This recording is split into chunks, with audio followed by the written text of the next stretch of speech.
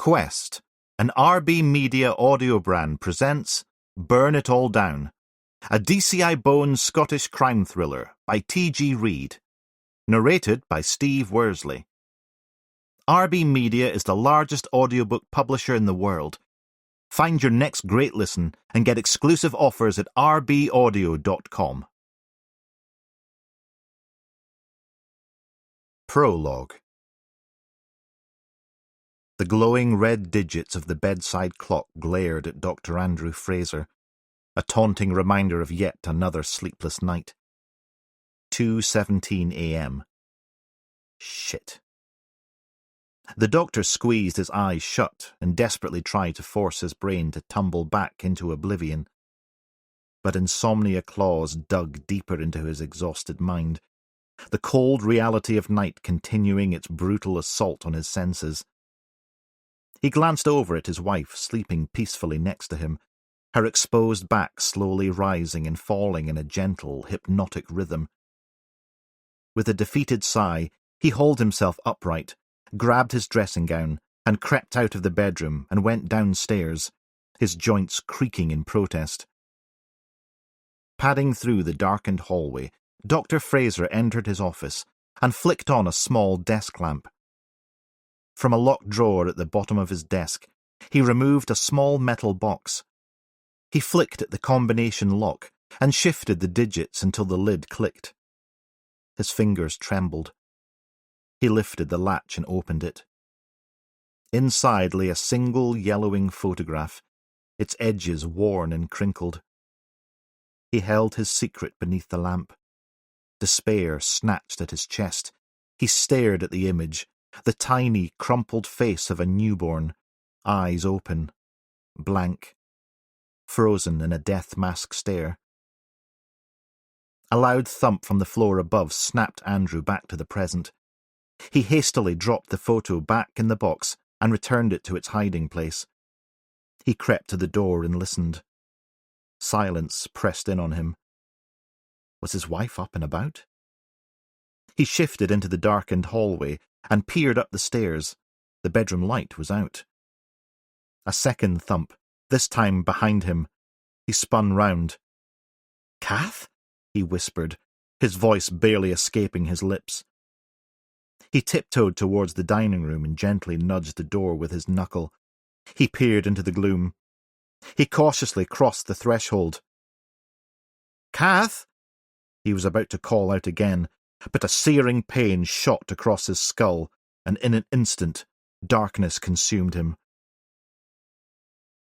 Awareness slowly returned in fragments. A dull throb pulsed through his head, spreading from a point above his right ear. He tried to reach up to touch it, but his arms refused to cooperate. Rough fibers bit into his wrists. Rope. He was tied to a chair, the bonds twisting his skin, and a tight gag covered his mouth, stifling his cries for help. A scream tore through the air, high-pitched and terrified. It came from upstairs. Adrenaline surged through Dr. Fraser's battered body. He strained against the ties, the chair legs screeching on the parquet floor. The scream stopped. A door slammed. Footsteps thudded overhead, growing louder as they descended the stairs. Dr. Fraser twisted his head. A figure emerged from the shadows, face hidden behind a ski mask. The figure strode forward, gloved hand reaching into the folds of their dark jacket. Metal glinted under the moonlight spilling through the curtains. A knife? A gun? Dr. Fraser's chest heaved, panic kicking hard. No. A steel funnel in length of hose. The figure tore off the gag, but before the doctor could cry out for help, fingers seized his jaw in an iron grip and forced his mouth open. The doctor gagged. His captor rammed the hose past his teeth, over his tongue. He thrashed against a chair, but his captor's strength was too strong. The tube scraped the back of his throat. Bile burned in his gullet. A faint smell reached his nostrils. Petrol. Frantic, he redoubled his struggles. The chair rocked dangerously. His muffled screams reverberated in his skull.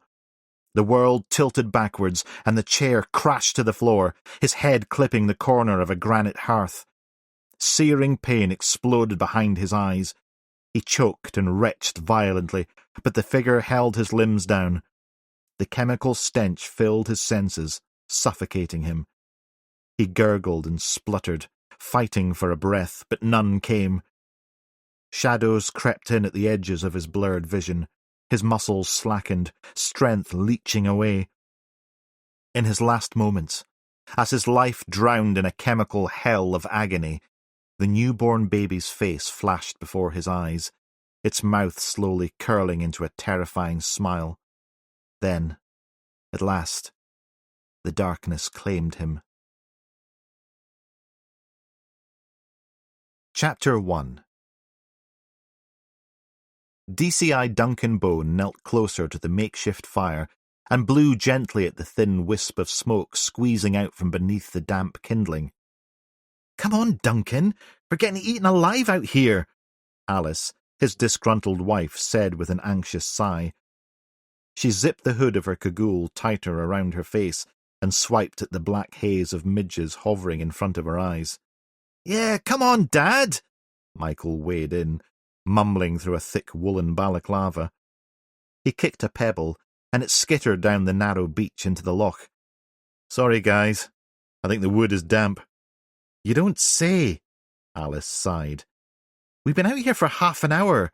The midges can't believe their bloody luck." "They are pretty nasty this year, that's for sure," Bones said, his brow furrowed in concentration as he tried to coax the reluctant fire to life. "This year? Every bloody year," Alice replied, her voice laced with exasperation. "Look at the cloud of them over there in the loch, preparing themselves for the second wave." Bone blew at the teetering tower of tiny twigs, and it collapsed with a pathetic hiss. "For God's sake," Alice grumbled again, her patience wearing thinner by the minute. "I'm going to try one more time. I promise you some toasted marshmallows, son, and I will not be defeated." Bone's determination was admirable, if misplaced. "I'm not bothered, Dad. Can't we just eat them back in the cabin?" Michael rubbed frantically at his midge-assaulted eyes. Bone ignored him, flicked at the fog of ravenous beasts surrounding his head, and carefully rebuilt the fire, his jaw set with grim resolve. "Are they not biting you, then?" Alice watched her husband's seemingly futile efforts. "I think I must have just got used to them or something." "Or they don't like your stink," Michael chuckled, obviously trying to lighten the mood. "More likely," Bone agreed, a hint of a weary smile playing at the corners of his mouth. "Are you sure you don't have any of that repellent left?" Alice asked, a note of desperation creeping into her voice. "The village has run out. Even Gordon has used up his secret supply. They've been that bad." "Isn't that him over there?" Alice pointed to the tall figure of Gordon Urquhart, the hotel manager, at the far end of the beach, battling with an overexcited golden Labrador straining at the leash. "Evening, lads and lassie," Gordon called out between hauls of the leash. The dog yelped at the prospect of meeting, greeting, and licking some strangers. "Calm down, Connery," Gordon commanded. But the dog ignored him, broke free, and dashed across to Michael. It leapt up and knocked him backwards onto the beach, slurping at his face and yipping with joy. "For God's sake! So sorry!" Gordon ran across and attempted to snatch at the trailing lead, but the dog dived sideways to avoid capture and set upon Alice with more unwanted, over-demonstrative affection. "He's only 7 months, and has more energy than an atomic bloody bomb." The pup dashed over to greet Bone, but, spotting him still on all fours by the fire, leapt on his back and thrust. "Oh, he loves you, Duncan," Alice laughed, enjoying her husband's discomfort. "Aye, Duncan and the table legs are his favourite," Gordon chuckled. "The snip is long overdue, too." He grabbed the dog by the collar and prized him off Bone's back. The dog whimpered in disappointed frustration. "What's the snip?" Michael asked. "Just a wee haircut," Alice cut in before the hotel manager got into the gory details. Bones stood and straightened his coat. "I never had you down as a dog owner, Gordon." He brushed sand from his knees. "It's my sister's pup. She's a bloody right one. She buys the thing, then decides to go on a cruise in the Caribbean. And yours truly, as usual, gets lumbered." He yanked at the lead and pulled the pup to his side. The dog cried in frustration. The landlord glanced down at Bones' pathetic pile of hissing twigs. "What the hell is that?" He pulled a face. "Exactly!" Alice cut in, her complaints vindicated. "Oh, don't you start as well. It's supposed to be a deterrent for the midges, but the wood's too bloody damp." Bones' defensiveness was palpable. "You don't say," Gordon smiled. He wafted at the cloud of insects hovering above his head. "Well, you're losing the battle, Duncan." "That's what I've been saying for over half an hour," Alice added, her arms crossed in frustration.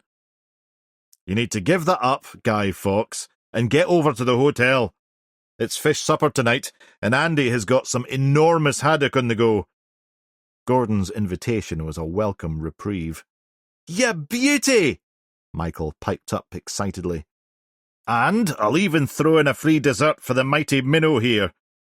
Gordon glanced over at Michael and winked conspiratorially. "Come on, Duncan, just leave the bloody thing," Alice prompted, eager to escape the midge-infested beach.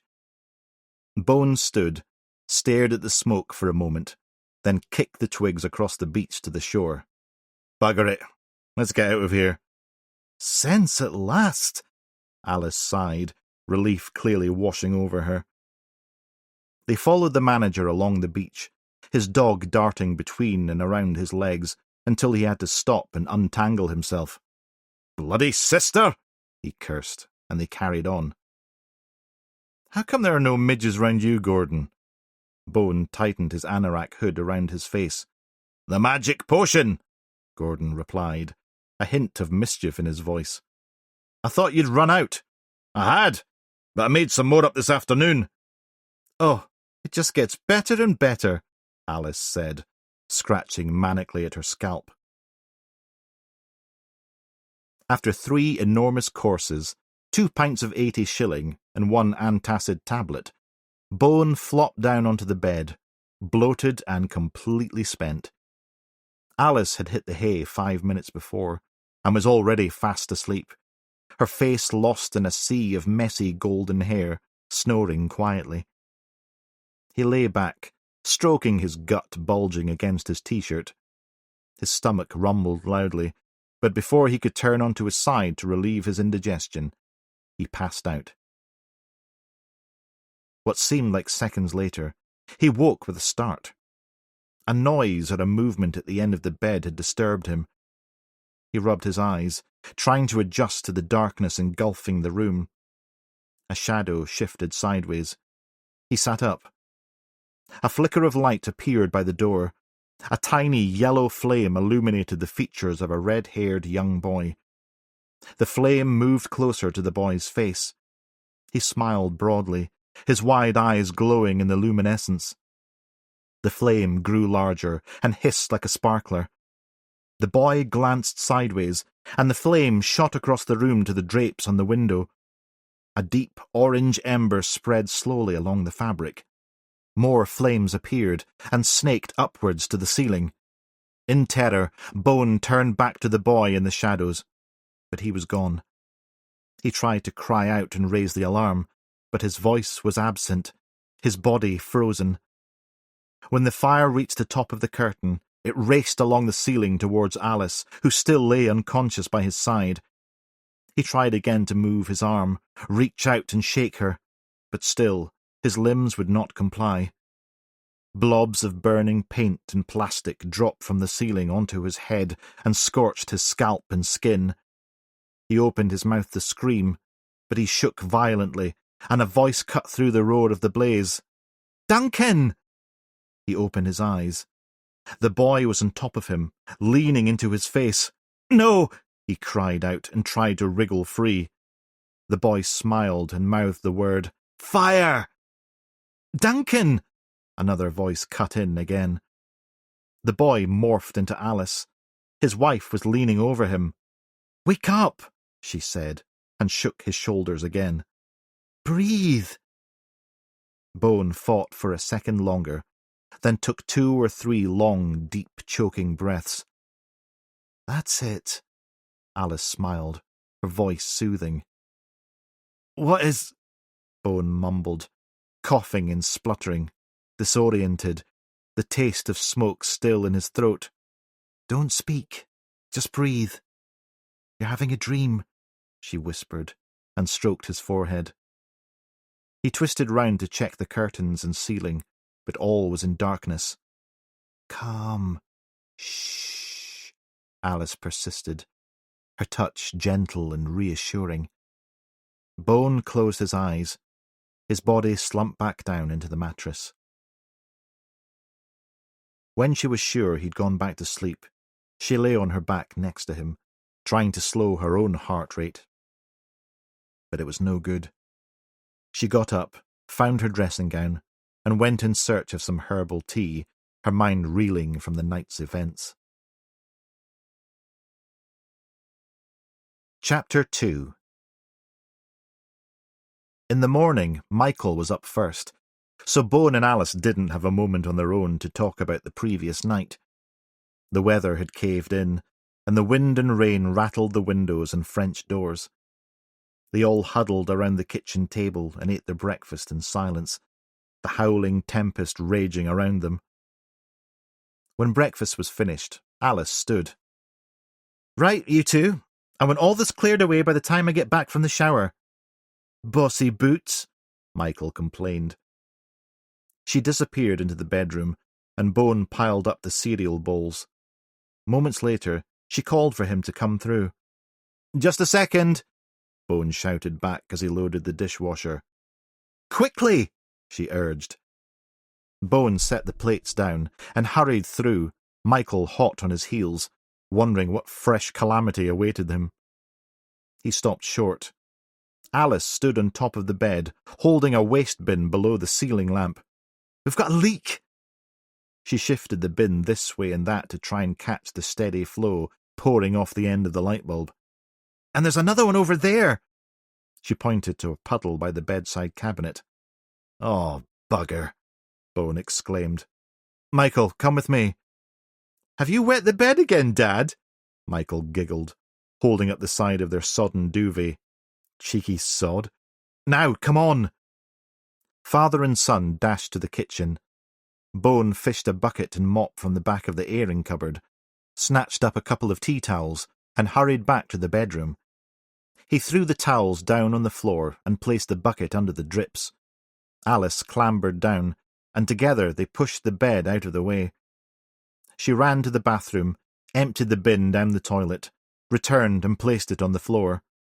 The water clanged, splattering on the bin's metal base. "Right, I'll go see what the hell's happened," Bone said. "Check for more leaks. There's another bucket outside." He marched back to the living room, grabbed his coat, and tightening the hood around his face, headed out into the wild. The door flew open and smacked against the adjacent cabin wall. He forced it shut and hurried around the side to a storage unit at the rear. Opening the lid, he reached in and removed a folded tarp. Then, from under the cabin, he pulled out a stepladder and manoeuvred it against the side. The gale rattled the aluminium frame, gusts threatening to launch it towards the loch. He put his foot on the first rung to steady it, and, shifting it around, slowly climbed until he could see above the guttering. A few tiles had blown off a section of roof close to the apex, too far for him to reach with the tarp. He'd have to climb farther onto the roof. He was about to attempt it when his phone, buried deep in his coat pocket, vibrated against his hip. It stopped, then started up again. He recognized D.I. Walker's familiar habit of calling him twice to alert him that it was her. Rona. Bugger. Steadying himself with one hand on the ladder, he reached into his pocket and plucked his phone out. The sound of Dizzy Gillespie's trumpet sliced through the growl of the storm. He attempted to press the answer button with his thumb, but his hands were soaking wet, and the handset slipped from his grip.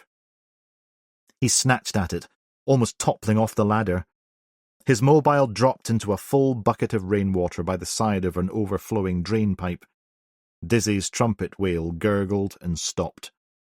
Bone clambered back down and plucked the phone out of the freezing water. He shook the water out and off it. The screen was completely dead. "Shite," he muttered, shoving the drowned device back in his pocket. He emptied the bucket of water and trudged back into the cabin, dripping all over the floor. "Here's another bucket." He set it down. "There are tiles off the roof, but I can't reach them. I'll have to get Gordon to help me." He wiped the rain from his face. "I think it's easing out there, though." "Are you serious?" Alice placed the bucket by the waste bin and eyed his soaked form. "You're making a right mess." "Sorry, love. Couldn't be helped. Can I use your phone? Mine's had a bit of an accident." "What's wrong with yours?" "I dropped it in that bucket." "You bellend!" Alice exclaimed. "Ha ha!" Michael crowed. "Mum called you a bellend." "Aye, that she did," Bone agreed ruefully. "And she's not wrong. Phone's knackered." Alice shook her head. "It's on the kitchen table. But make it quick, this bloody leak's getting worse." "I will."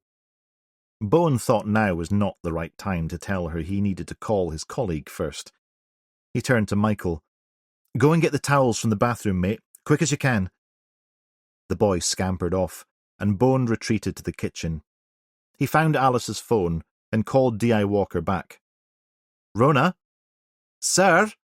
Walker's voice was tinny, the line crackling. "What number is this? The reception's terrible." "I'm on Alice's phone. We're in the middle of a bloody hurricane up here." "What's going on?" "Kilwinnock Fire Brigade called. They've been battling a huge blaze at a house at Horsborough Close since 2:30 this morning." "And?" Bone asked impatiently. "They've found a body, and it looks like the fire was started deliberately." "Why are they saying that?" "Signs of an accelerant, petrol, and also some sort of cryptic message written across the front wall of the property." Bone frowned. "Whose house is it?" "Married couple, 2 doctors. The crews did well to stop it spreading to the neighbouring properties, but the place is gutted." Bone rubbed a hand over his face. Of all the times for a major incident to hit. "Right. I'm a bit tied up here at the moment. This storm's done a number on the cabin. Can you alert the team and ask Sheila to start pulling background on the property owners? Where are you now?" "I'm just arriving at the scene." "OK, stay there and I'll get to you as soon as I can." "Will do, sir. I'll keep you updated." "Thanks, Rona." He hung up just as Alice called out from the bedroom. "Duncan, get off that bloody phone and come help!" Bone exhaled. This day's shaping up to be another bloody classic. He hurried back to the bedroom, where Alice was now frantically emptying cupboards, the leak having spread. Michael appeared, his arms full of towels. "Stick those down on the floor, lad," Bone instructed.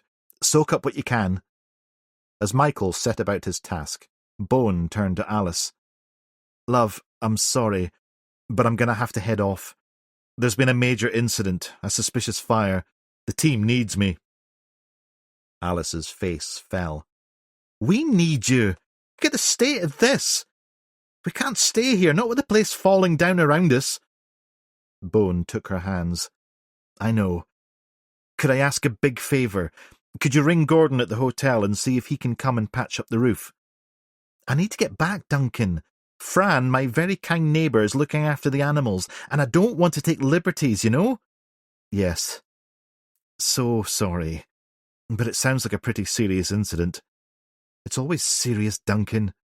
Alice sighed. "OK, fine.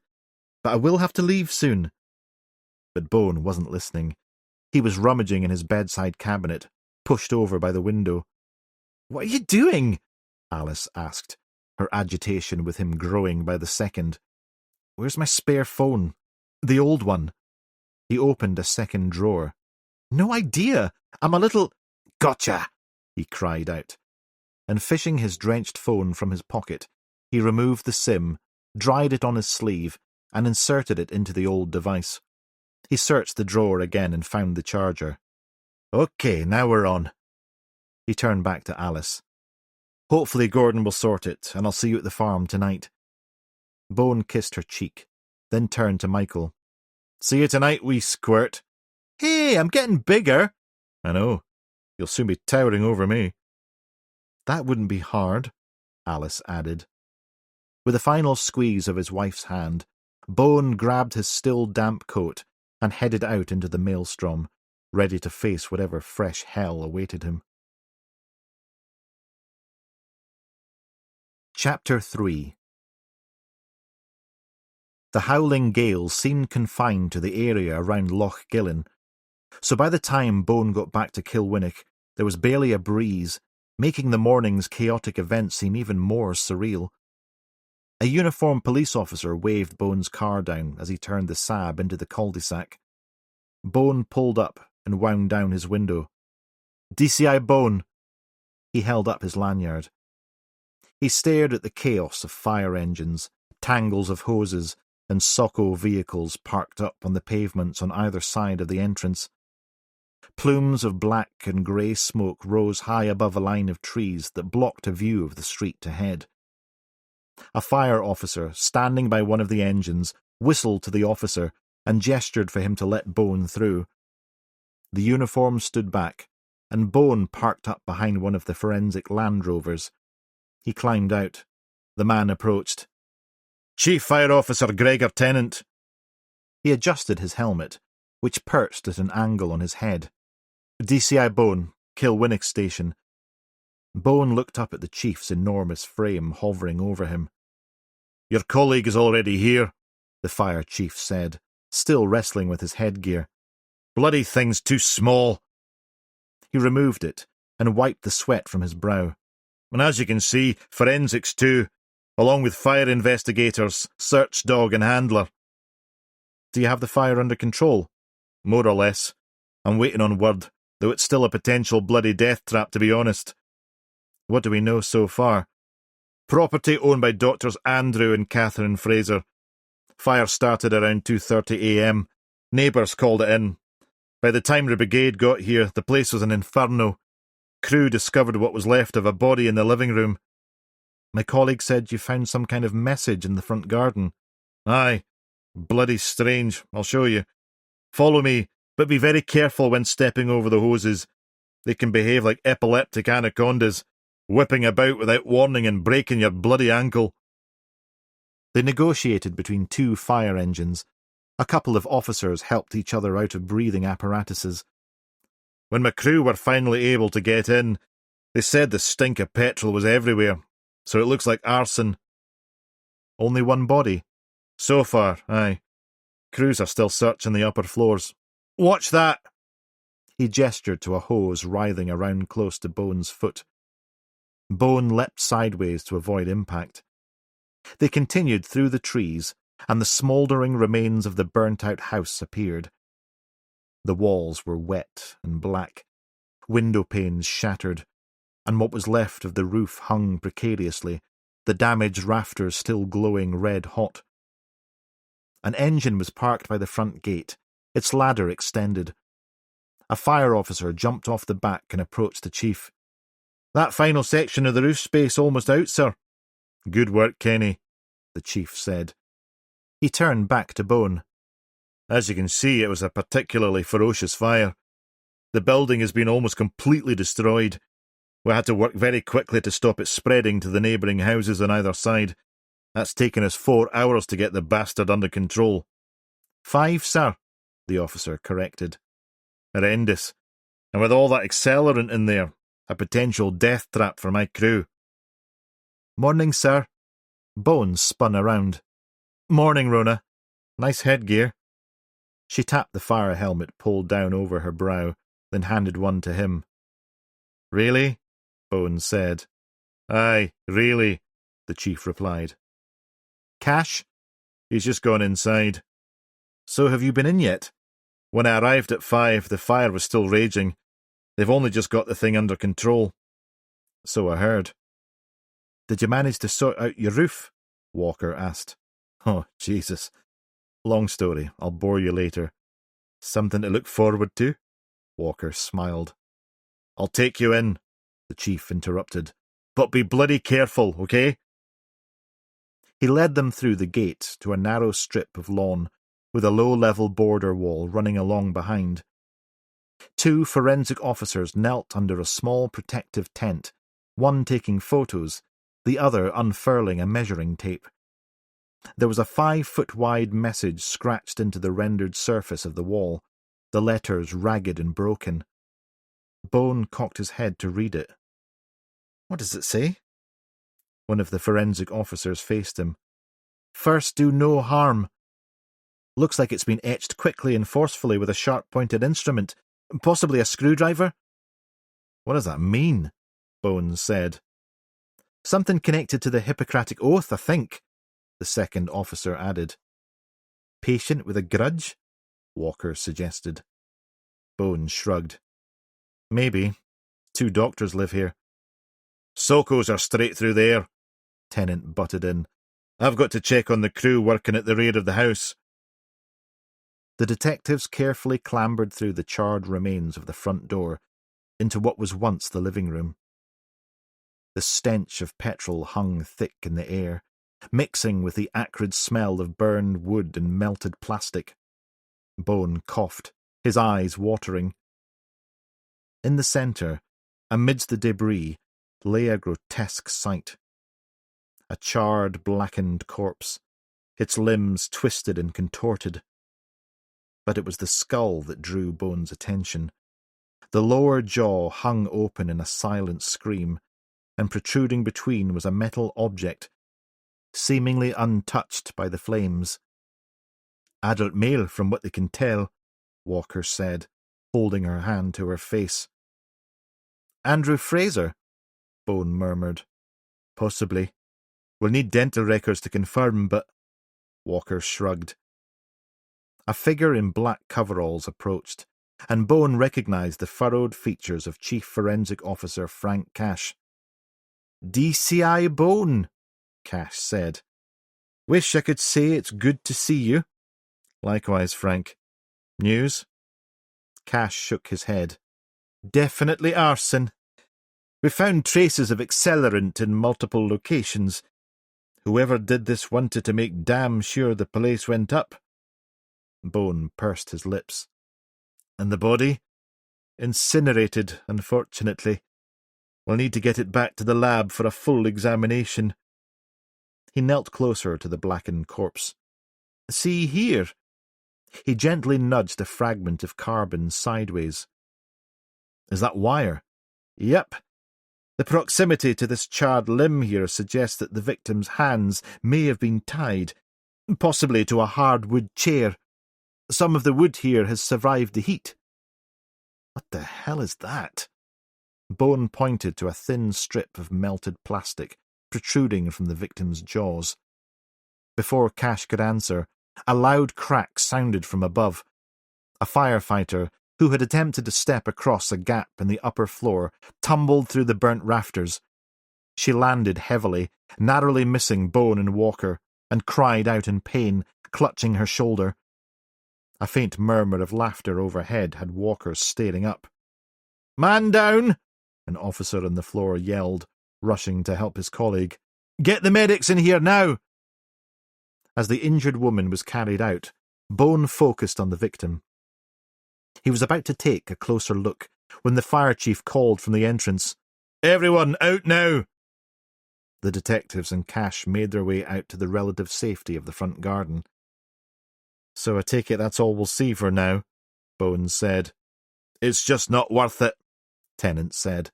My men need time to assess the damage and make it safe. And women, Walker added.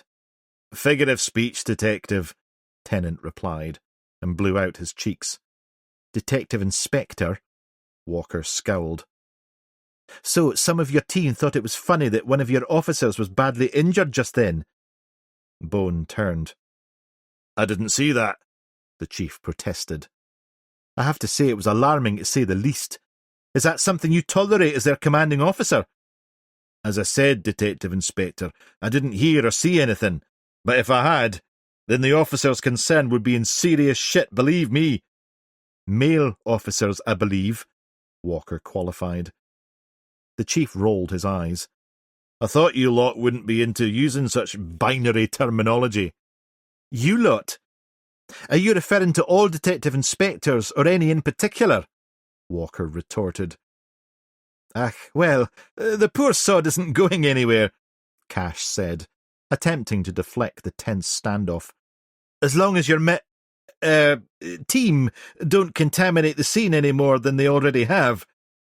"My officers, each and every one of them equally," the chief glanced at Walker, "are putting their lives on the line, SFO Cash. We will endeavour to make the building as safe as we can so that your team can re-enter." "Yes, but you'd better not send the women folk in, as clearly they're the butt of some sort of joke." "Rona," Bone nudged his colleague discreetly. "My officers are stressed and tired, and while there is no excuse, they often let off stress and steam with some banter, in this case probably misplaced. I'm sure you're familiar with banter in your station, or is that considered non-PC now too?" "I'll leave you to it. See you later, Duncan, Rona," Cash said, and with a wry smile he set off towards one of the Land Rovers. Walker removed her helmet and thrust it into the chief's hands. "I hope she's okay." "I'll check on her shortly, and I'll find out what happened back there." Walker shook her head and marched back to the pool car. Bone handed over his helmet and left the chief wrestling with both. "What was that about?" he asked, catching up with her. She shook her head. "Rona?" Bone caught her arm. "Didn't you hear them?" "I'm not sure what I heard. And then that arrogant sod did nothing. Maybe it was just a nervous thing, like he said. With respect, does it matter? And then that clown denied he heard it. I'm not sure he denied it. He might have just missed it." "Are you serious?" She stepped back. "Sorry, sir. I mean, with respect, are you serious? From the get-go, he was all my men this, all the men that, men, our men, blah, blah." "Yes, I can see how that annoys the fuck out of me." "I was going to say how wrong that is." "Rona, are you okay?" "Pricks like that really get under my skin."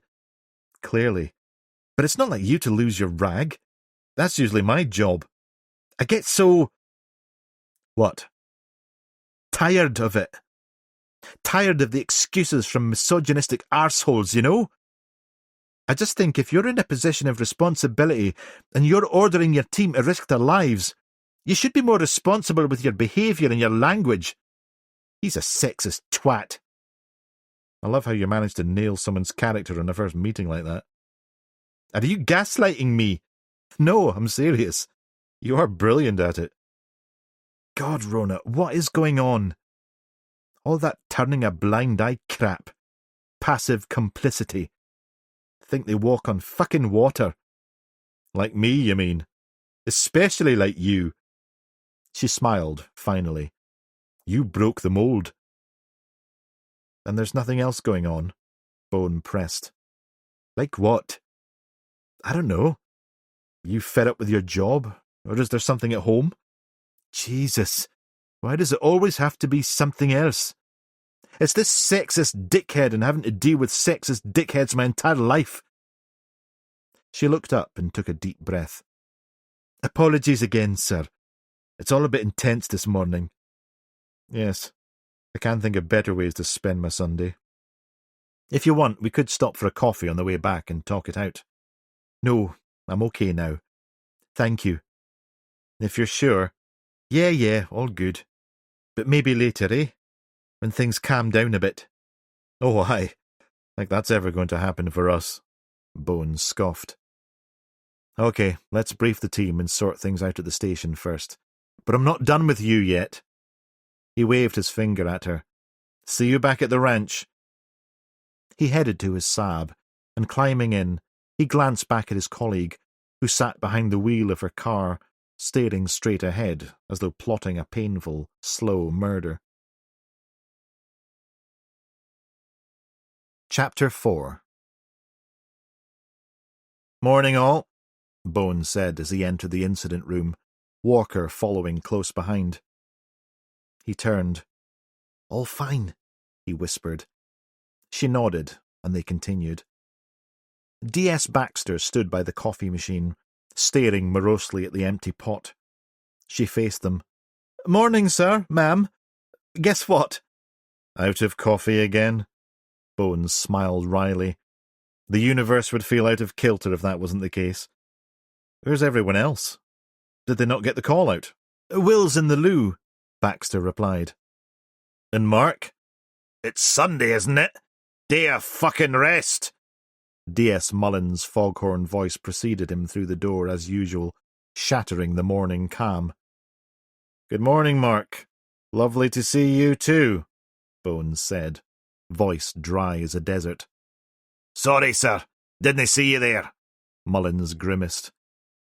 "So you thought swearing at me was okay then?" Baxter glared at him. "Ah, you'll be thanking me in a minute." Mullins rummaged in his rucksack and produced a packet of ground coffee with a flourish. "I stopped at Tesco on the way in, picked up some Colombian gold, as opposed to Colombian snow." He sniffed. "Bloody hell, Mark." Bone raised an eyebrow. "What's gotten into you? Such uncharacteristic thoughtfulness." "The hangover moves in mysterious ways," Mullins shrugged. "Speaking of which," he grabbed his gut, "I told Andy in the fells last night that his Guinness was off, but he wasn't having it. Call of the Wild, 2 a.m, and next thing I know I'm practically spray tanning our new bathroom. Needless to say, the wife was not pleased one bit." "Mark!" Bone raised his hands in disgust. Mullins clutched his stomach again, and it rumbled like a passing underground train. "Back in a tick." He hurried out, leaving the door swinging in his wake. Bones shivered. "Give me strength." D.C. Harper chose that moment to appear, copping a nipple tweak from Mullins as they passed in the doorway. Harper let out a high-pitched yelp and clutched his chest. "One in, one out. It's like the January sales in here," Mullins called over his shoulder, guffawing. "Have you been in the Fells Guinness as well?" Bone asked in exasperation, as Harper scurried to his desk. "Sorry, sir," Harper replied, cheeks pink. "Got stuck in traffic on the A9. Accident." "Right, shall we get on? Or do you need to visit the gents as well, Sheila?" Bone perched on the edge of a desk and surveyed his team. "I'm good, sir. I'd rather be eaten alive by a pack of famished rats than go in there." She held up the coffee packet. "I'll make a fresh pot." "Sorry for calling you in on a Sunday," Bone finally began, once the coffee was brewing. "Rona and I have just come back from a suspicious house fire in Horsborough Close, at a property owned by Dr. Andrew and Kathleen Fraser. Council tax records also indicate that their 20-year-old son, Josh, also lives there." "Bloody hell, Sheila. You're quick off the mark." "A simple check. Took me a couple of minutes, hence no coffee." She smirked. "At least one fatality, possibly more," Bone continued. "Fire investigators and their sniffer dog are still combing the scene, but the place is burnt to a shell. We did manage a quick peek at the remains of a body in what was once the living room, but it was so badly burned it barely resembled a human being. Before we could take a closer look, a fire officer fell through the floor above us, and we were ordered to leave," Walker said. "Is he okay?" Harper asked. "She was taken to hospital with what appeared to be a fractured collarbone, much to the hilarity of our male colleagues." "What?" Harper said. "Another time, Rona," Bone interrupted and carried on. "The sniffer dog at the scene has detected the presence of petrol. Fire investigators still to confirm if the fuel was used as an accelerant, but to be honest, the place reeked of it. So, unless the doctor was filling up his car in the living room, arson is almost certain." He found his mobile and tried to turn it on. then remembered it was his old one. Bugger. Hold on, 2 secs. He removed the charger from his rucksack and plugged the phone in. Finally, the device sprang to life, and he found the photos. Will, put this up on the monitor, would you? On it. Harper took Bones' phone, the charger cable just long enough to make it to his computer. He looked up. Wow, this is old. He turned the handset over in his hand. I had a senior moment with the other one earlier. Bones sighed. A moment later, an image appeared on the large flat screen on the wall. I know the quality's not great, but you can just make out what it says. Bone nodded to the screen. The team peered at the message scored along the length of the wall. First, do no harm. One of the forensic officers thought it might be part of the Hippocratic Oath. It is, Baxter confirmed. Hold on. She returned to her desk and started tapping. Moments later, she was back. Okay, first, do no harm is probably the most famous part of the Hippocratic Oath, but it's a modern interpretation or translation of the original ancient Greek word deleterious that is found in the phrase. She consulted her notes. I will follow that system or regimen which, according to my ability and judgment, I consider for the benefit of my patients, and abstain from whatever is deleterious and mischievous. After a moment's pause, Bones said, Okay, seeing as no one else is going to embarrass themselves, what does deleterious mean? Harmful, Baxter returned immediately. Is this some kind of patient revenge, then? Harper asked. The door banged open, and Mullins reappeared, adjusting one of the straps of his braces. What did I miss? Bones sighed deeply. House fire and Horsborough Close, he said, knowing Mullins would just keep asking until someone caved and filled him in. One confirmed fatality, likely more. Probable arson, due to presence of accelerant. I'm being open-minded, but one of my working hypotheses is retribution murder. That was way quicker than our usual round the houses. I should go out to the loo more often. Mullins chuckled. I wonder why, Walker said. And that delightful message scrawled into a wall in the front garden. Baxter jerked her chin at the monitor. Mullins squinted at the words on the screen. Hippocratic Oath. They all turned in surprise. What? Go on then, tell us. How do you know? Harper asked. I'm smarter than I look. That's quite a low bar, Mark. Come on, fess up, Bones said. It was the 64K question on Who Wants to Be a Millionaire a couple of days ago. Bone pinched the bridge of his nose, praying for patience. Will, you have a question? The DC straightened. Yes, sir. Do we have an ID on the victim? And details on the property owners? Good questions, Bones said. The fire was intense, so cash-worn dental records would likely be needed for a definitive identification. Dr. Andrew Fraser is a consultant at the Royal Infirmary. Dr. Kathleen Fraser is a GP at Govan Road Surgery. What does the son do? Harper asked. I mean, is he a student? Working? Good question. Don't know. Good God! They're not all toast, are they? Mullins exclaimed, finally waking up. Possibly. Fire crews made an initial sweep, but found only one body so far.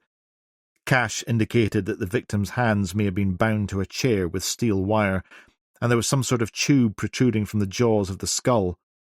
Tubing? Maybe the doc was on one of those peace pipes and set fire to the place, Mullins suggested. Do you ever listen? The fire crew said the house reeked of petrol and clear signs of arson. Sorry, sir. Mullins adopted his apologetic face, which fell somewhere between constipation and severe pain. If Catherine Fraser or the son were not in the property during the fire, has anyone tried to get a hold of them? Harper asked. Yes, I think it would be a good idea to check their whereabouts before we assume the worst. What does the worst look like? Walker asked. Dead or dying elsewhere? Abducted? So that's top of our list, and if we draw a blank, then we send out the search teams. But we'll have to act quickly on this. The hyenas will already be circling, I'm sure. A major house fire is hard to keep quiet. Bone glanced around at his team. Thoughts on anything else? Baxter pushed off the counter to pour the coffee. Identifying the victim is key, obviously, but building a profile in the Fraser family, searching for any threats or enemies that could point us towards motive. Agreed. Bone took the mug Baxter handed him with a nod of thanks. We'll need financial records, interview family, friends and colleagues, dig up any complaints or disciplinaries at work, and incidents of any kind. I'll get on it, Baxter said, bringing up the actions log and beginning to type. What about the neighbours? Harper suggested. Someone might have seen or heard something suspicious leading up to the fire. Good shout. Bone sipped his coffee. You and Mullins head over to the church hall. Talk to folks who were evacuated. See if any of the Frasers' immediate neighbours are about too. On it, Mullins said, grabbing his coat. Come on, boy wonder.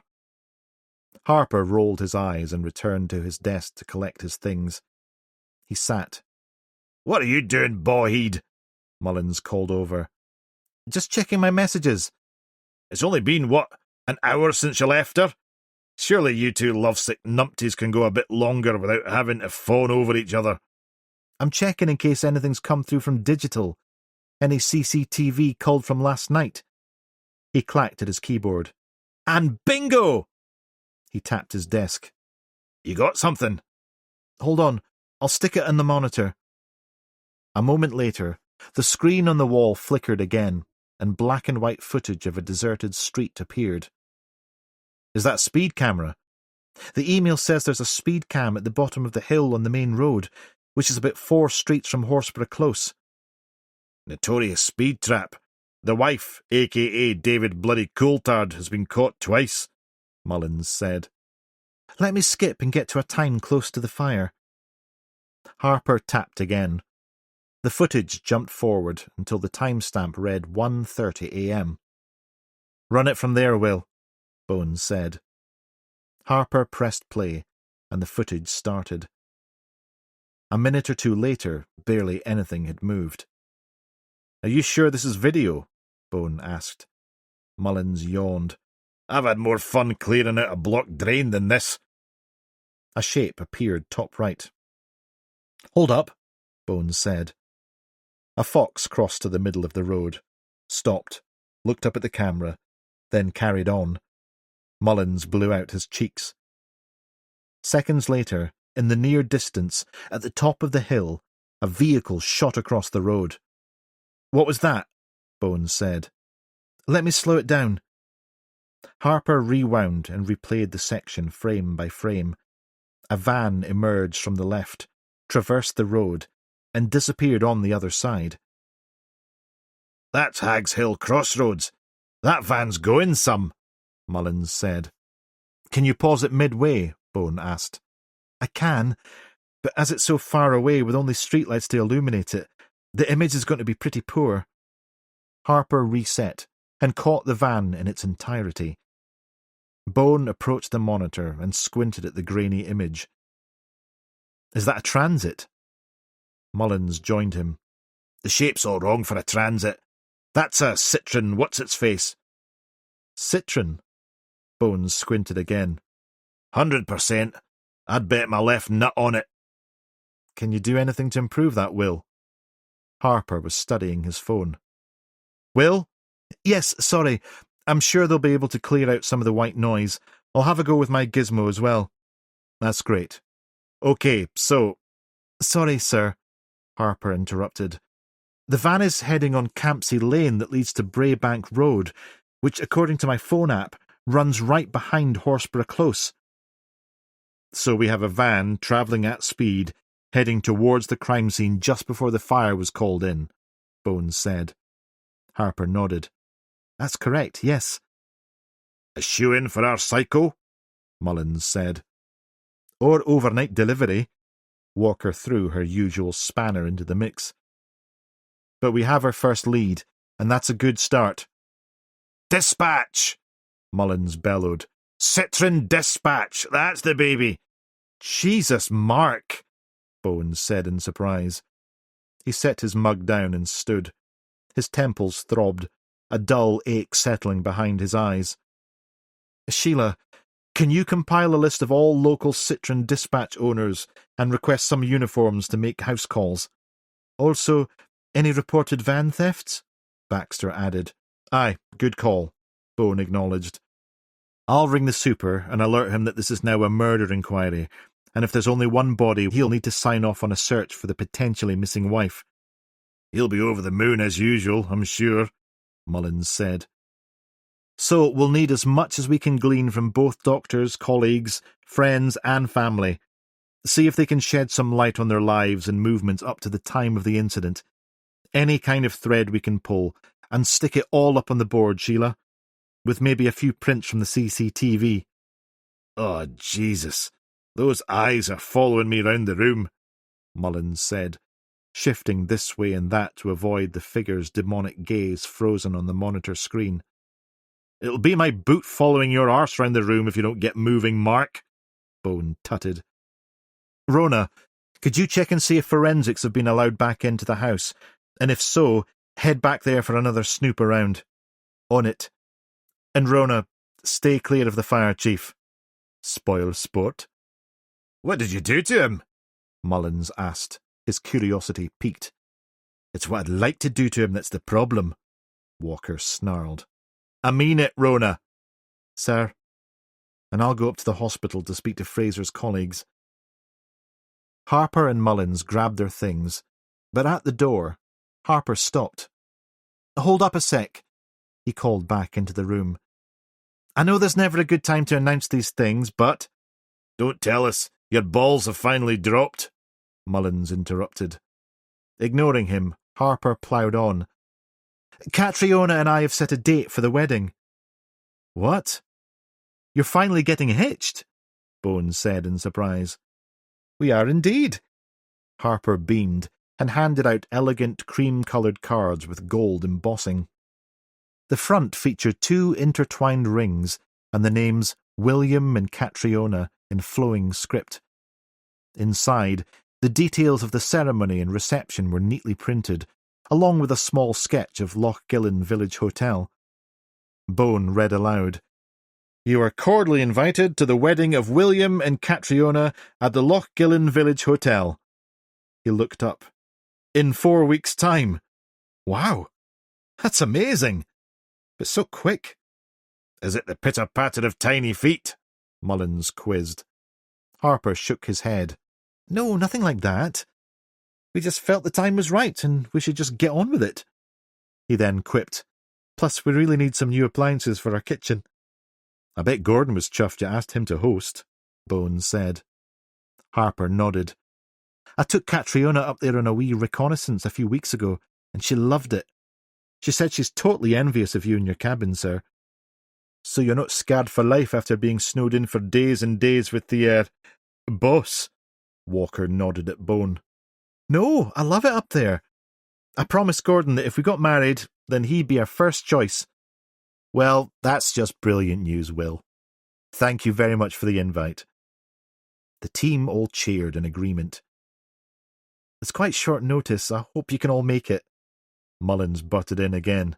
What, even me? Harper replied. Aye, I'm afraid so, seeing as you're the best man. Mullins stepped back in astonishment. Have you lost your Game Boy mind? For once in my life, I find myself agreeing with Mark, Bone joked. You better say yes before I regret asking you. Oh, don't worry, there will be plenty of time for that, Bone added. Well, that's quite something. Mullins blew out his cheeks. Thank you, young Skywalker. I'm moved to tears, though these stomach cramps would make anyone's eyes water. Genuinely touched. 4 weeks, though. I'd better start working on that libelous best man speech then. Harper groaned. Oh, Jesus, what have I done? Right then. Back to the rotten-to-the-core world that is our day job, I'm afraid, Bones said. They all filed out, and Bone let them go on ahead. He searched his pockets for his phone, and after a moment to gather his thoughts, he rang Gallagher. Chapter 5. A cacophonous wail of hymns greeted Mullins and Harper as they approached the Methodist church. 2 uniforms stood by the entrance. Mullins recognised one immediately. "Morning, Mark," the officer said, then quickly corrected himself. "Sorry, sir, I mean." "All right, Boyd. How's the missus?" "Divorced," PC Boyd said. "Sorry to hear that." "Are you joking? It's the best thing that's happened to me since Archie Gemmel's goal in 78. When we got married, there was no such thing as Tinder." Harper winced. "This is Will," Mullins said, poking his thumb at his colleague. "He's on work experience from Kilwinnock High." "Very funny," Harper sighed. "Morning, sir." Boyd shook his head. "How'd you put up with him?" "If I ever figure that out, I'll let everyone know. I'd make it my civic duty." The singing from inside the church reached a disharmonious crescendo. "Christ, what's going on in there?" Mullins asked. "Sunday service," Boyd said. "The evacuees from Horsburgh Close are using it as temporary digs." "Bet they're loving the 8 a.m. cat chorus," Mullins sighed. "Come on then, choir boy.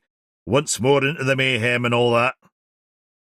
The detectives made their way down the aisle. A short woman with a voice like a foghorn conducted a motley crew of exhausted-looking residents in an enthusiastic rendition of Hosanna in the Highest. Mullins ushered Harper into the back pew, and they endured an eternity of sermonising on the nature of tragedy and the power of community. After what felt like a reading of the entire Bible later, Mullins' eyelids drooped. His head lolled forward, a gentle snore escaping his lips, until Harper's sharp elbow jabbed him in the ribs. "Ow! What?" he yelped, the exclamation bouncing off the vaulted ceiling. The Reverend paused, fixing Mullins with a pointed stare. "How reassuring to know my sermons can still bring rest to the weary." Unusually abashed, Mullins opened his mouth to apologise, but the congregation's titters morphed into full-throated laughter. The Reverend continued, unperturbed. At last, the service ended. As the residents filed out, Mullins and Harper approached the Reverend, who was busy collecting dog-eared hymn books. "D.S. Mullins and D.S. Harper." Mullins flashed his ID. "We're investigating the fire." "Ah, yes. You've just missed my star parishioners. They'll be thrilled you're on the case." The Reverend shook their hands, his grip surprisingly firm. "Reverend Colin Dunham. A pleasure, despite the circumstances." Mullins grunted. Before he could reply, the church door creaked open, framing 2 elderly women in matching lurid pink dressing gowns. They were identical in every way, from their matching polka-dot slippers to their perfectly coiffed hair. The sisters tottered over, twin expressions of exhaustion etched into their lined faces. "Ah, Heather, Colleen, perfect timing," Reverend Dunham said. "These detectives are from the station. They would like a word. They're looking into the fire." "Has anyone told you if the Frasers are all right?" one woman demanded. "Or if our house is still standing?" Her sister laid a restraining hand on her arm. "Wheesht, Colleen! Let the detective speak!" "Don't worry. The fire crews tackled the blaze fairly quickly, and there's no damage to any of the surrounding properties," Mullins said. "And the Frasers?" "Could we have your names, please?" Mullins asked, dodging the questions. "Mrs. Colleen and Heather Finiston. We live at number 6, next door to the doctor's. We're terribly worried about them," Heather said. "Thank you, Colleen." "I'm Heather," the first sister replied. "Sorry, aye, so left Heather, right Colleen?" Mullins did a double take. "What? No!" Heather snapped back. "She's Colleen and I'm Heather. Really, detective, it's not that difficult." Harper jumped in before the situation escalated further. "I'm afraid we're still gathering the facts. But I promise if you help us, we'll have you home as soon as we can. He turned to Mullins. Perhaps if I talked to the sisters, you could go and chat to the other neighbours? Mullins glared at him for a second. Sir? Harper added. With a smile only Harper would understand, Mullins nodded and left the room, the Reverend following behind. So, how long have you known the Frasers? Harper resumed. Over 10 years, I think, Heather replied.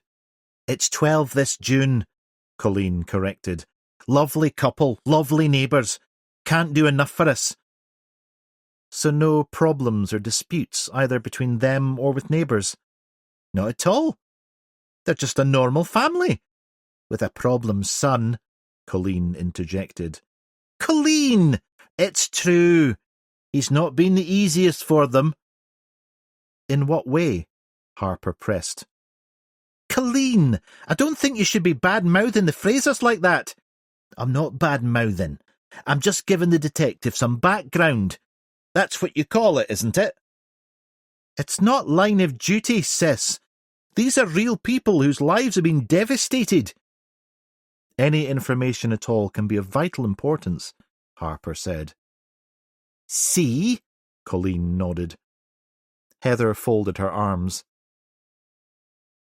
Their son, he's probably 20 now.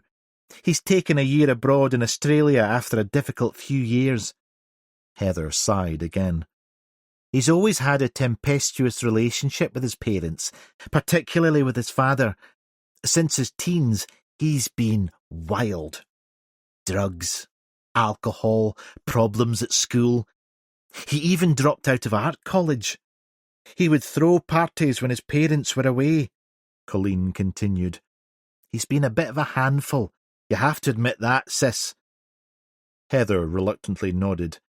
Yes, the parties were quite disruptive. Quite, Colleen chimed in. The police were called more than once. They got completely out of control. We had young people up to all sorts cavorting on our back lawn, don't you remember? What an eyeful! Heather sucked in her cheeks. He's been dealing with psychological issues as well. I spoke to Catherine about it, Colleen added. She said it was a relief he'd gone to Australia. Hopefully that will sort his head out, as she put it. You mentioned art college. Do you know which one he attended? Harper asked. I think it was the local one. You know, in Lennoxfield. I remember his mum said he didn't have the qualifications to go straight to university and would need some sort of foundation thingy. Did the doctors have any relatives who lived nearby? Harper continued. Not that I know of. I think their parents are dead. I remember talking to Andrew after his mother's funeral 2 or 3 years ago, Heather said. What about Catherine's sister in Spain, Heather? Colleen cut in. She turned to Harper. Actually, I might have her number on my phone. Catherine gave it me one time when they were staying over at hers. What do you need that for, Colleen? Heather rolled her eyes again. Just in case there was a problem at the house and we needed to get in touch with him urgently. You and your bloody trouble, honestly. Thanks. Harper halted the bickering. Could I possibly have that? Colleen attempted to find the number on her phone, but struggled without her glasses. I can't seem to find it, she said, squinting at the screen. Could you help me look, son? Of course, Harper said gently. He took her phone, finding the information and sending it to himself. Thank you. I know this isn't easy. He handed her phone back and tucked his card into her trembling hand. If you think of anything else, give me a call. Colleen looked at him, considering. There is one other thing. Oh, for God's sake, don't bother him with that nonsense of yours. What's that? Harper asked. She thinks she saw someone in her back garden last night. Heather shrugged. I did. I'm sure of it. You're always saying intruders, Colleen. She has an over-fertile imagination. I can't tell you the number of times she's woken me up and there's not a bloody soul there. I'm telling you, a shadow walked past our kitchen door. A shadow? Well, I'm sure the whole of Police Scotland will be out hunting down your shadow. We have a glass door, detective. Colleen ignored her sister again. It's opaque, but you can clearly see shapes and movement. And I definitely saw someone walking or running across the back lawn. Oh, they were running now. Last night they were at the window trying to break in. I know what I saw. That's all I'm saying. Don't worry, Harper said. We'll check it out. Is it okay to enter your garden and take a look? Heather exhaled. I just worry you'll be wasting your time, young man. No, it's something we'd probably check anyway, so no bother at all. Thanks, detective, Colleen nodded. See, she said to her sister, he believes me. I wish you wouldn't. Wouldn't what? Tell me what to do all the time. It's bloody tiring, and I'm getting right sick of it. Heather's face tightened, and then her eyes filled again. Right, I think I've probably kept you long enough, Harper said with a gentle smile. Thank you again for your help, both of you. He offered his arms. The sisters took one each, and he walked them back through to the prayer room. At the door, they stopped. Sorry, detective, Heather said, her eyes still welling up with tears. We're just both a bit frayed and exhausted. Don't worry about it. You've had a terrible shock. I'd be exactly the same. So, you have a controlling sister as well? Colleen half joked, proving another withering scowl from her sibling. No, just a daft work partner. He smiled. The ladies giggled. The Reverend approached and took over, and Harper made his escape. Back at the car, he collapsed into the passenger seat. Mullins arrived a few minutes later. How did it go? He asked, climbing in. Sibling rivalry that would put the Gallagher brothers to shame. But we now have a sister in Spain, a son in Australia, and a possible intruder in the Finnistons' back garden. Holy fucking macaroni! That's quite a haul you got there. What about you? Nada. Just a bunch of shocked toffs out of their comfort zone, complaining about being kicked out of their houses. A bit harsh. You realise you're an inverted snob? If the cap fits, comrade. But I won't be doffing it any time soon for those privileged bawbags. Anyhow, did they give you anything on the Frasers at all? Oh, aye. The docs had a life and soul, apparently. But they all seemed more concerned about their homes than their neighbours. So you see, my summation was accurate after all. Bawbags they are. He glanced over. And did I miss the memo when you got promoted to Detective Inspector? What? Oh, hi. Sorry about that. I just thought you were winding the sisters up. Not that they needed any encouragement. They could do that fine by themselves. It's all right, young Skywalker, showing initiative. But if you ever get promoted above me, I reserve the right to still kick your bony ass from time to time. Fair enough, Harper sighed. A knock at Mullins' window took them by surprise. An elderly man nodded and tapped the glass again. Mullins opened the door, and the man shuffled back, almost toppling over the curb. Whoa, what's your cell? Mullins caught his arm. Sorry, detective, I'm very tired. It's been a long night. It has indeed. How can I help you? I just wanted to let you know that it's a bit embarrassing. What? I live 3 doors down from the Frasers. I have a camera set up in our loft room, trained on the back gardens and woods behind. I'm a bit of a twitcher. Well, more of a bit, if I'm honest. You see, there are 2 owl nests in the woods behind our properties, and they come into the gardens to catch mice and other rodents. I didn't say anything before, as I worry the neighbours might find my camera a little invasive of their privacy, and I only film when we retire to bed. Harper leaned over. Is it a night vision camera? Yes, recommended by the Ornithological Society. It starts recording when it senses movement. I have it on a timer to activate between 10:30 p.m. and 5 a.m. Is the Frasers' back garden visible? Mullins asked. Partially, yes. That's why I thought it might be helpful. I know we aren't allowed back home yet, but you have my permission to take it and check the SD card. He rummaged in his coat pocket and produced his house keys. That's extremely helpful, Mr. Joseph Harker, number 7 Horsborough Close. He handed Mullins the keys. We'll get these back to you right away. No trouble. It's such a terrible thing, and if anyone was behind it, then they need bloody locking up. He turned to leave. Would you like a hand? Mullins asked. Not at all. He waved a dismissive arm and carried on. Well then, brownie points for us, eh? Mullins said, and slumped back down in the driver's seat. 2 leads within an hour. What's going on? Don't mention it, or you'll jinx the bastardin' thing. Harper stretched and yawned. Right, I fancy a coffee after all that. Jesus, not another of your vegan vanilla soy latte-less lattes. Harper licked his lips. They're tasty. You should try one. I'd rather have colonic irrigation through my eyeballs. Right, let's go. You can fill me in on these leads of yours on the way to Sodom and Gomorrah. Sorry, I mean that house of horrors you call a cafe. Harper fished his phone out of his pocket. I'll ring Rona and see if she's gone back. And then Sheila. Maybe let her deal with Catherine Fraser's sister. Coward. Yep. I like how you didn't ask me to call her. Oh, I wonder why not. Harper chuckled. Hey, I'll have you know I can be sensitive when I need to be, Mullins protested. As sensitive as a brick through a plate-glass window, maybe, Will mumbled.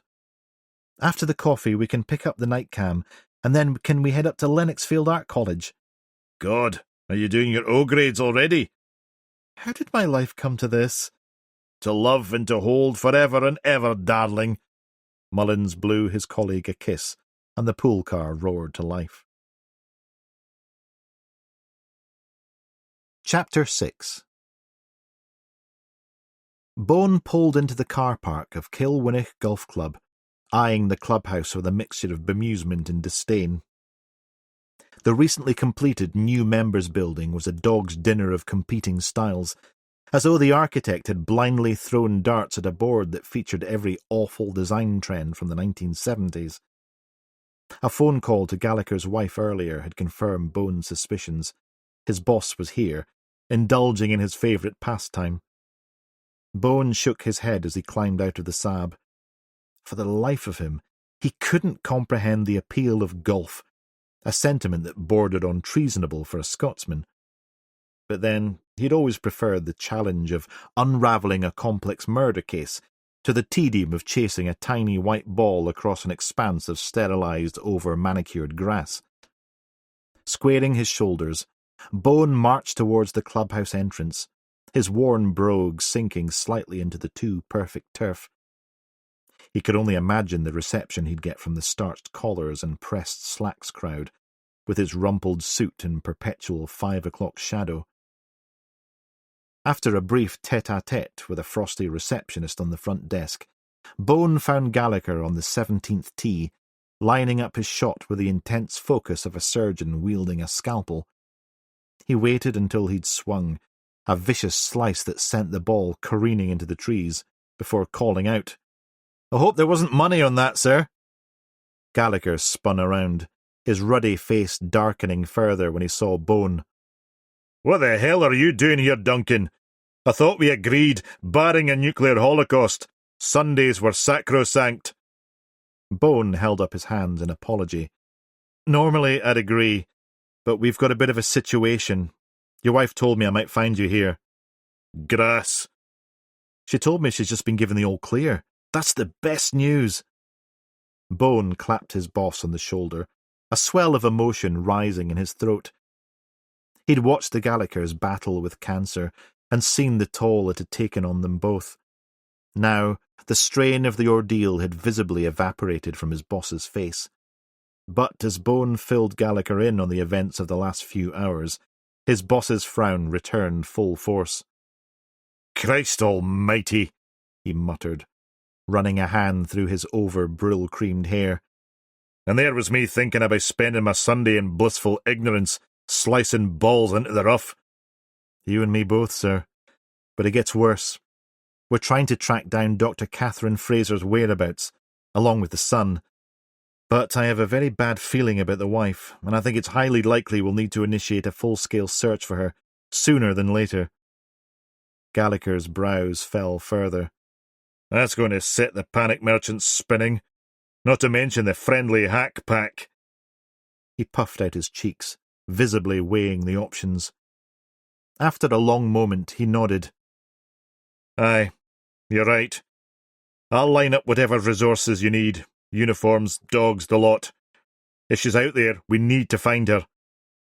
Relief washed through Bone.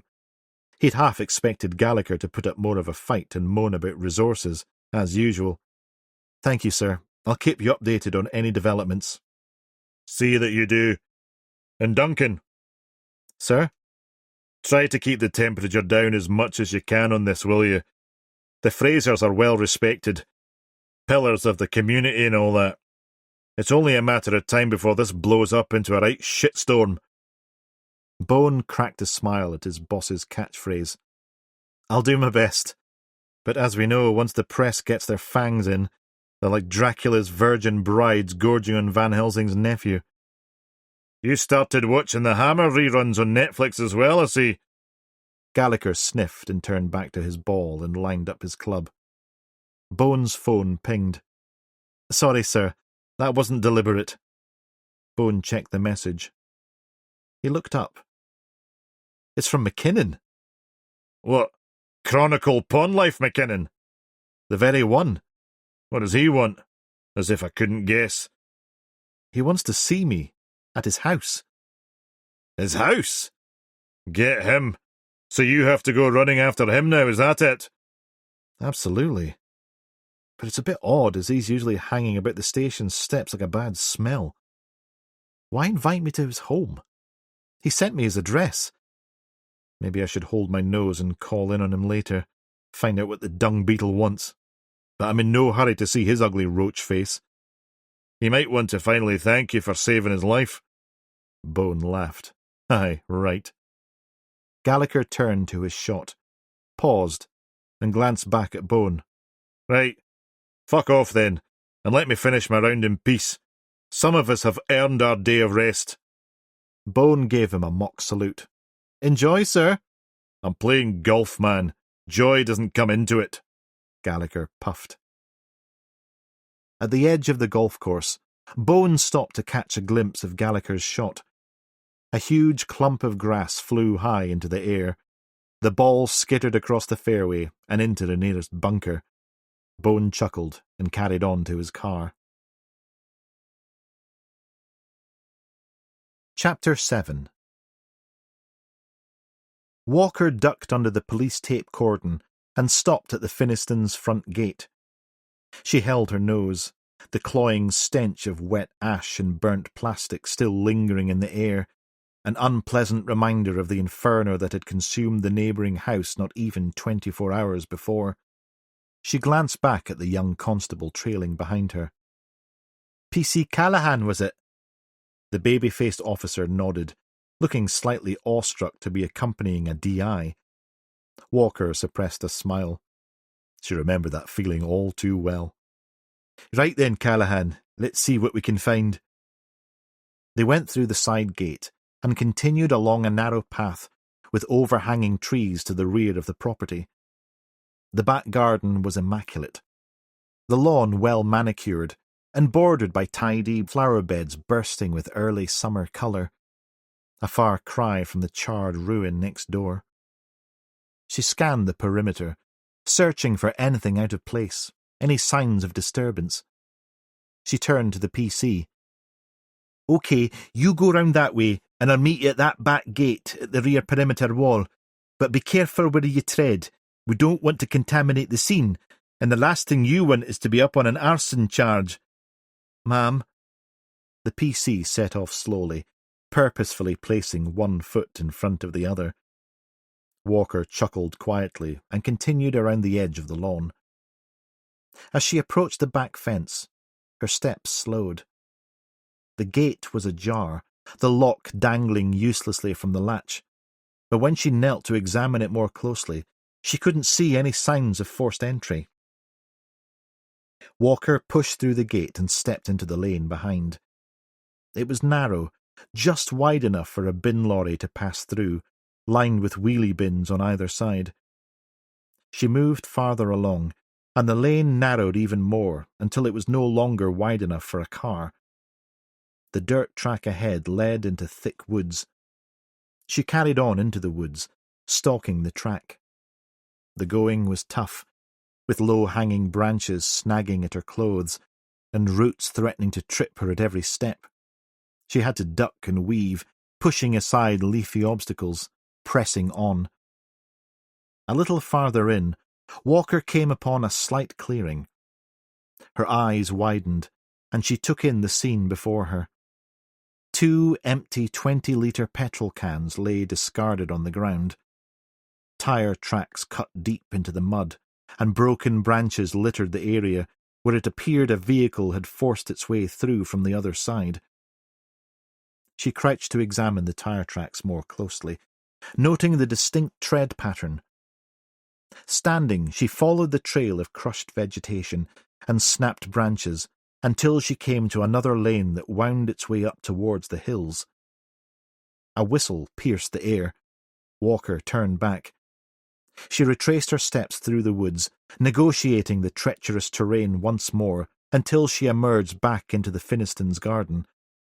She found P.C. Callahan crouched by a flower bed near the house, his focus on the ground. She hurried over. "What have you got?" Callahan pointed. Pressed into the damp earth was a single, perfectly formed shoe print. The tread pattern was crisp and clear, the outline unmistakable. "Well spotted, Constable." She clapped Callahan on the shoulder, the PC flushing at the praise. "Don't touch it. We'll need a decent cast of that." "I'll guard it with my life," the young constable said earnestly. "I wouldn't go that far. Just keep an eye on it until Soko get here." Walker paused, then added, "In fact, go tell Sock to get round here and start combing the garden and woods. There are petrol cans and tire marks in there." "Jeez." The uniform's eyes widened. "On it, ma'am." And he set off at a brisk pace, but still with an eye on the path. Walker turned to leave, but something caught her eye. On a window pane near the back door, she spotted a handprint, smudged but distinct against the glass. She stepped closer for a better look. The print was faint, the oils from the skin already fading, but it was definitely there. A left hand splayed wide on the pane. She stepped back, her mind racing with the implications of all they'd found. While there was plenty of evidence to corroborate the neighbour's story of an intruder, something about it troubled her, a detail that didn't quite fit. With a shrug, she headed back out the front. Chapter 8. As Mullins and Harper drove towards Lennoxfield Art College, Mullins' mobile buzzed insistently, rattling against the dashboard of the pool car. He glanced at the screen, frowning at the unfamiliar number. Probably another cold caller trying to flog life insurance or double glazing. He let it ring out, focusing on navigating the lunchtime traffic snarled up on the high street. Beside him, D.C. Harper was downloading Mr. Harker's SD card onto his laptop. His brow furrowed in concentration. He attempted to hit the right keys despite Mullins' erratic driving. The phone started up again, vibrating like an angry wasp. Harper glanced up, his irritation finally getting the better of him. "Are you going to answer that or what?" "It's just some lackey from Lagos or somewhere trying to sell me fucking loft insulation. A concept I'm sure he's—" "Just answer it, it's driving me nuts," Harper interrupted, before Mullins' insults descended any further. Mullins swerved to the side of the road, and the car screeched to a halt. Harper's laptop tumbled onto the floor. "Jesus!" Harper cursed. Mullins snatched up the handset and jabbed the answer button. "Before you ask, my whole house is double glazed. So is the garage, and so is the bloody dog's kennel. Hello, is this Mark Mullins? A woman asked, sounding confused. George Mullins' son. Mullins straightened in his seat.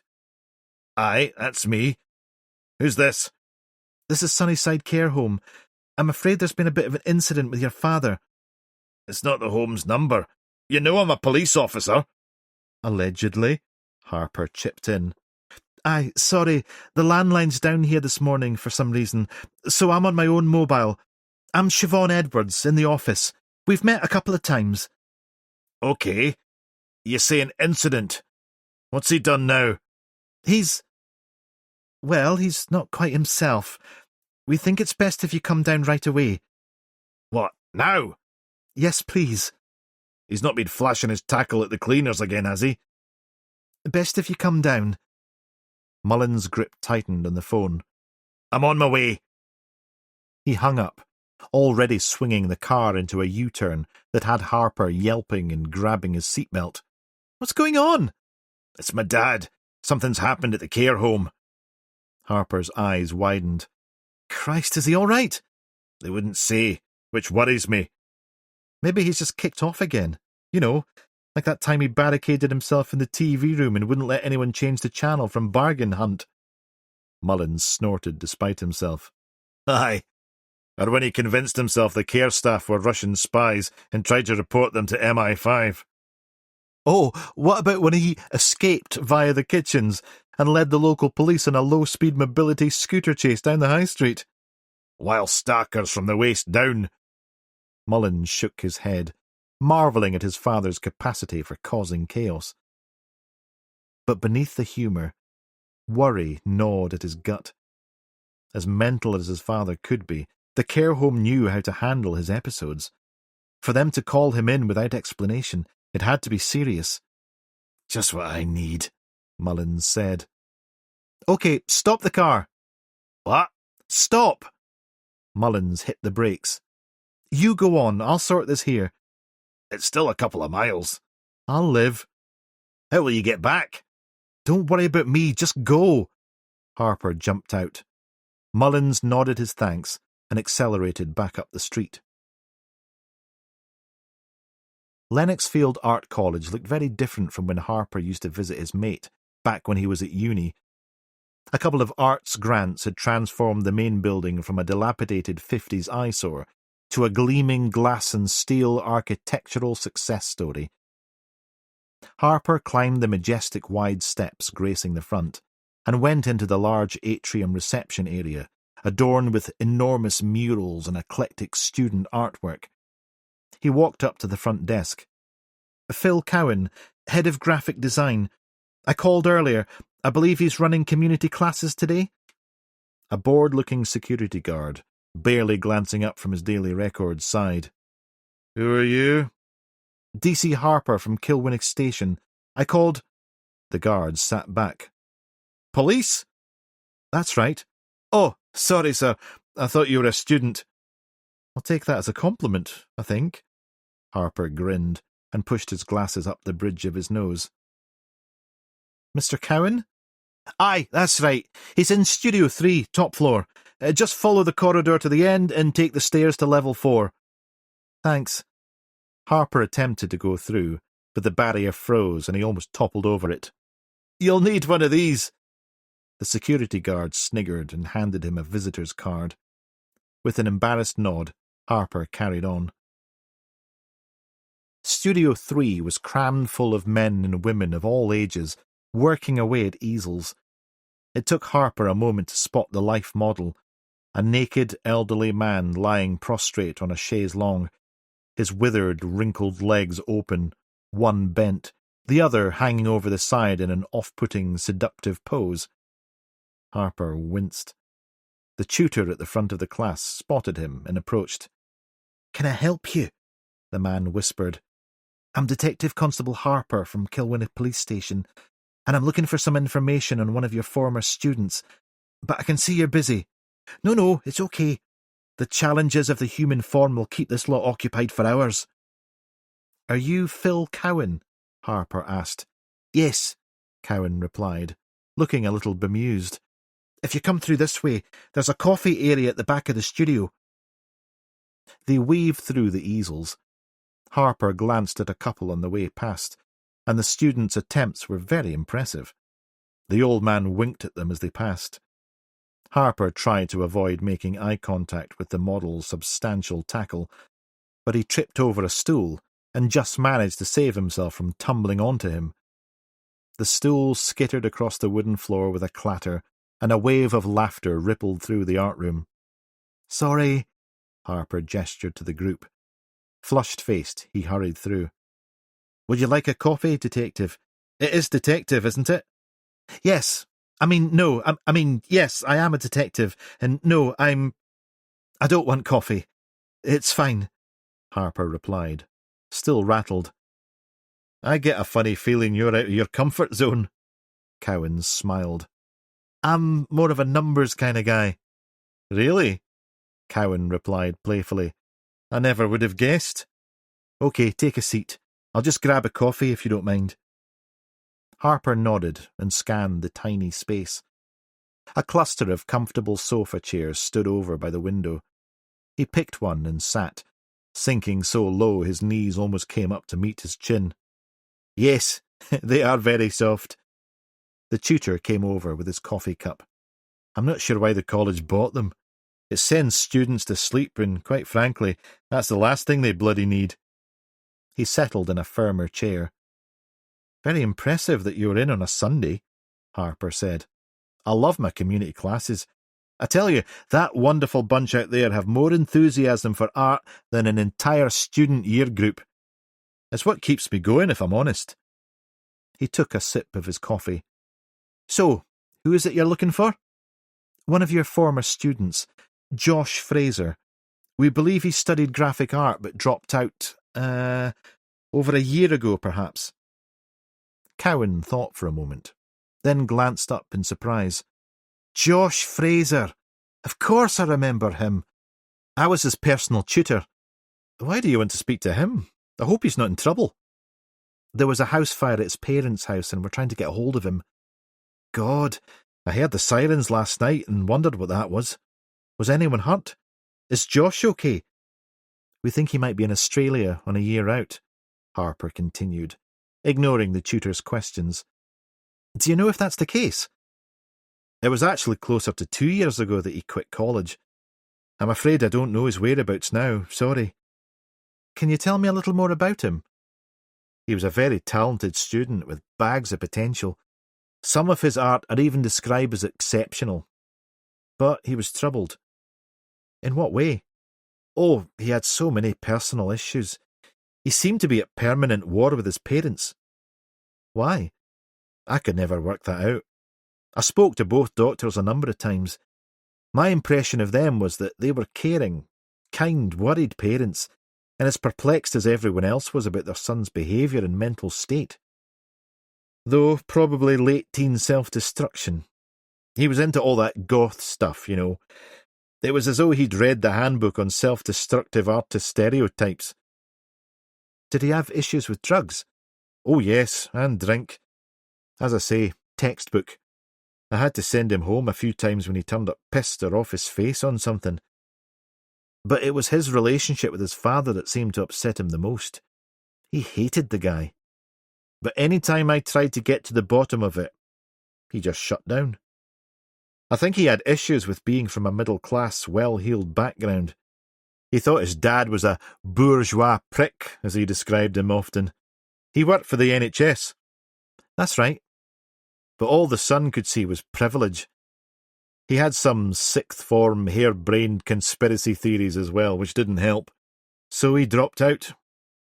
To be honest, if he hadn't left, we would have had to terminate his studies. He was just so disruptive and was affecting other students' performance and behaviour." "Did he have any friends that we might be able to talk to?" "Not that I know of. He wound people up big time. And if he did hang out with anyone, they were probably as off the rails as him." He thought for a moment. "He was in a band, though, for a while. He was a more than decent drummer as well. Another of his talents." "Did he play locally?" "Yes, I went to see them.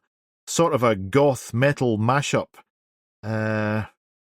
He looked off to the right, thinking, what were they called? He tapped his forehead. Bee-moth, that's it. I think they had quite a big following. So they're still gigging? Yeah, I think so. I often see their name on posters around the college. But it sounds like he left them too. He stopped again.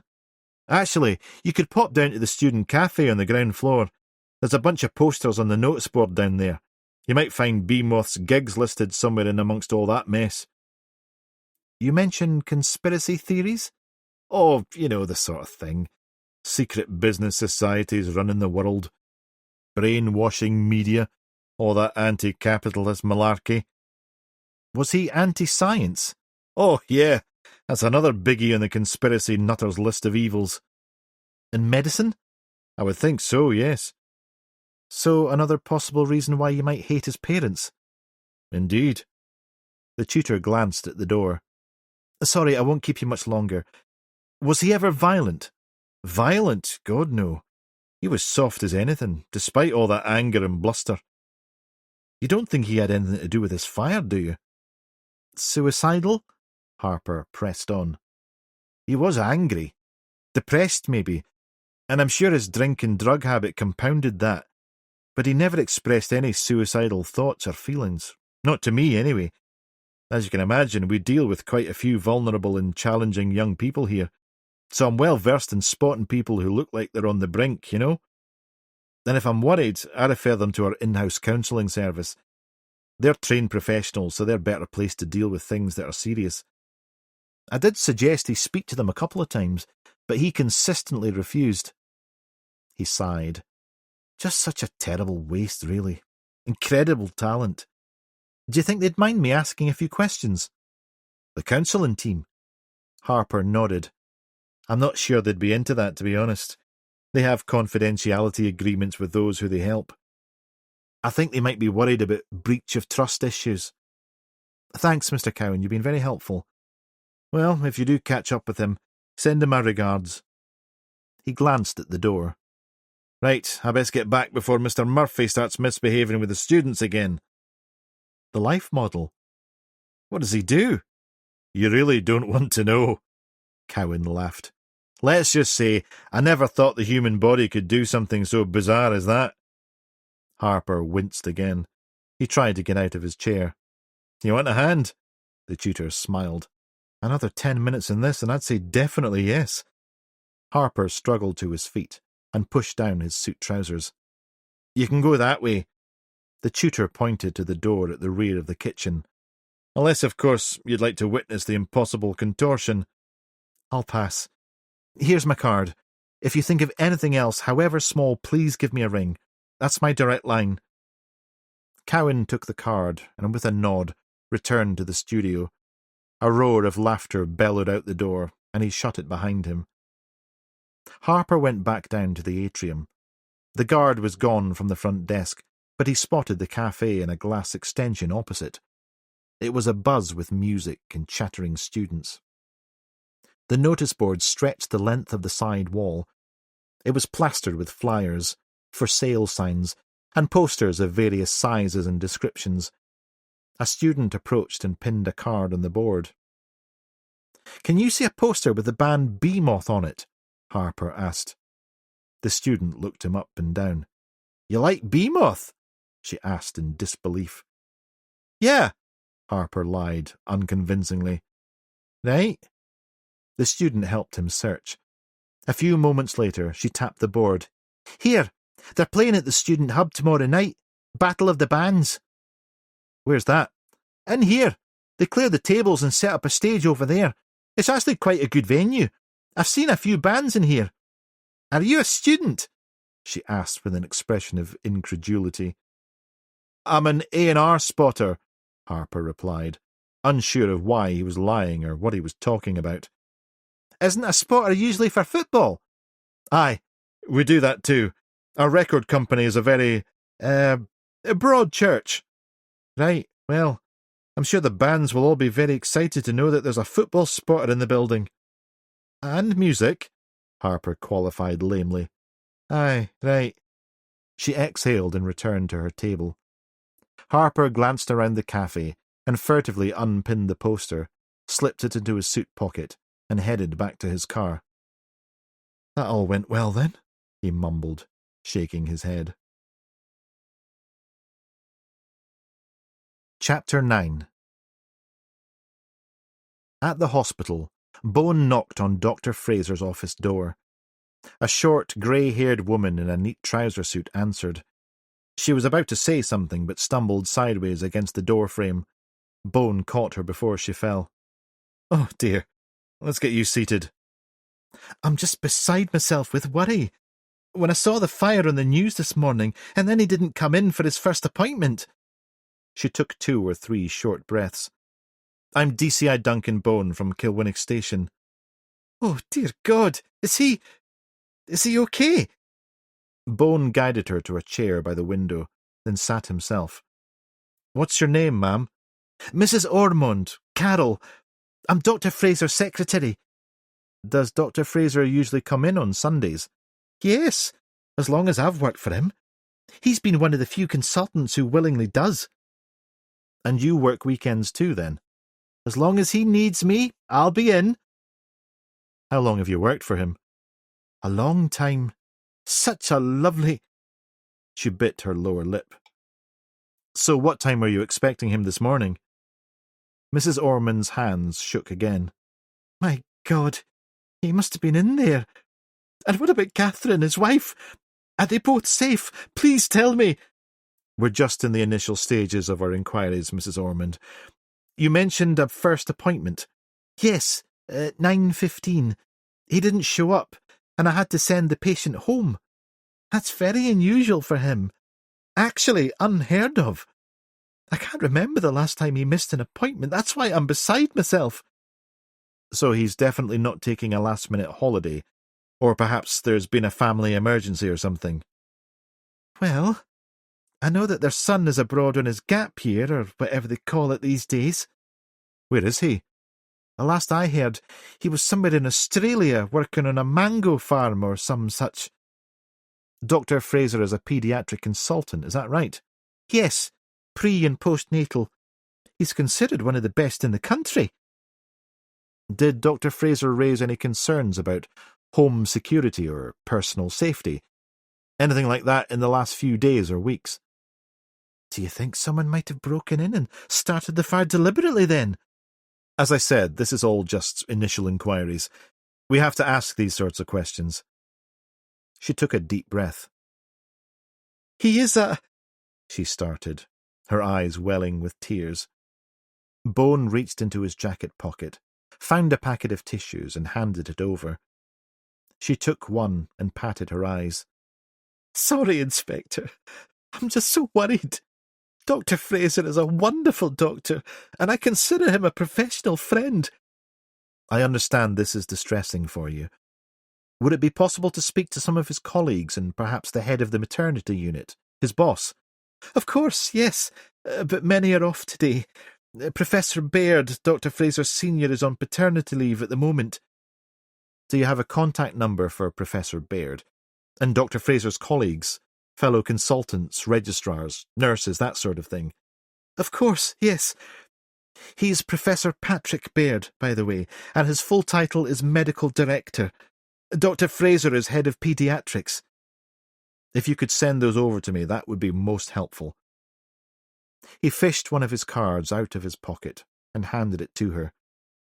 "You can use my email address on the back of the card." "How long has Professor Baird been off on paternity leave?"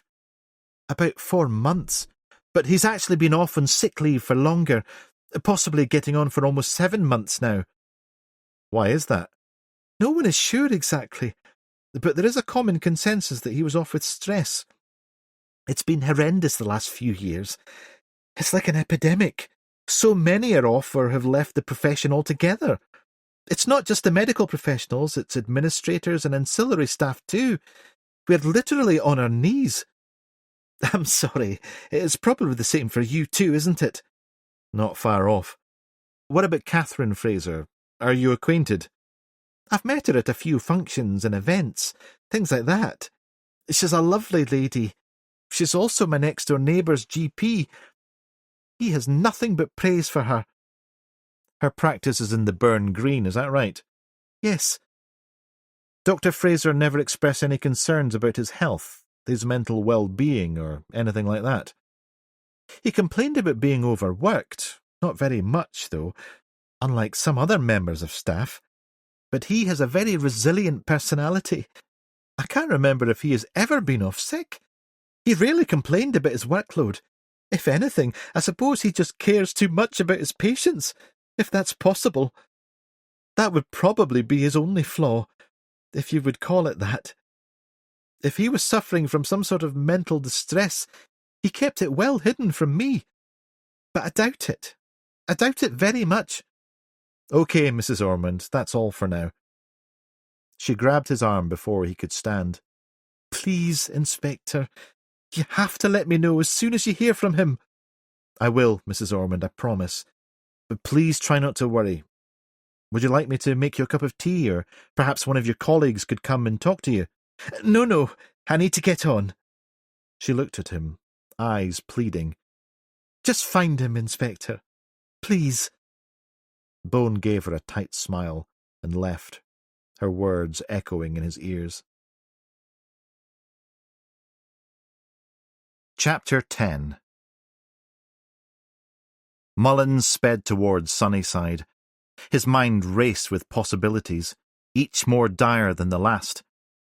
Had his father fallen, broken a hip, wandered off and got lost, set fire to his room, murdered a delivery van driver? The possibilities were endless. He drew into the car park, barely remembering to pull the handbrake before leaping out. He charged through the front doors, nearly bowling over a startled receptionist. "Oh, Mr. Mullins, thank goodness you're here," the receptionist said, regaining her composure. "Your father is in a right old state." "What's going on?" "Best if the doctor speaks with you." "The doctor? Is he all right?" She nodded towards the stairs. "Third floor. The doctor will meet you up there." Mullins marched through reception and took the stairs 3 at a time. At the top, he stopped dead, gasping for breath. A cluster of nurses stood outside a closed bathroom door, talking in low, urgent tones. And in the middle, her white coat stark against pastel scrubs, was a tall, serious-looking doctor who clutched a clipboard as though her life depended on it. She looked up as Mullins approached, her expression grave. "Mark Mullins." Mullins nodded curtly. "What's happened? Where's my father?" "He's locked himself in the loo. We're hoping you can persuade him to open the door." "Is that all?" Mullins took a deep sigh of relief. "Bloody hell. I thought for a minute—" "No, I'm afraid it's a bit more than that. He's locked himself in because he's turned yellow overnight." The doctor cut him off. "We think it's his liver. We need to run some tests, but the jaundice, it's not a good sign." Mullins swallowed hard, trying to process the information. "Yellow? What the hell is that? He was fine a couple of days ago. Confused and offensive as usual, yeah, but physically—" "These things can come on quickly, especially in the elderly." The doctor laid a hand on his arm. "We're going to do everything we can, but first we need to get the old devil out of there." She smiled. "Before he says anything else to offend the nation." "Oh, no. What? Wait, don't tell me. I can guess." The doctor nodded apologetically. "He's from a different time." "Aye, Jurassic Park," Mullins sighed. "Right, let's do this." Outside the shower room, he could hear George sobbing, mumbling incoherently. "Da! It's Mark! Open the door, eh?" "Piss off!" George yelled from the other side. "Da, come on, that's enough now. I'm no coming out. You're all trying to do me in." "No one's trying to do you in, Da." He glanced at the medics. "The by Christ we would all love to," he murmured. One of the nurses choked back a laugh. "Come on, Da." The lock finally clicked, and Mullins was in. He closed the door behind him. George was slumped on an adjacent bench, completely naked, his skin the colour of a nicotine-stained wall. Oh, Dad. Mullins knelt beside him and averted his eyes from his father's withered nethers. What's all this, then? They've turned me into a banana, son, George wailed. A fucking banana! You are many things, Da, but you're no banana. You're ill, that's all. But look at me! If I'm no a banana, then I'm a fucking... Da, no! Mullins stopped him before he broke another law. I told you they were putting some sort of ha-ha pills in my food, but they were fucking banana pills. I want to go home. Da, this is your home now. Where's your dressing gown? Mullins searched the shower cubicle and found his robe lying on the floor. There, put this on. Nobody wants to see that wee banana. He wrapped the robe around his dad's shoulders. Where's your mother? I bet she's having a right old laugh at her banana man. He stopped and a smile crept across his face. Mind you, she always did fancy a wee bit of fruit in the bedroom. Did I ever tell you about the time we... Christ, Dad, don't make my ears bleed. Mullins cut him off, shuddering. George cackled. Then his face fell again. She'll be worried sick about me, son. A right one for the worrying, so she is. Mullins swallowed hard. She's doing the crossword. You know how she gets if we disturb her.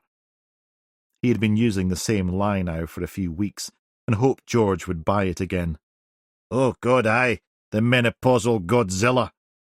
Mullins sighed. Mum knows you're in good hands here, Dad. The docs will sort you out, aye? I suppose. But you'll tell her I'm okay. Don't want her fretting. Course, Dad, I'll let her know. Now let's get you up, eh? He helped his dad to his feet and guided his hand into the sleeve of his gown. Where are we going? Back to bed.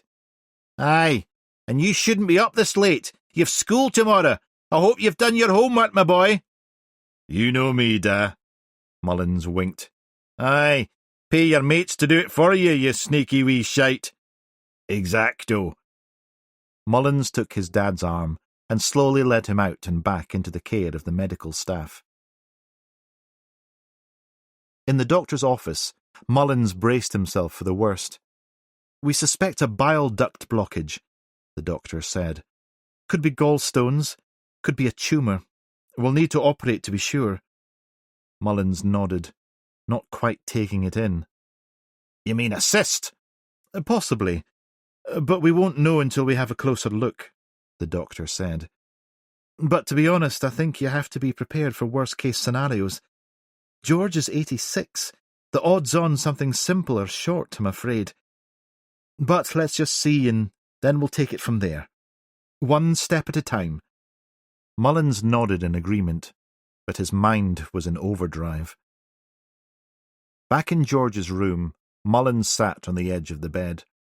His father, almost invisible under the blankets, was now half asleep. A nurse hovered by his bedside.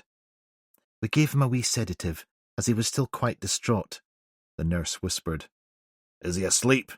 No, he's no, so no bad-mouthing me just yet, George muttered.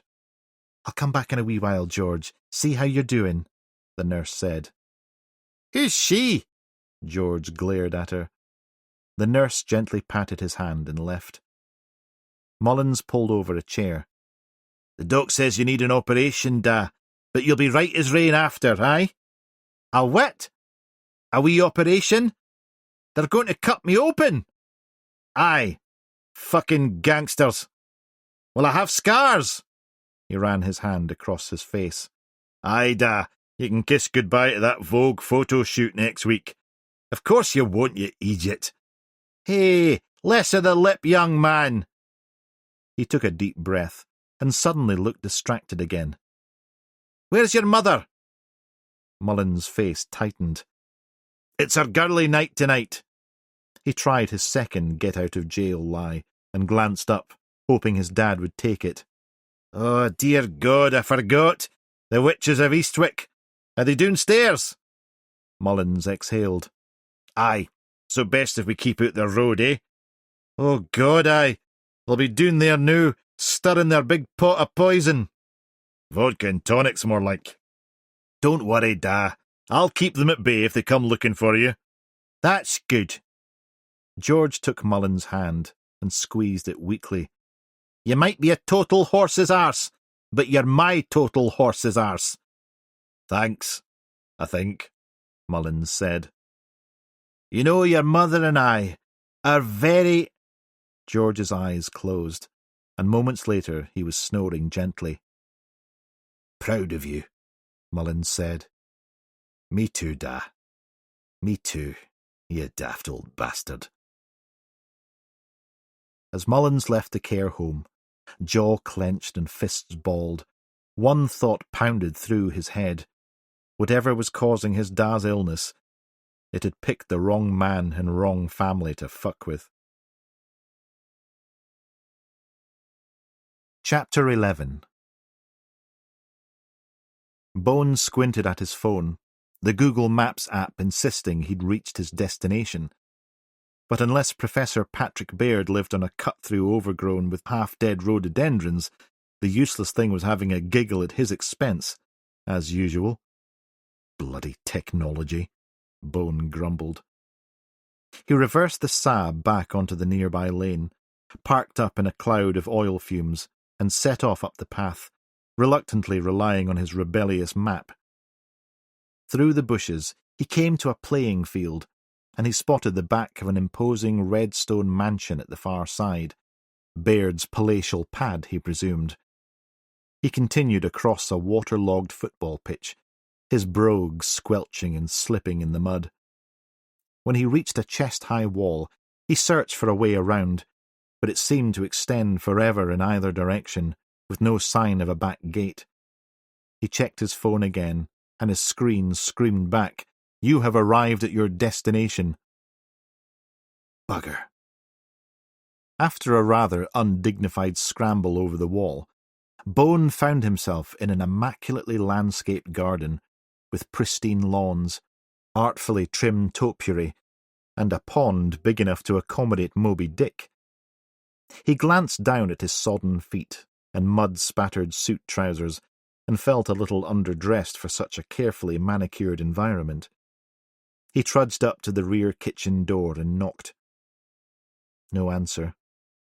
He peered through the window, only to spot a figure hunched over on the floor, grappling with something or someone out of view. Fearing the worst, Bone hammered on the glass. "Police, open up!" The figure sat back, startled, arms aloft, hands smeared with a suspicious brown substance. The figure jumped to their feet, and moments later the door flew open. The tall, stooping frame of Professor Baird emerged, a naked baby wriggling and grumbling in his arms. "What the bloody hell are you playing at?" the flush-faced medical director demanded, his cut-glass Edinburgh accent slicing through the air. Bone cringed, both at the posh tones and the pungent aroma wafting from the man's hands. "Sorry, Professor. DCI Bone, Kilwinnock Rural Crime Unit." Baird rolled his eyes. "Well, congratulations, Inspector. You've just interrupted a nappy change." He glowered. The baby grabbed the professor's glasses and threw them with force onto the tiled floor. Bone quickly picked them up. "Sorry, I think one of the lenses might be cracked." He handed them back. Baird sighed. "Third bloody pair." He put them back on, but they sat at a crooked angle on his face. The baby giggled and tried to snatch them again. "Leave, Matilda," the director ordered, as though attempting to control an errant puppy. "Well, are you coming in then?" "Thanks." Bones stopped. "Sorry about the muddy feet." "That's the least of my worries at the moment." Baird shrugged and marched inside. Bone followed him into a once luxurious kitchen, now strewn with dirty dishes, open cupboards and an explosion of baby paraphernalia. In the adjacent living room, Baird laid the wriggling baby down in the centre of a playmat, a halo of toys and burp rags surrounding her like a tiny, slightly soiled Stonehenge. "I apologise for the mess," Baird said, kneeling to finish dealing with the punami. "I'm on paternity leave, and it's been a bit hectic." Bone nodded. memories of early fatherhood flooding back. Aye, I remember those days. Teeny-wee tornadoes of chaos. Baird disposed of the toxic nappy and put the baby on a cloth play carpet. She kicked enthusiastically at the mobiles dangling from a polka-dotted cloth arch. So, I take it this is about Andrew. I saw on the news there had been a fire at his house. Is everyone okay?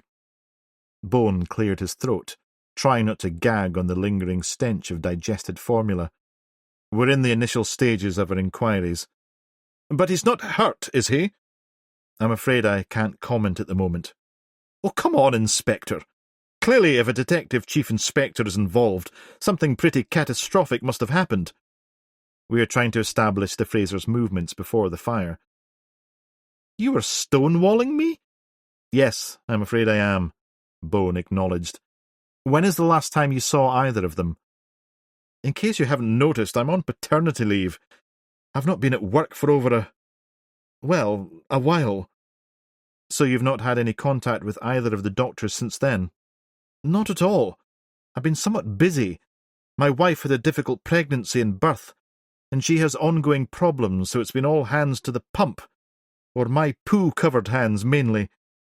And the last time you saw Andrew Fraser, in what capacity was that? Capacity? Baird frowned. We both attended a meeting regarding proposals for a new research centre at the hospital. How was Dr. Fraser at the meeting? His usual vociferous self. In what way? He holds strong views on how the NHS should be run, and where limited resources should be spent. So he was against the research centre. Not against it, but his priorities are usually very different from that of hospital management. How long have you worked with Dr. Fraser? I've known him for nearly 8 years, since he first joined the hospital as a registrar. He quickly rose through the ranks to become head of paediatrics. And has your relationship always been robust? We've had our moments over the years, yes. So, you found him difficult to manage? You're putting words in my mouth. Baird's brow furrowed. We had our disagreements, yes. Funding, staffing, the usual NHS bureaucratic nonsense. But they were professional discussions about complex issues and developments that needed a great deal of thought and care. Debate and disagreement came along with that. It's all normal practice.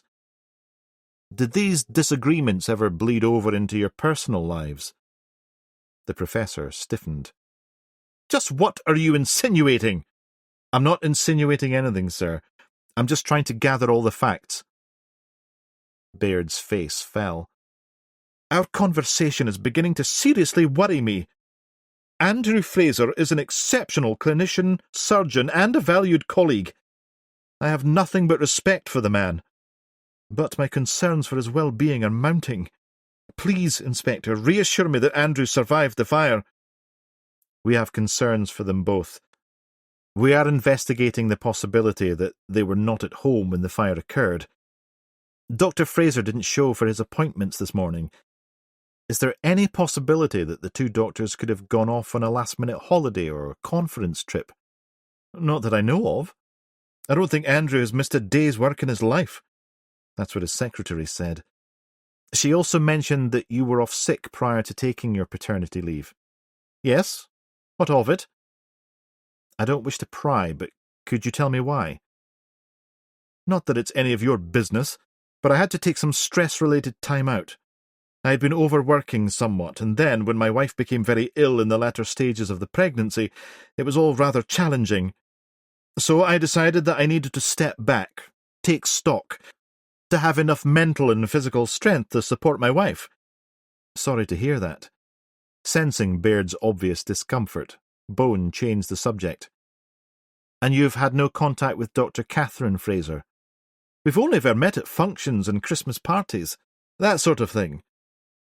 You wouldn't happen to have a contact number for her, would you? Why would I have that? The director snapped back. I barely know the woman. Okay, as I said, we are exploring every avenue to try and locate them both. This is all very sinister.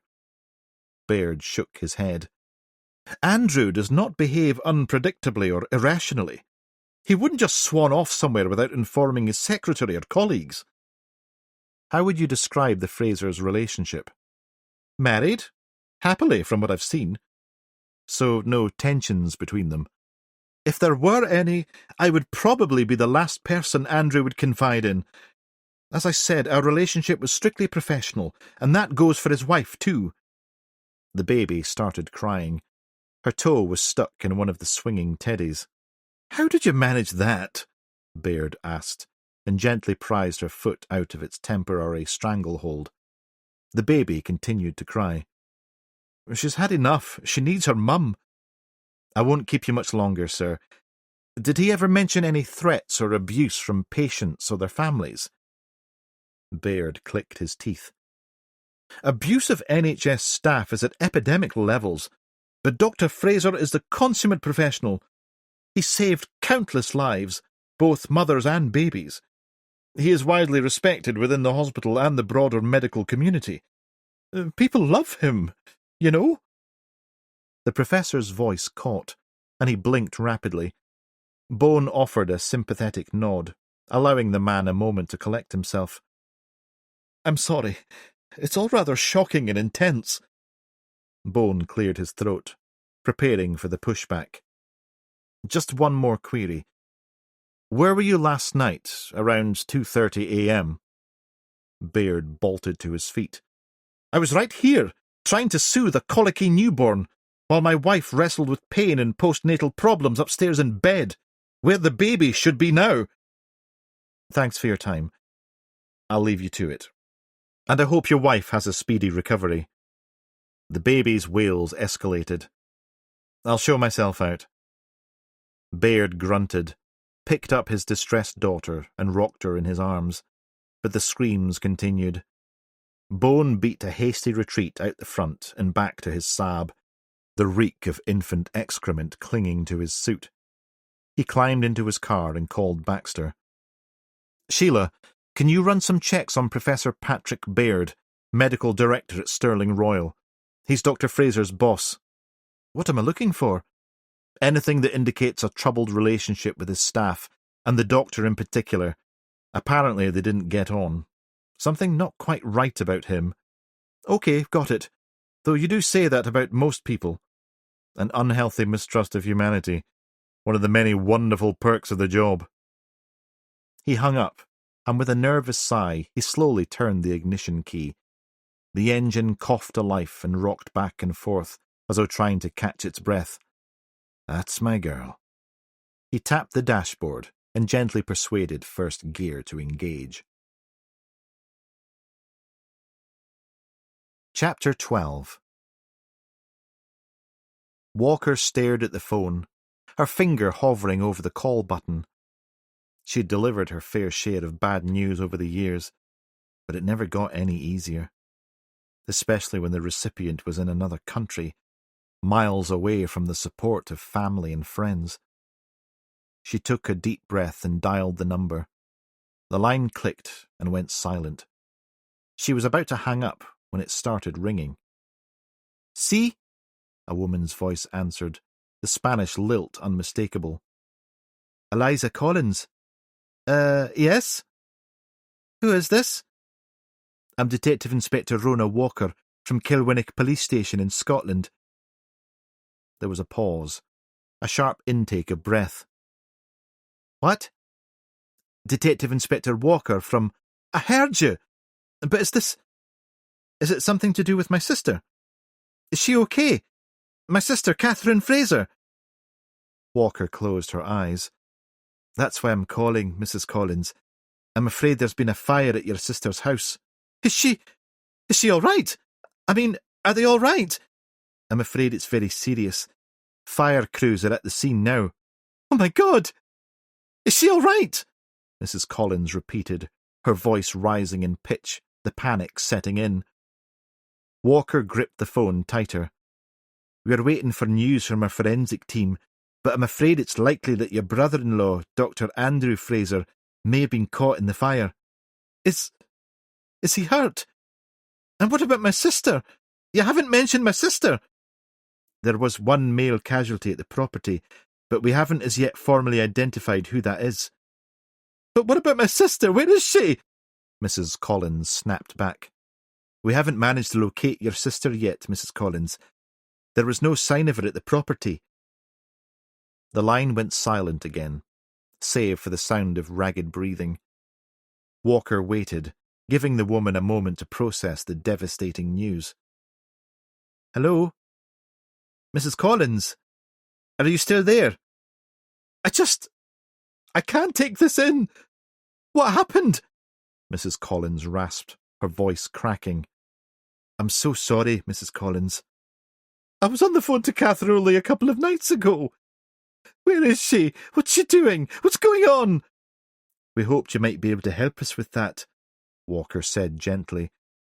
Has she mentioned anything about coming out to see you? Or anywhere she might be that we could look for her? Any friends, relatives you have in the town, or... She has lots of friends. She's a GP. I can certainly give you a few names if that would help find her. That would be very good, thank you. And what about relatives in the area? We've been informed their son, Josh, is in Australia. Do you know if that's correct? My God. Andrew is dead? The penny finally dropped. As I said, we haven't formally identified the casualty.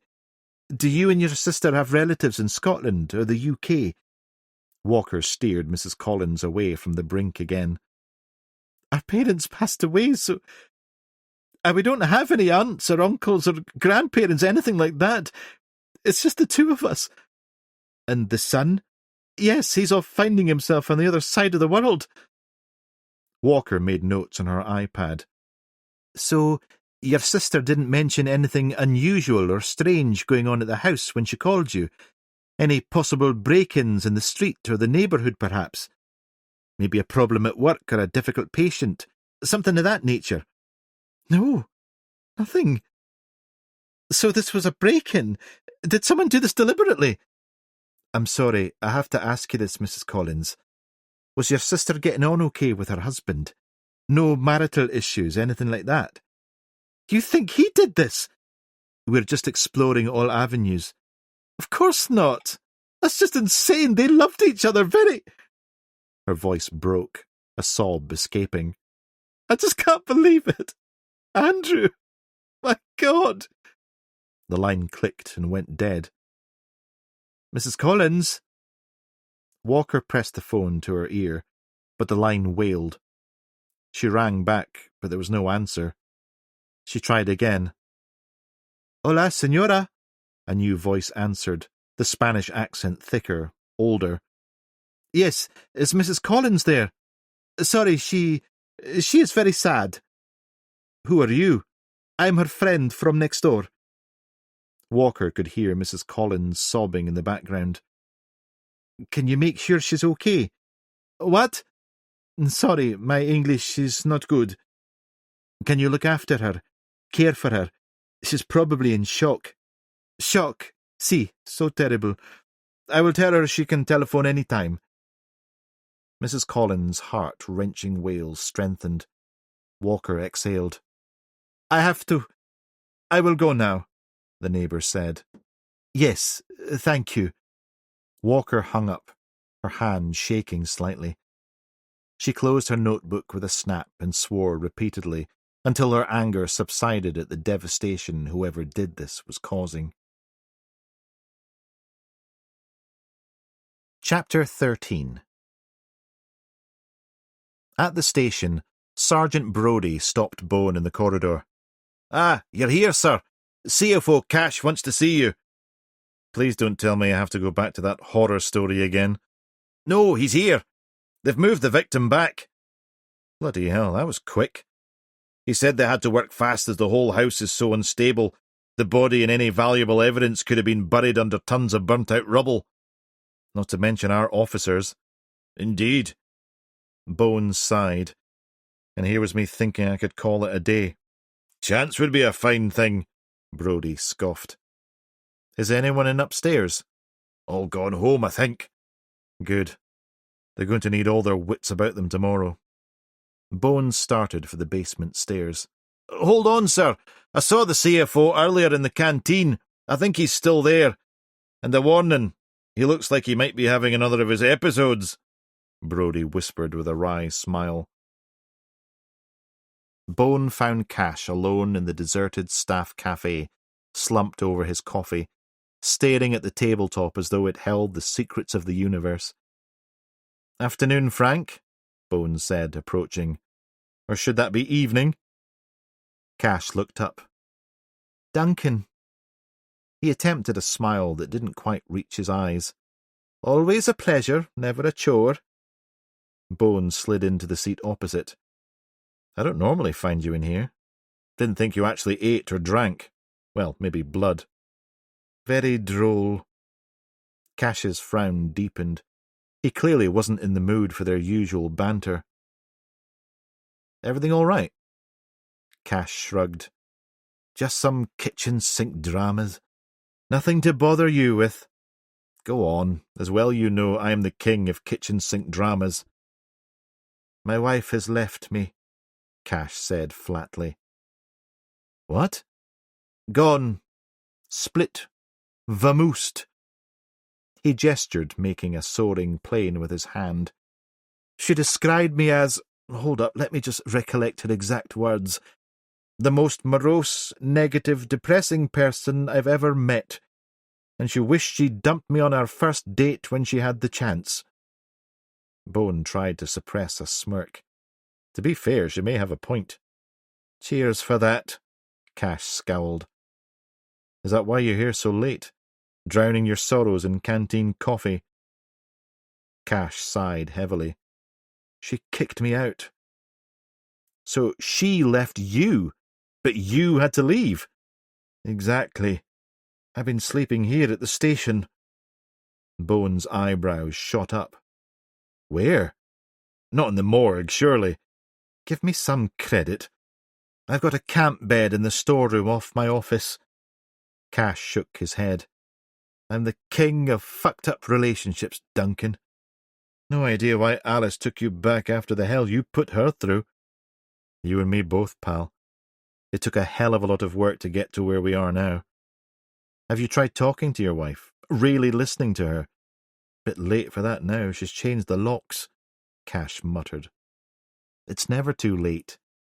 You need to sit down, shut that mouth of yours, and let her speak. Really hear her out. Then apologize sincerely. She'll know if you're just paying lip service." Cash snorted derisively. "What? You're suggesting marriage guidance? The futility of trying to find meaning and connection in an indifferent universe destined for entropy and oblivion?" Bone chuckled. "With that attitude, it's a wonder she didn't leave you sooner." "I'm serious, though. Counselling helped me and Alice enormously." "I think I'd rather go another round with our crispy friend in the body bag," Cash said. He drained his mug and stood. "Anyway, you needed an update on the fire victim?" Bone held up a hand. "Hang on, Frank. You can't just land this and then walk." "I appreciate your concern, Duncan, but I shouldn't have bothered you with it. We have work to do." "The work can wait a minute. You're no good to anyone, least of all yourself, like this." Cash sighed heavily, sinking back into his chair. "What do you want me to say? That I'm a miserable bastard who's torpedoed the best thing that ever happened to me? Mea culpa, mea maxima culpa." "Admitting it is the first step," Bones said gently. "But you can't just wallow in self-pity. You need to take action, make changes, show her you're willing to put in the work." "I wouldn't even know where to start," Cash mumbled. "That's what counselling does. It gives you the start, a neutral space to shout at one another. Trust me, she'll probably need to do that more than you. Make the appointment, even if she won't go with you at first. Show you're serious about fixing things." Cash was quiet for a long moment. "I suppose I could look into it," he said finally. "No promises, mind." Bones smiled. "There you go. You can't just let— How many years have you been married?" 22 next month. Jesus Christ. "I mean it. This is too important for you to sit there moping. Get on with it. You're a bully, you know that, don't you? Yes, and I'll be on your case until I know you've at least tried your damnedest to turn this around. Cash nodded.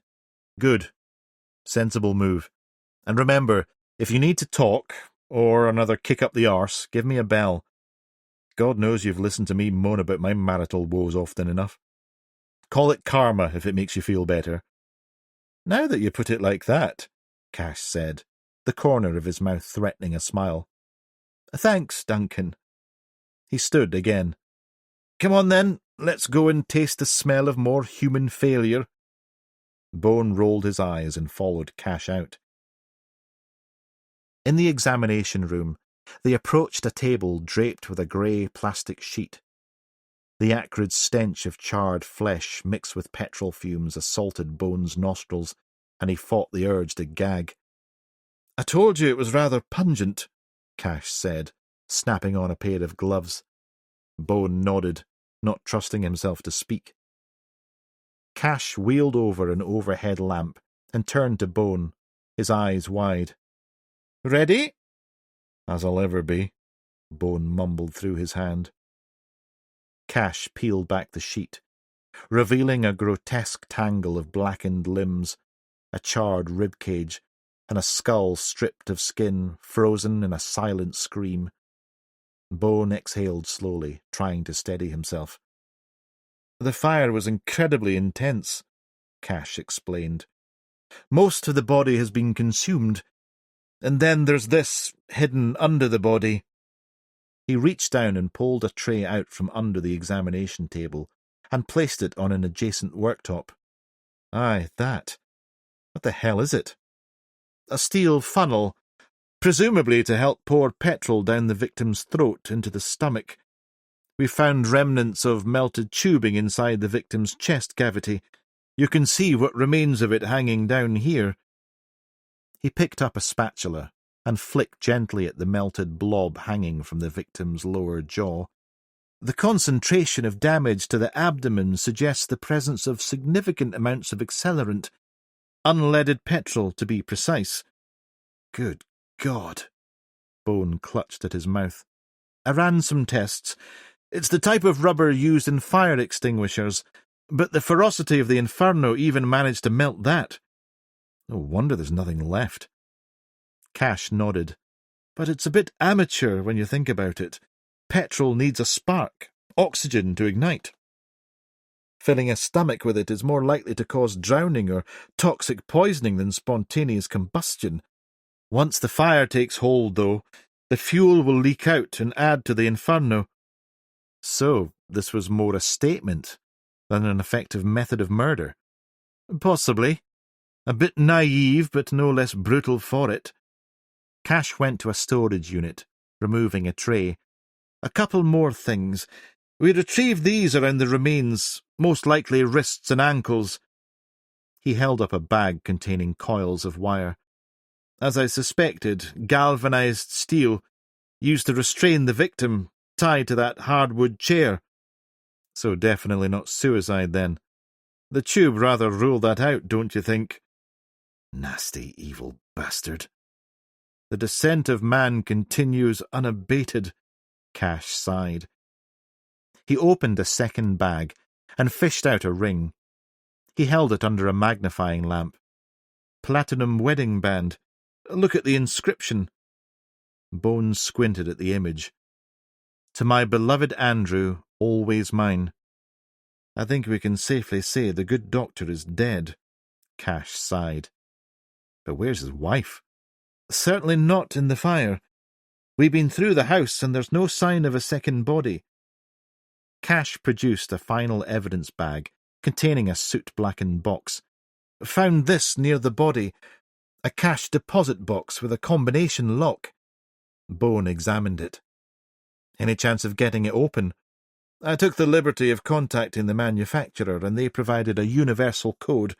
Thought I'd wait for your go-ahead, though. Its proximity to the body makes it vital evidence. Open it up. Cash carefully dialed in the code. The lock clicked, and he raised the lid. The cash tray was empty, but beneath it lay a single square of card. Using tweezers, Cash lifted it out, turning it over to reveal a faded photograph of a baby in an incubator. "Premature newborn," Cash said. "Very poorly, by the looks of it." Bones stared at the image, mind whirring. Why would Fraser keep this locked up? He must have delivered hundreds of babies. Guilty secret, maybe? A dalliance resulting in a child? Or one he lost through negligence? Bones shook his head. "Can you date the photo?" "I'll send it over to digital, see what they can do." Cash returned the items to their bags. "I'll get copies sent over to Harper, see if our resident techno-wizard can uncover anything else." "Good. And Frank? Any time, okay?" Cash met his gaze, nodding. "In for a penny, eh?" "Promise me you won't say that to her, ever," Bones said, and shut the door behind him. Out in the corridor, he stopped to take in a few lungfuls of air to try and clear the stench still lingering in his nostrils. He spotted Harper at the far end, firing coins into a drinks machine. He crept up behind him. "Detective Constable Harper!" Harper spun around, losing half a cup of vomit-coloured chicken soup. "God, sir, I just about—" "Drank that? You can thank me after saving your life." "What are you still doing here?" "When Mark and I visited the Methodist church this morning to interview the neighbours, a Mr. Harker gave us the SD card of a night vision camera he's got aimed out the back window of his house." "What?" "Nothing sinister, quite the opposite, in fact. But lucky for us.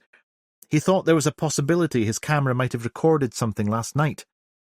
"Don't tell me you've abandoned your beautiful fiancée and a warm, welcoming bed to go through hours of footage." "That's the sum of it, sadly, yes."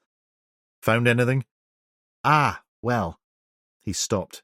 "Come and see for yourself." Harper glanced down at the dregs of powdery goo in the bottom of his polystyrene cup and deposited it in the bin. They took the stairs back to the incident room. At Harper's desk, the young detective woke up the screen.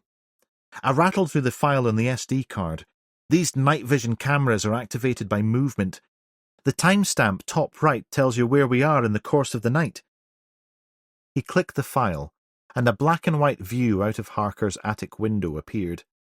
You can see the lens is fairly wide and captures Harker's rear garden at number 7, the Finiston sisters at 5, and the edge of the Frasers. Bit of an oddball thing to do, isn't it? Bone pulled a face. Harker is a twitcher, and he was trying to capture barn owls hunting in his garden. The nightlight is invisible to birds, so it doesn't scare them, but the camera picks them up clear as day. If I move it a little further, you'll see it wasn't a barn owl he caught on camera, though.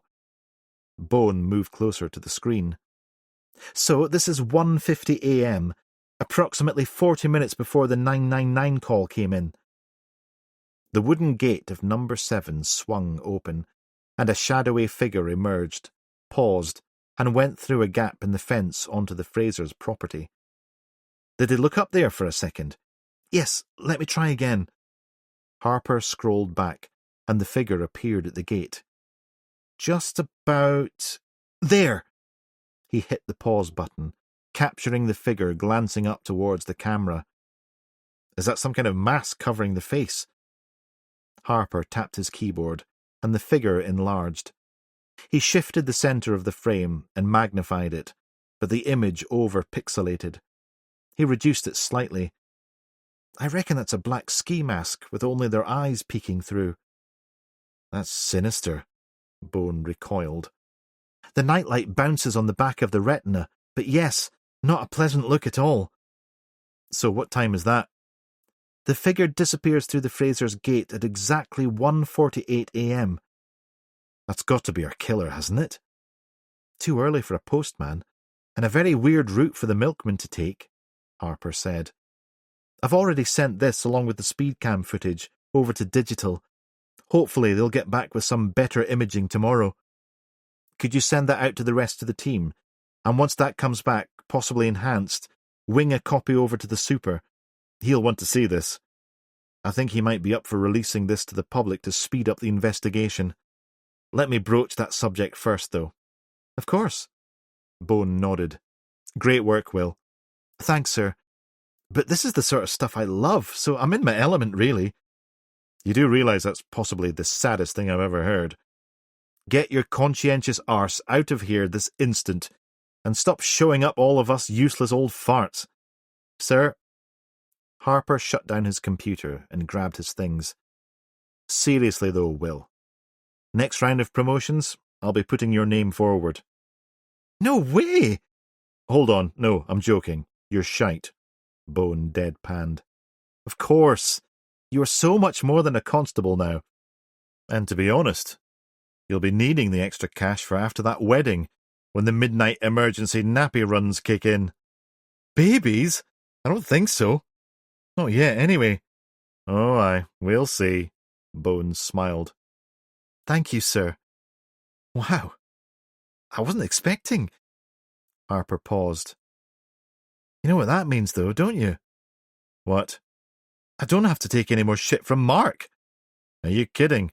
We all have to take shit from him. That is something that never ends, regardless of rank. Night, sir, Harper said, and left. With a final glance at the incident board, Bone turned off the lights and followed him out. As he drove back to Alice's, he suddenly remembered McKinnon's message that morning. Ah, bugger! He checked his watch and pondered whether it was too late to call in on him. But then, spotting an approaching lay-by, he swung the Saab in and did a quick turnaround.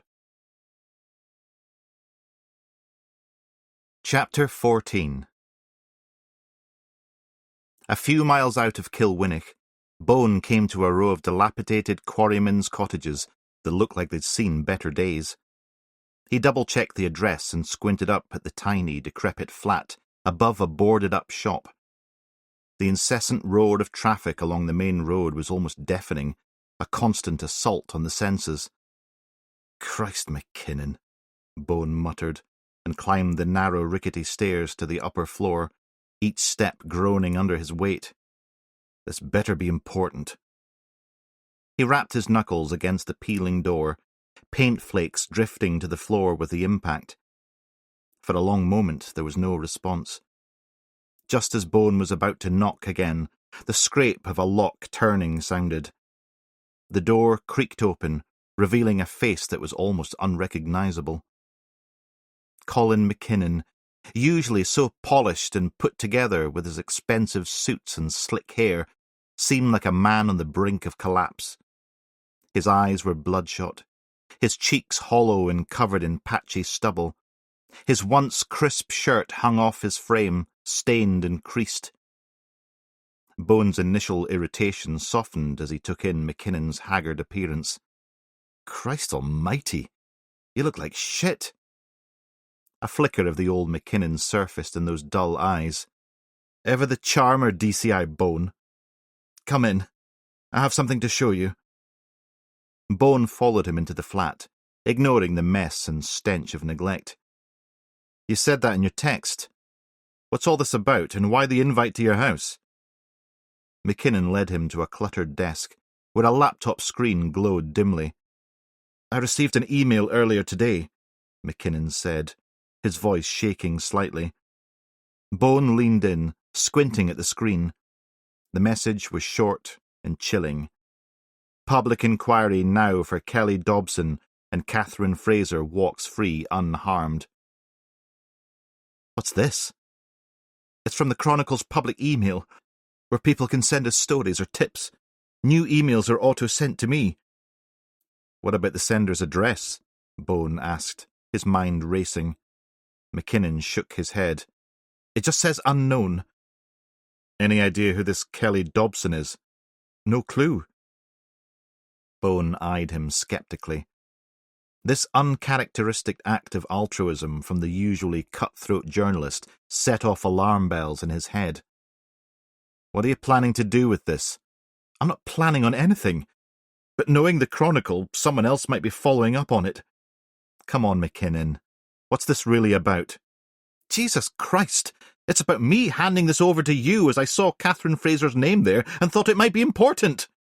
McKinnon snapped back. It could be some sick hoax, though. That mailbox is inundated with crap like this all the time. Well, we'll need access to the Chronicle's mailbox and server. I'm not sure that'll do you any good. They have all sorts of sophisticated firewalls and encryption to ensure privacy, and if it's from a VPN, which is likely as it's from an anonymous source, I'd say your chances of tracing it are less than zero. We need to try.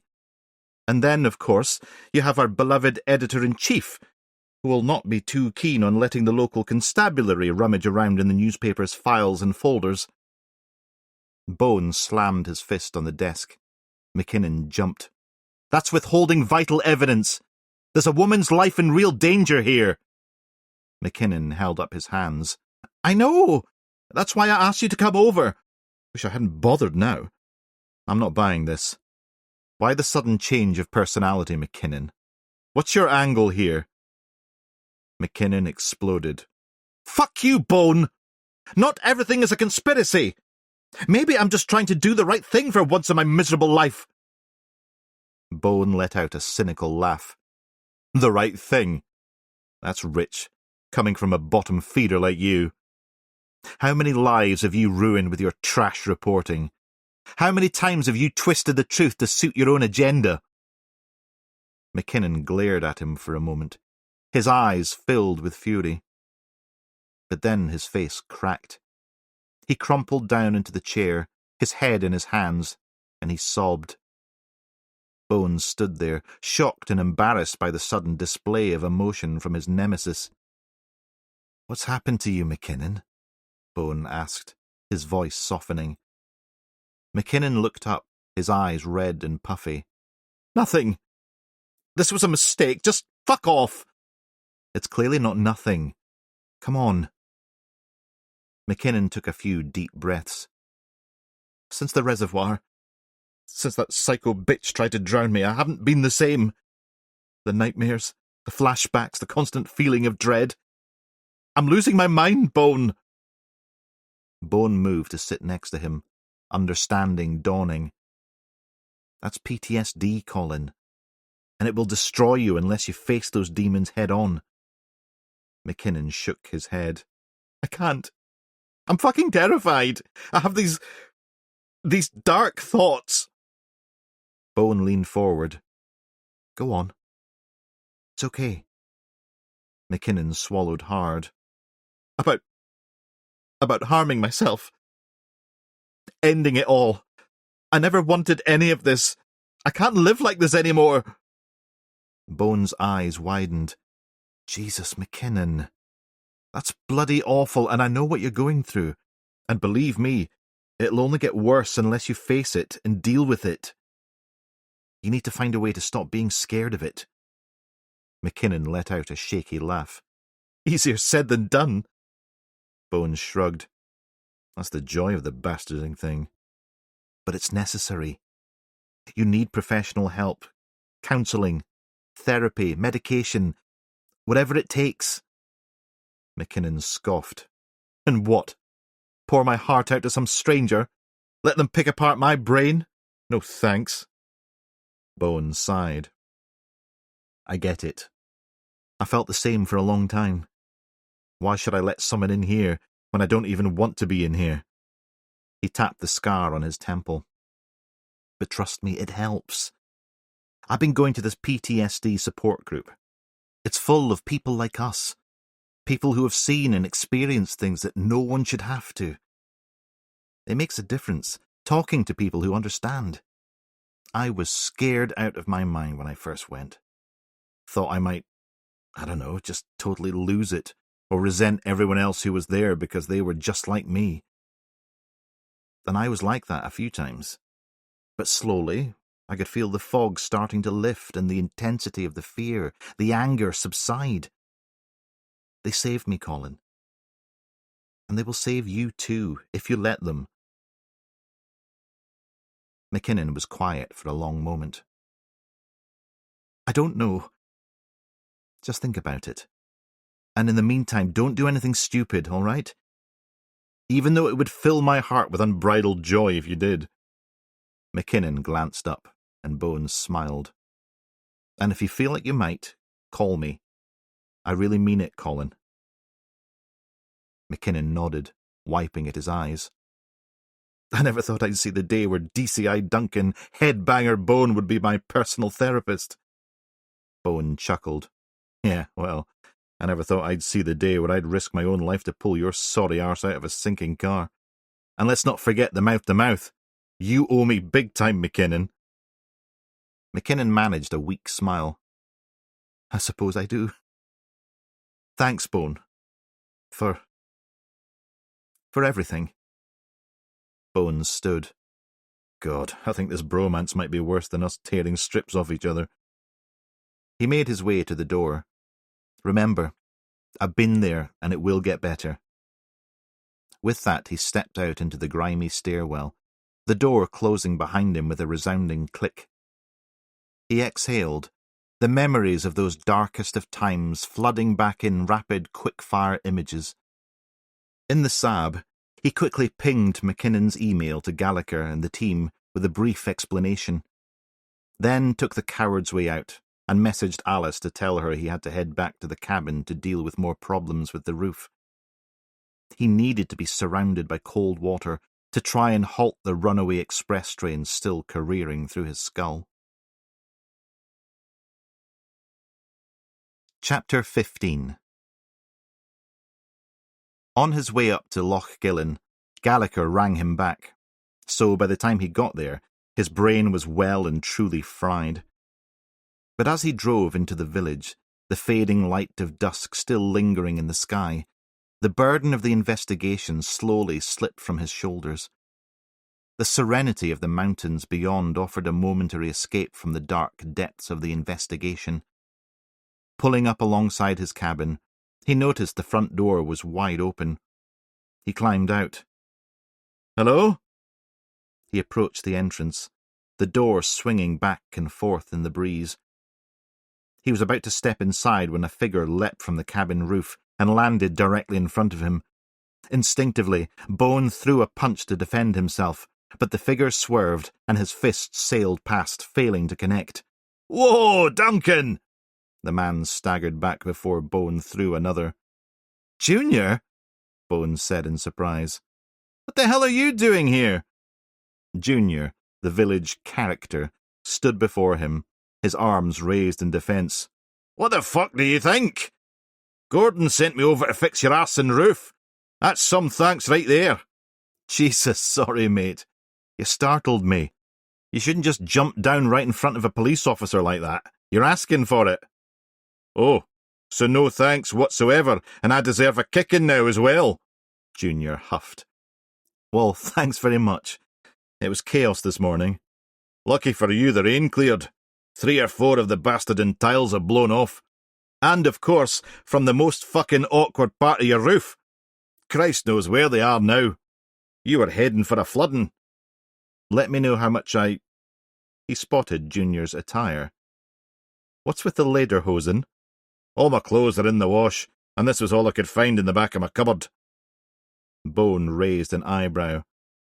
Daft question, possibly, but why lederhosen? Junior shrugged, a bewildered expression on his face. No idea, mate. Shaking his head, Bone offered Junior a drink, but he clambered back onto the roof like a nimble spider and resumed his repairs. Moments later, his head popped over the guttering. I've remembered. I won a fell run in Munich a few years back. The trousers were the second prize, but the runner-up didn't want them. Can't imagine why not. Height of fashion in Kilwinnock now. You taking the piss? No. You're a trendsetter, Junior. Fucking wanker. Bones sniggered. So what was the first prize then? As much beer as I could drink. The only reason I entered. Empty the country of its entire supply, no doubt, Bones said. I gave it my best shot. Junior smiled and disappeared again. Inside the cabin, Bone rubbed at his throbbing temples, the migraine intensifying with each hammer strike from above. Desperate for relief, Bone quickly changed into his swim gear and headed down the path to the beach. The cold waters of the loch beckoned, promising a temporary escape from his pain. The water was calm, a sheet of glass stretching out to the horizon line and the distant faint lights of Balhuish village. He dropped his towel and waded in, the icy waters shocking his system as he swam out across the bay. With each powerful stroke, the tension and anguish slowly melted away, replaced by a sense of clarity and focus. He swam until his muscles ached and his lungs burned, pushing himself to the brink of exhaustion. Finally, he rolled onto his back, floating peacefully. He gazed up at the sun's final flourish painting the sky in a breathtaking array of deep oranges and pinks. But his meditative moment was short-lived. A sharp whistle pierced the tranquil air. Bone turned in the water to see Junior waving from the shore. "Your phone!" he shouted. With a resigned sigh, Bone swam back to shore. He waded out of the water, but Junior was nowhere to be seen. He scanned the beach. The red-haired boy appeared at the far side. The same child who had been haunting his dreams for weeks. The boy raised his arms and beckoned Bone. Bone resisted. But flames engulfed the boy's hands and quickly spread up his arms. The boy smiled and beckoned again. Panic surged through Bone's chest. "No!" He sprinted across the pebbles, his feet slipping and sliding, his heart hammering against his ribs. He neared the spot and lunged, desperately trying to grab the boy. But when his hands made contact, the fiery figure transformed and Bone rammed straight into Junior. The impact knocked them both to the ground, sand and stones flying in all directions. They lay still for a moment, tangled. Bone's brain was still locked in confusion. Junior's loud guffaw broke the silence. "Fuck's sake, Duncan!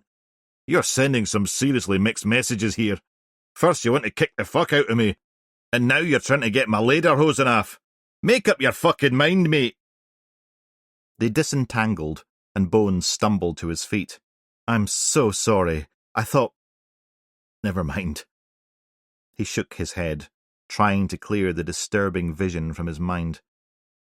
"I was just trying to tell you, your phone rang 3 times. Thought it might be important." "Thanks," Bone said sheepishly. "Well?" "Well, what?" Junior shrugged. "My phone?" "Oh, I didn't want to touch it, you know. Thought maybe the police would think I'd stolen it." "How would they know it wasn't me?"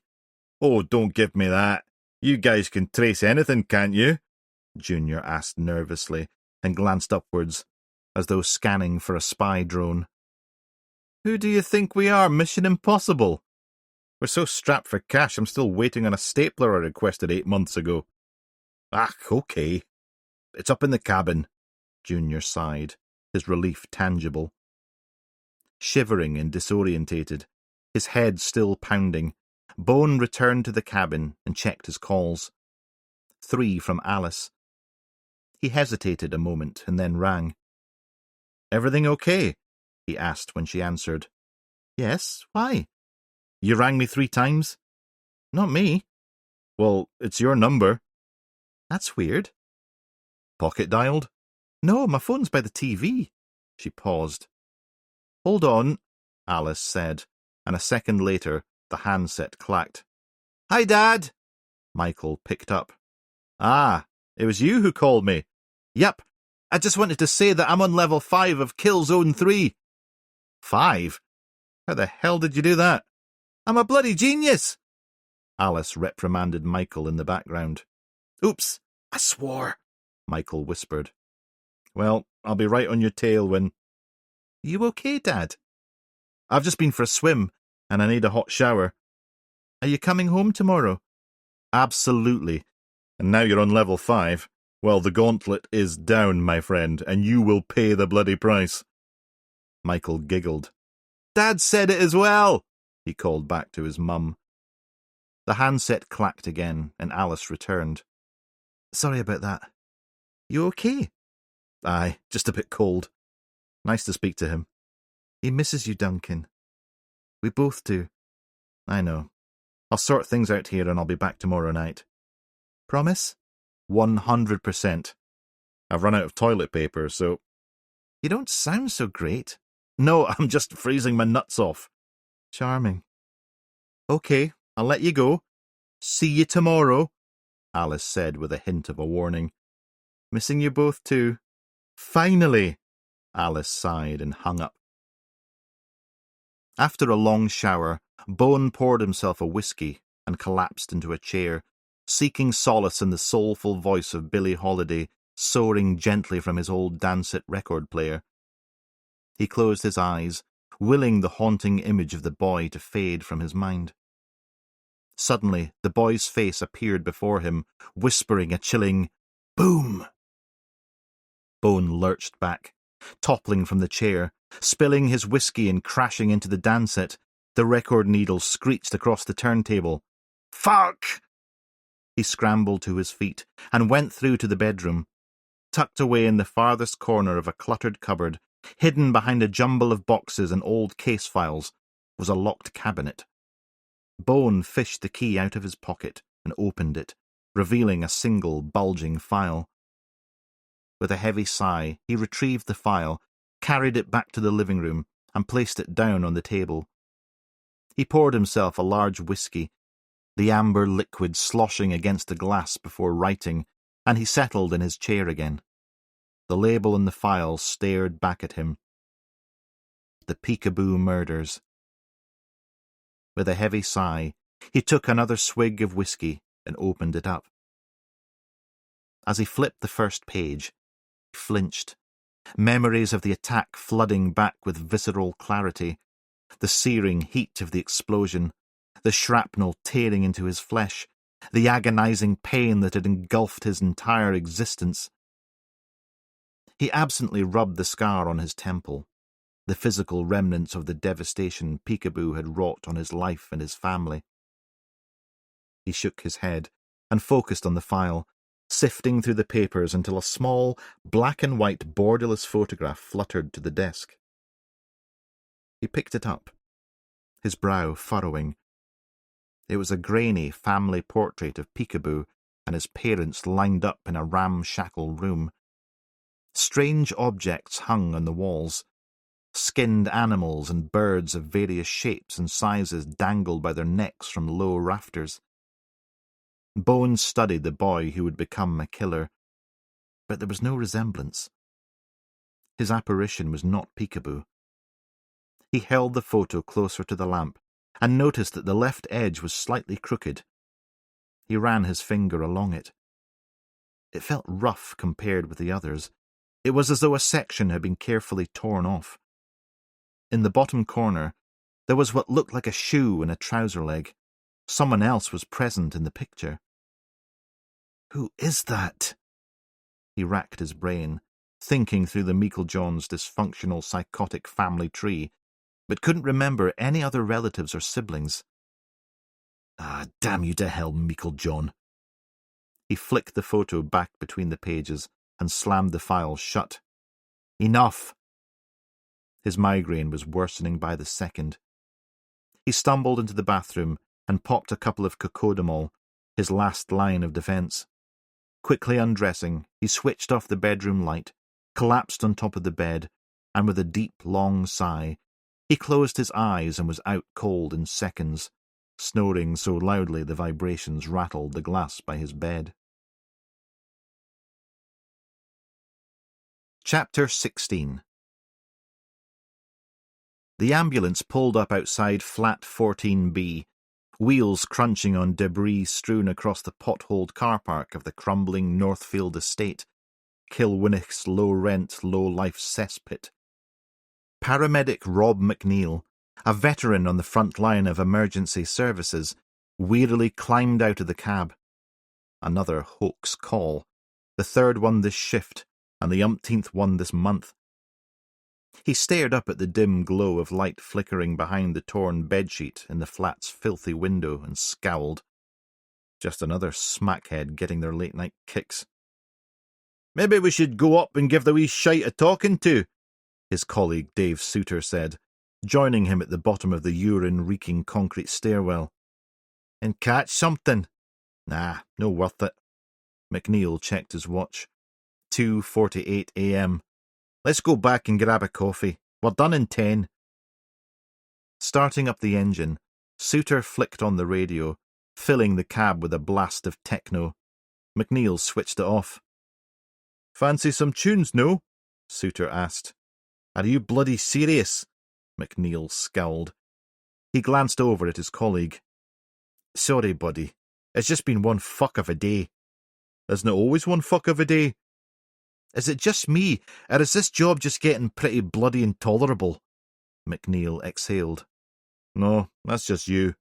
Come on, let's go home. Souter started up the ambulance and accelerated out of the estate.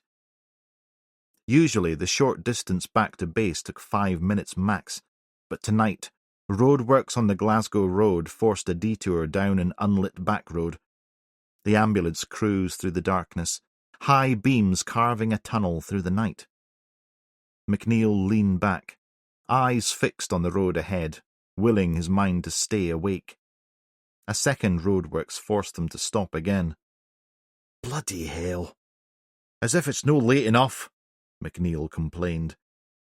He peered through the window into the darkness, and the familiar outline of a derelict barn appeared. A van that had been tailgating them for some distance revved its engine and tore round them, running the red light and disappearing into the night. Fuck's sake, idiot! Souter shook a fist at the windscreen. A few minutes later, the red light still refused to change. Souter tapped the steering wheel. Oh, I can't be bothered with this. If that's gasworks shit, then there's probably half a dozen of these bloody things ahead. I'm going to turn back and try going round the top of the town. McNeil sighed. Listen, mate, I'm probably less than a couple of miles from my house. Seems bloody stupid going all the way back to the station when I'm nearly home. I'm just going to walk it from here. Souter frowned. You sure? It's a dark stretch and it's late, and there are twats like that numpty careering about. McNeil waved off his concern. I know it like the back of my hand, and I need to clear my head before I tackle domestics. No worries. He grinned. And if I do get clobbered by a car, I'll attend to myself, 'cause I'll be dead before a bloody ambulance arrives, what with all these cuts. Souter snorted. Ain't that the truth? All right then, mate. But watch yourself, okay? I'll sign you out. See you tomorrow. Cheers. And not if I see you first, arsehole. With a wide grin, McNeil grabbed his bag and hopped out of the rig, giving his colleague a playful middle finger as the ambulance pulled away. He set off down the unlit lane, hands jammed in his pockets, breathing in the cold night air. It had been a brutal day, one harrowing call after another. He needed this walk, this solitude, to decompress. He negotiated the roadworks and took a right. Halfway home, a flashing light in the distance caught his eye. He peered into the darkness. The van that had passed earlier was nose first in a ditch, hazards pulsing, the back doors gaping open. Shit! An accident! His paramedic instincts kicked into gear. He sprinted over, adrenaline surging. Hello? Ambulance service? He dashed around to the driver's door and peered inside. Empty. The keys dangled from the ignition, engine still running. What the hell? He did a quick sweep of the area, senses on high alert. Is anyone there? Are you hurt? Nothing but the whisper of the wind in the trees answered him. Pulse quickening, he circled back to the open rear doors. A pungent chemical smell hit him, sharp and sickly sweet. Petrol. A red jerry can lay on its side, contents glugging onto the tarmac. A cold shiver ran down his spine. Something wasn't right. He reached for his radio hooked on his jacket, but then realised he'd left it on the dash of the ambulance. The crunch of footsteps sounded behind him. He spun around. A figure lunged from the shadows, arm raised, ski mask obscuring their face. Before Rob could react, something struck him hard on the side of the head. His world went black. He came to slowly, the rumble of the engine and the sway of the van penetrating his foggy mind. A searing pain shot back and forth inside his skull. He was lying on cold metal, wrists and ankles bound tight, a gag stuffed in his mouth. Total darkness pressed in on him. The air was thick with the stench of petrol, cloying and suffocating. He struggled weakly against his bindings, trying to yell for help, but the gag muffled his cries. Blood trickled into his eyes from the gash on his forehead. Minutes passed. He drifted in and out of consciousness, a concussion making it hard to keep his thoughts straight.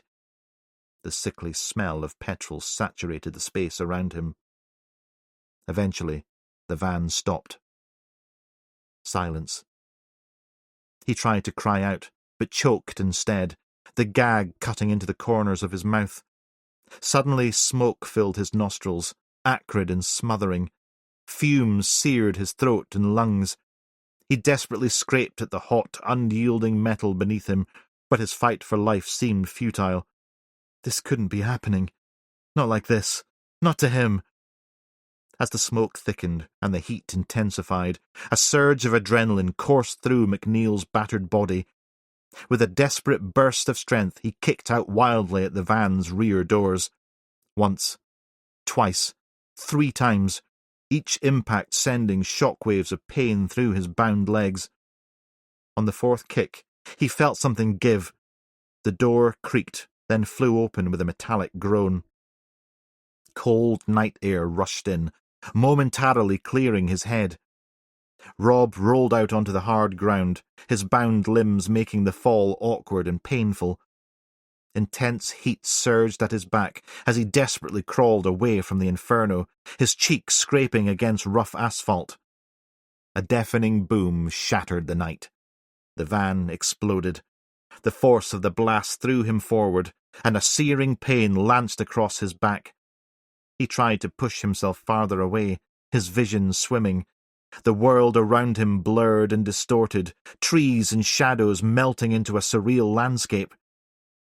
McNeil's body convulsed uncontrollably, his muscles seizing as if gripped by an invisible force. Consciousness slipped away, and his last fleeting thought was of the bitter irony. After all those false alarms, he now found himself in desperate need of the very help he'd so often provided to others. Then everything went black. Chapter 17. Bowen's phone woke him with an unwelcome start. Jesus Christ! He fumbled under the pile of garments abandoned by his bedside and snatched it up. DCI Bowen? A voice asked. Who's this? It's Fire Chief Gregor Tennant. Sorry to call so late. Or early, I suppose. What's this about, Chief? One of the crew mentioned that a metal funnel was recovered from the scene. And? Bones said, still irritated at being woken. That set alarm bells ringing. Why's that? He stifled a yawn. 9 years ago, when I worked at Selkirk Fire Station, there were a series of arson attacks. 3 fires in 6 months, and all with a very similar M.O. Bones sat up suddenly, alert. Go on. The arsonist was some animal rights extremist, Scott Scanlon. Early 30s, bit of a loner. He targeted people he saw as animal torturers. Doctors, researchers, pharmaceutical companies, anyone involved in animal testing. What's similar about the M.O.? Paraphernalia that was recovered at the scene of the fires included a funnel and hose contraption and gallons of petrol accelerant. Bones' voice tightened. Did he kill anyone? No. The investigators thought he might have bottled it, but his intention was clear, and it looks as though he's finally insane enough to do it. Scanlon is a sick bastard. When the detectives grilled him, he ranted about cleansing the world of evil. As I said, a total headbanger. Bone frowned. Why is it taking you so long to tell me this? I didn't know about the funnel until last night when I spoke to one of the crew. I tried to dismiss my worries, knowing the arsonist was still serving his stretch in prison. But something didn't sit right. So, just to put my mind at rest, I called a former colleague in Jedburgh. We'd attended the fires together. And? He told me Scanlon had been released early. Good behaviour, if you can believe it. Out after serving just 8 years of a 10-year sentence for multiple arson attacks and attempted murder. Absolutely shocking. The security guard I pulled from one of his fires was lucky to survive. Bone cursed under his breath. So is Scanlon still a resident of Jedburgh? I've no idea, and my colleague had no clue either. You should speak to the governor at Selkirk Prison. They'll have his records, psychological assessments, release plans, the lot. Might give you an idea of where he's headed or what he's planning. Right. Thanks for the tip, Chief. This could be a major lead. Just staying up half the night, doing my job as usual. Tennant joked. Hope you catch the bastard. And if it is him, yeah? Make sure justice is served. Properly. Men like that don't change. They just get better at hiding. Bone hung up and called Walker. There was going to be another long day. Chapter 18. Arriving at the incident room, Bone was surprised to find Baxter busy at her desk. He checked his watch. Jesus, Sheila. I'm supposed to be the insomniac here. It's not even 7 o'clock. I'm a good sleeper, sir. Well, I was until I ended up married to a middle-aged old fart whose snoring could compete with North Sea oil field test drilling. And then I'm just lying there going slowly insane, and before I know it, I'm back here staring at case reports and that surprised look in that face of yours, sir. She stopped for a breath. But I have filled the percolator, so there is that. Bone poured a coffee and pulled a chair over. Aside from the test drilling, are you two okay? Oh, aye, rattling along. In more ways than one. He's always at me to retire and up sticks to some back of beyond Gite in Brittany or somewhere like that. But I know my face might not say it most of the time. But I actually love what I'm doing. But for God's sake, don't tell Mark that. Well, for want of a better expression, we'd be totally fucked without you, Sheila. We'd have been shut down, mothballed, bulldozed out the way for admin space years ago. Baxter smiled. No, don't worry. He can bugger off to his Gite. I'm happy here. And I might even get some bloody sleep if I'm lucky. Though now that we've added a hostage situation to the case, I don't think that'll be happening any time soon.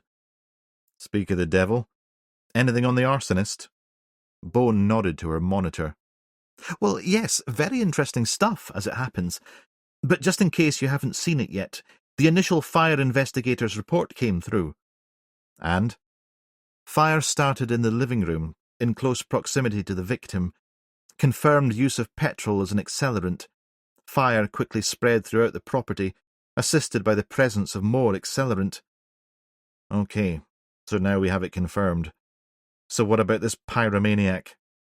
Mr. Scott Scanlon, a 42-year-old male, registered address 19 Causeway Road, Jedburgh, was convicted of multiple arson attacks over a period of 6 months, 8 years ago. He had previous convictions for 2 similar offences when he was a teenager, but his sentence was reduced as he pleaded guilty and was psychologically assessed as having a pyro fixation. Basically, he's a fire-starting nutcase. There were no fatalities, thankfully, but his third attack resulted in a security guard being badly burnt in the fire. Anything tangible connecting him to our fires here? Bone asked. I was getting to that. He was a member of a couple of animal activist groups, known to the counter-terrorism unit for extreme behaviour and plotting to attack medical establishments, companies, properties, and individuals connected in any way, shape or form to animal testing. Intelligence linked him to a specific organisation that they were monitoring, SAT, or Stop Animal Torture. But his notes also contain a wide range of weird and wonderful conspiracy theories that he raved on about during his cross-examination. His targets included the scientific head of a pharmaceutical lab, a drug storage unit, that's where the security guard was burnt, and the home of a retired professor of medicine who had been a vocal supporter of animal rights testing. Fraser fits the M.O., Bones said. At the storage unit, fire investigators and forensic teams discovered 3 empty 50-litre drums of petrol. All of the properties had been doused with the fuel, using it as an accelerant to start the fires.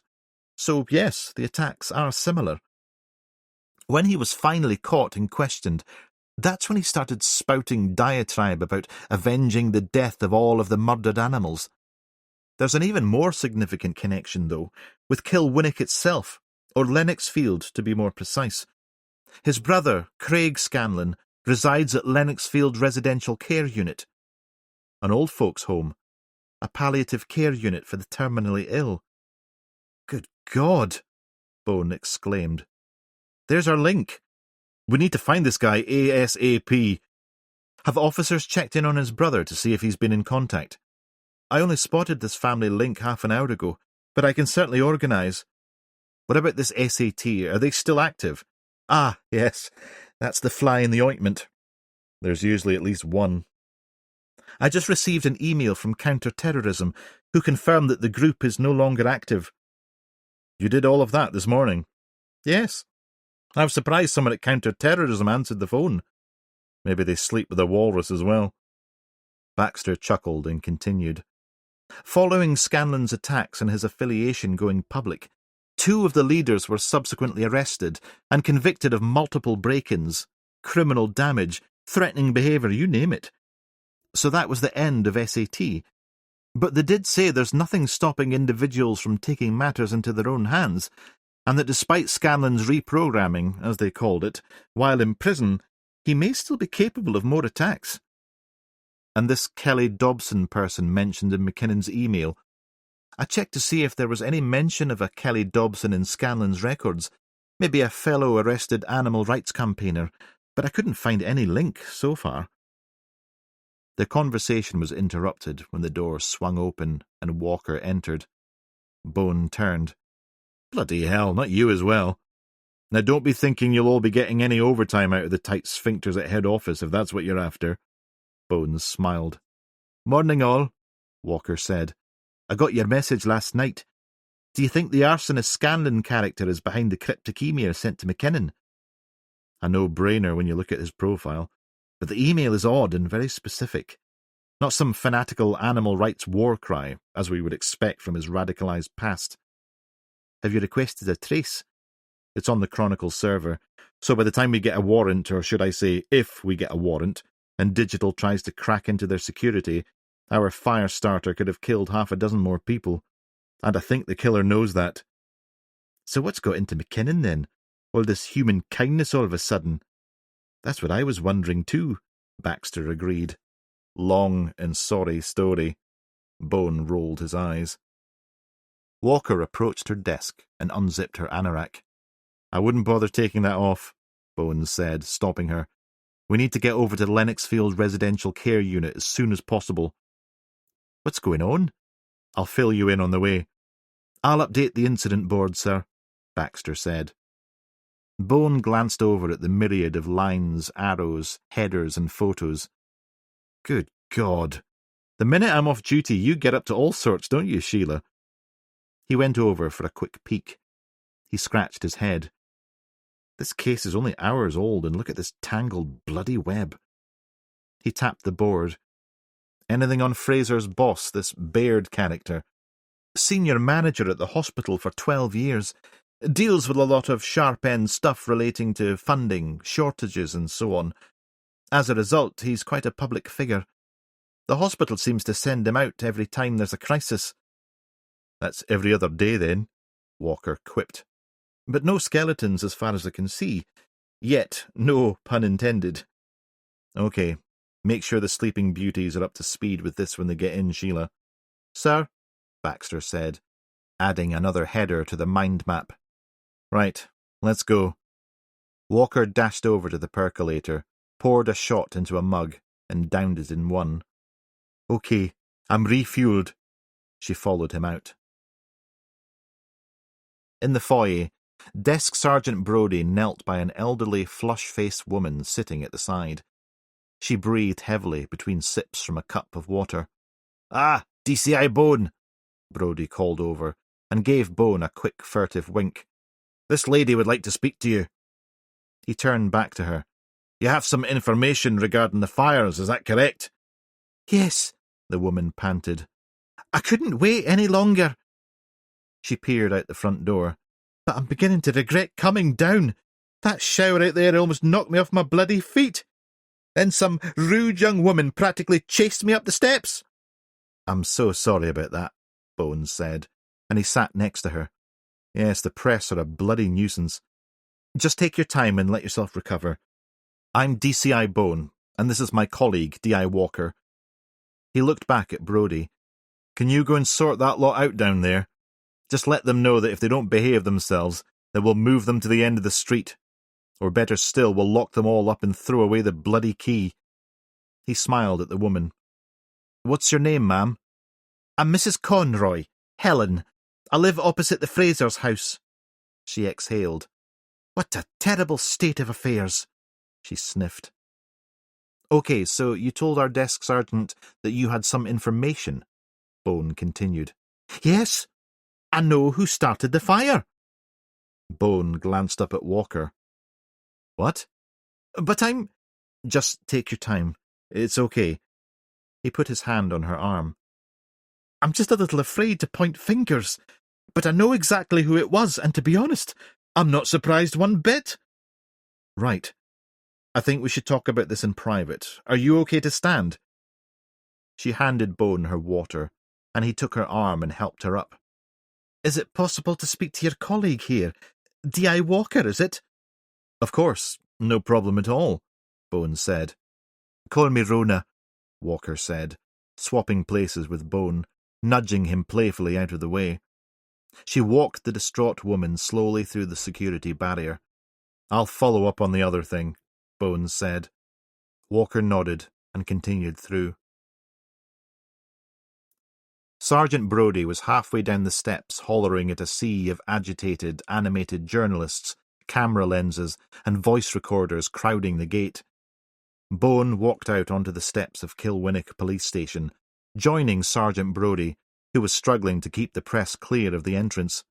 "If you lot don't move back, I'll order the riot squad to come and disperse you with water cannons and pepper spray," Brodie shouted, his face turning a shade of red that clashed horribly with his uniform. As soon as the press spotted Bone, the frenzy intensified. They pushed and shoved, hurling questions about the fire. Was it an accident or deliberate? Any suspects? Bone scanned the sea of faces for McKinnon, but the weasel was nowhere to be seen. With a bellowing, "Oi!" Bone quieted the rabble. "This investigation is in its early stages," he said, his voice stern. "Detective Superintendent Gallagher briefed you yesterday. We have no more to add at this stage. We ask that you respect the privacy of those affected. When we have more information, we will update you." "Can you confirm if there are any suspects?" a reporter shouted from the back. Bone sighed, pinching the bridge of his nose. "As I said, it's early days. We're following several lines of inquiry, but we can't comment on specifics at this time." Another journalist piped up. "What about the cause of the fire? Accident or arson?" "That's what we're working to determine," Bones said, his patience wearing thin. "Now, I must ask you all to clear the entrance and return to the street. You're obstructing access to the station, and we have work to do." The reporters shouted more questions, their voices blending into a cacophony of noise. Bone raised his hands, his exasperation evident. "Move back to the street and keep the entrance clear, or I'll have you all removed. Do I make myself clear?" A grumble of discontent rippled through the crowd, but they finally dispersed, slowly backing away from the gate. Bone turned to go back inside, but a young woman in a beanie hat and a long hippie skirt shouldered her way through the front of the pack and through the gate, her eyes gleaming with a mix of curiosity and something more unsettling. She thrust the recorder towards Bone's face.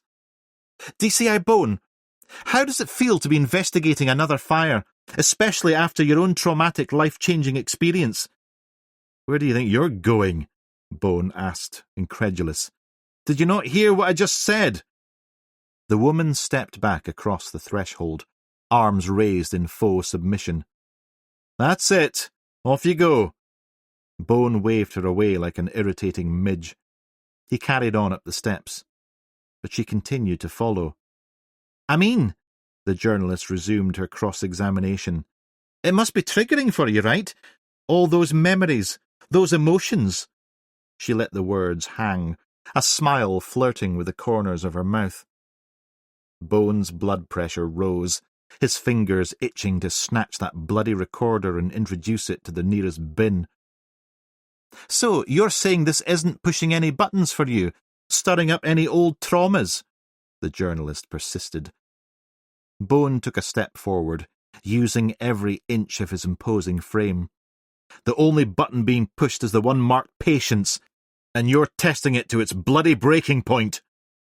Brodie moved back into his peripheral vision, ready to intervene, but Bone held up a hand, stopping the sergeant in his tracks. He had this under control. For now. "Are you?" the journalist continued. "Am I what?" "At breaking point again. I heard that happens to you a lot."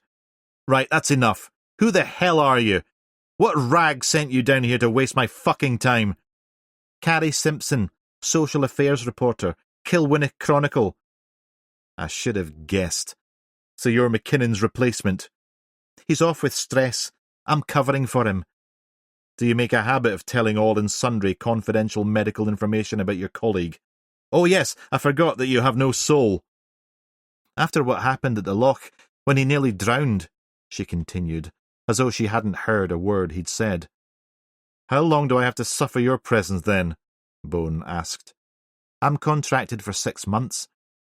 She looked him up and down. "Hell of a thing you did, saving McKinnon's life. Did that trigger your PTSD as well?"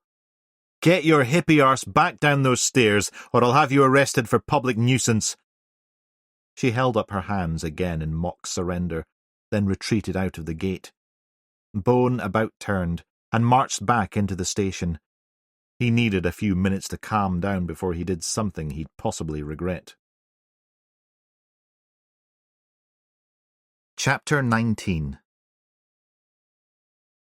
Once he'd negotiated his sab through the throng of journalists by the gate and resisted ploughing straight into them, Bone drove over to the end-of-life unit on the leafy outskirts of Lennoxfield. He rang the buzzer, and a nurse opened the front door. "Detective Chief Inspector Bone, Kilwinnock Police Station, here to see Mr. Craig Scanlon." He held up his lanyard. "Come in, Inspector. I'll fetch the manager for you." The nurse ushered him inside. Bone followed her through a tidy, brightly lit foyer, the lingering scent of disinfectant hanging in the air.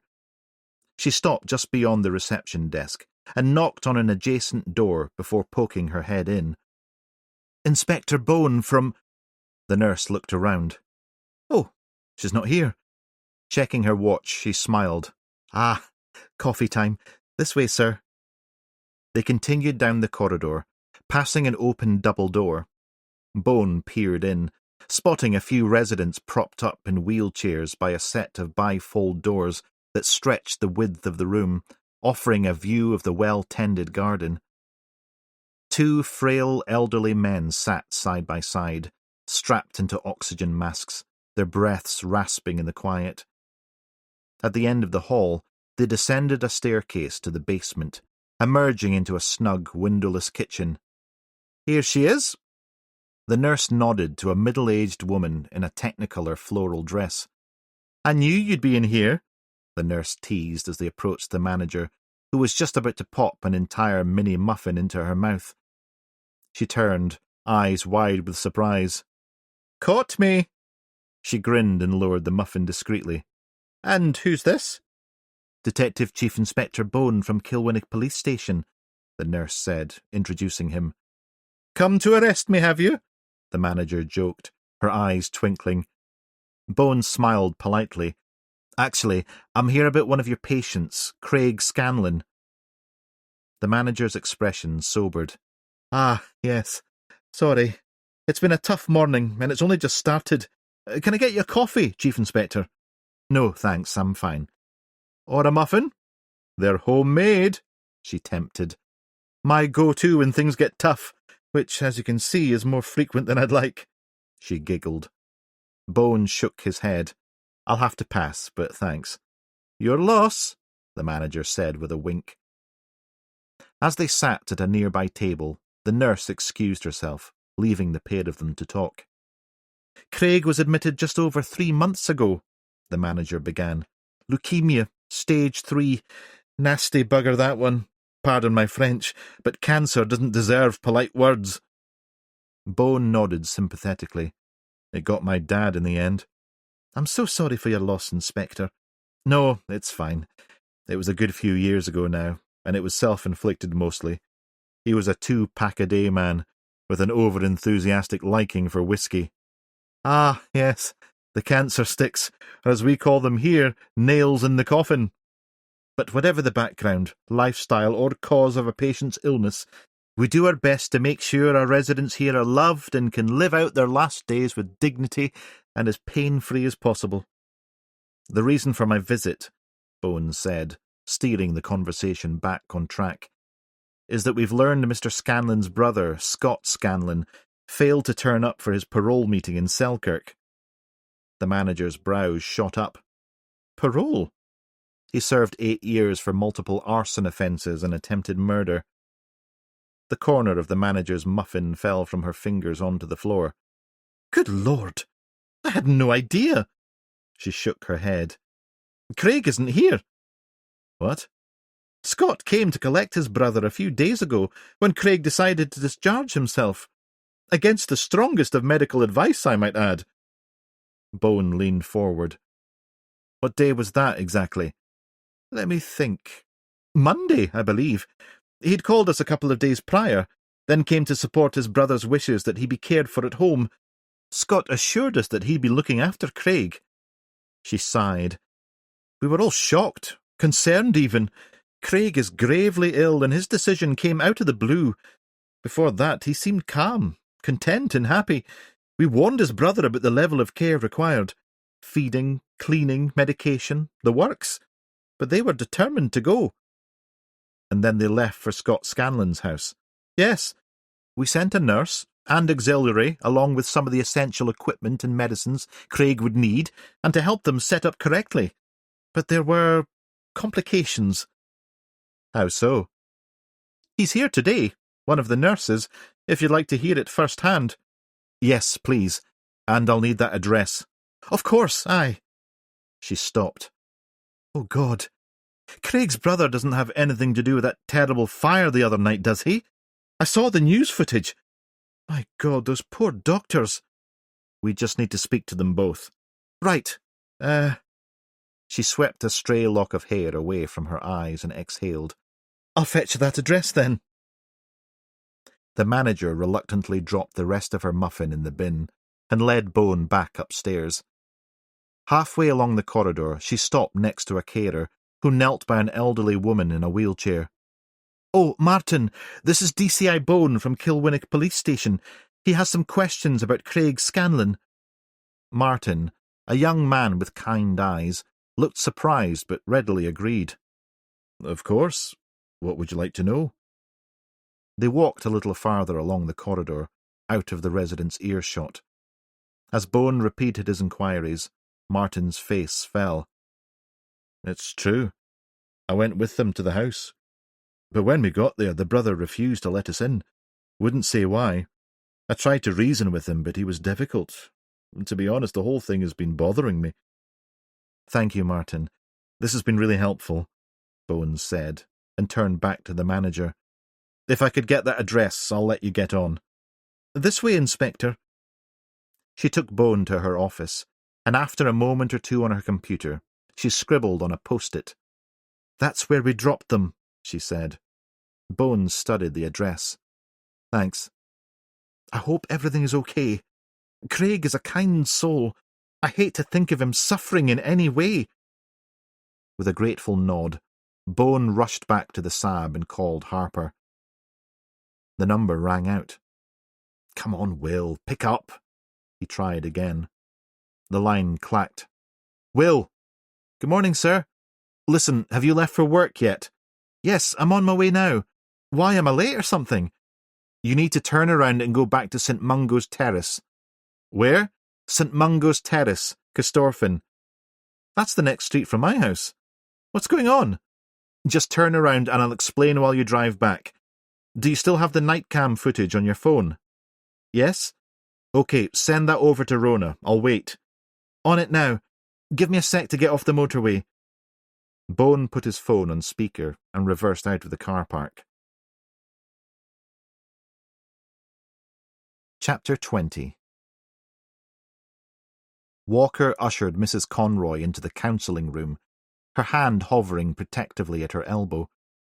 Let's get you settled here, Mrs. Conroy, Walker said, her voice gentle. She eased the old woman slowly onto one of the worn armchairs. Now, I think you need a cuppa with a wee bit of sugar to help steady your nerves. How does that sound? Mrs. Conroy nodded, sinking farther into the overstuffed armchair. Aye, that would be lovely. 2 sugars, if you don't mind. Walker busied herself with the kettle, keeping one eye on the trembling woman. The horror of the fire, the loss of her neighbours, the media circus. It was a lot for anyone to handle, let alone a respectable pensioner such as herself. She placed the steaming mug in Mrs. Conroy's hands, watching as the elderly woman took a tentative sip. A bit of colour seeped back into her cheeks. Thanks, dear. That's a lovely cup of tea. Walker sat opposite her and leaned forward. Once again, please accept my sincerest apologies for the way you were treated outside the station. Those journalists had no right to harass you like that, and I'm deeply sorry you had to endure it. Mrs. Conroy took another sip of tea, then set the mug aside. It's not your fault. I feel so guilty. Walker frowned. Guilty? Why on earth would you feel guilty? The old woman took an anxious, shallow breath, her hands twisting in her lap. I should have come forward sooner. I've been worrying myself sick over it, but I was scared. Scared of what, Mrs. Conroy? She hesitated, her gaze darting around the room as if searching for hidden dangers. When she spoke, her voice was barely above a whisper. Of him. Councillor Blackwell. He's a powerful man, a man of position. I didn't know what he might do if he found out I'd seen him that night. Walker's eyes widened, but she kept her tone gentle. I understand. It takes a lot of courage to speak up against someone in authority, but let me reassure you that we'll treat the information you give us as confidentially as we can. You're safe here. Yes, you're right. He shouldn't be allowed to get away with it, and I shouldn't be afraid of a pathetic bully like him. That's right. Good on you, Walker smiled. So, can you tell me more about what you saw that night? Mrs. Conroy gathered her thoughts. It was just after 2:30 in the morning. I remember the time because that's when I always get up to let Rebus out for his business. Rebus? My 14-year-old incontinent cat. He's been at death's door for years. Thyroid, bladder, bowel problems, you name it. You should see my vet bills. My brother says he'd hit him with a hammer for me, but that's my bloody brother for you. Walker listened patiently, allowing Mrs. Conroy to relax a little more. So then what happened? She pressed finally, before the cat saga continued any further. I was standing at the front door, waiting for the old boy to finish his routine, and I saw the councillor coming out of the side garden of number 6, the house next to the one that... She swallowed hard. He was moving quickly, like he was in a hurry, kept looking over his shoulder too, as if he was afraid of being seen. Where did he go? Down to the end of the road. Then he cut up the side lane. Did you see him again? No. She bit her lower lip. It just didn't feel right, you know? What was he doing coming out of the Finistons' property at that time of night? And you're certain it was Councillor Blackwell? It must have been pretty dark. Mrs. Conroy's expression hardened. I'd know that overinflated balloon of a face anywhere. Had a run-in with him at a community meeting a few months back about the cuts to the bus service. He was all for it. Never mind that it's a lifeline for folk like me. And the Finnison sisters were at this meeting too. Oh, aye, we were all furious. They detest him as much as I do. The cuts would mean catching 3 buses to Scotfresh in town. Utter bloody nightmare. He's selfish, that one. Out for himself and his developer pals, not us regular people. Just then, Walker's phone pinged. She glanced at the screen, her eyebrows raising slightly. Excuse me for a moment. I need to check this message. She stepped out of the room, closing the door softly behind her. Opening the text, she scanned Harper's message and tapped the video file attachment. Her eyes narrowed as she watched the footage. After a moment, she nodded to herself and returned to the room. Mrs. Conroy, she said, her voice measured. I've just received some potentially important evidence. My colleague has just sent me a video taken near the scene on the night of the fire, around the time you saw that man crossing the road. Mrs. Conroy sat up. A video? Of the man I saw? Walker nodded. Possibly. I'd like you to take a look, if you're feeling up to it. See if you recognise the person in the footage. Mrs. Conroy set her tea down, her hands trembling slightly. Yes, of course. If it will help with the investigation, I'll do whatever I can. Walker smiled reassuringly. Thank you. Your cooperation means a great deal. Now, let me just pull up the video on my iPad. The screen is a bit larger, so it might be easier for you to see the details. She retrieved her iPad from her bag and navigated to the video file. She handed the device to Mrs. Conroy and added, Take your time. If you need me to pause or replay any part of the footage, just let me know. Mrs. Conroy nodded, her gaze fixed on the screen. The video began to play. She squinted at the display, studying the figure in the footage. That's him, she said, pointing at the iPad. Walker leaned in. Are you sure it's the counsellor? Mrs. Conroy squinted again, uncertainty creeping into her voice. Without my glasses, I couldn't be 100% sure. And what's that he's wearing? Walker examined the footage. It looks like a black coat, possibly a parka. The woman frowned. That's odd. When I saw the counsellor, he was in a grey suit. But maybe he took the coat off. It's been quite mild of late. I've had to change the duvet to a lower tog on my bed. She paused, then asked, Can you play it one more time? Walker obliged, and Mrs. Conroy watched intently. After a moment, she looked up at Walker, doubt creasing her face. It was definitely him in the street that I saw, but this person here... I'm not sure. Walker nodded. Thank you, Mrs. Conroy. That's incredibly helpful.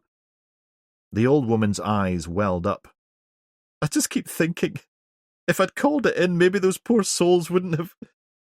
Her voice cracked, and she pressed a hand to her mouth. Walker reached out and patted her hand gently. Now, none of that. You've done a brave thing coming forward. I know it wasn't easy for you. Mrs. Conroy gave Walker a watery smile. You're a kind soul, dear. The only person responsible for this tragedy is the one who started the fire, and with your help, we're going to make sure they face justice. That's more than enough for now. Walker stood, helping Mrs. Conroy out of the armchair. I'll ask the sergeant to accompany you out the back to save you another encounter with the hyenas at the gate. Thank you for being so kind, Detective Inspector. You're a good yin. She walked her to the door and back to the foyer. Please escort Mrs. Conroy out via the rear entrance and make sure those damn reporters don't get within shouting distance. The sergeant nodded, offering his arm to the elderly woman. They disappeared down the corridor, and Walker allowed herself a moment to absorb the gravity of what she just heard and how this escalating nightmare would play out if the counsellor turned out to be the arsonist.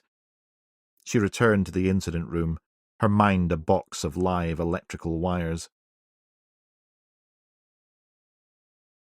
Chapter 21. Harper slowed the car and double-checked the house number on the pebble-dashed bungalow that was squeezed between two new builds that ominously surrounded their diminutive neighbour. He exhaled at the ugliness of the characterless, fake, zinc-clad monstrosities. The prospects for his own inherited relic of a house didn't bode well, though on the bright side, house prices had soared in Corstorphine, so why stand in the way of progress? He chuckled at his own hypocrisy and pulled over to survey the scene. The front garden was a tangle of weeds, bins and recycling containers strewn haphazardly across the narrow path. He climbed out, picked his way through the chaos, and rapped on the door. No answer. He tried again, peering through the grimy bay window that looked about to crumble away from the main wall. The front room was shrouded in darkness, but he could make out a single bed rammed against the far wall, medical detritus piled high upon it.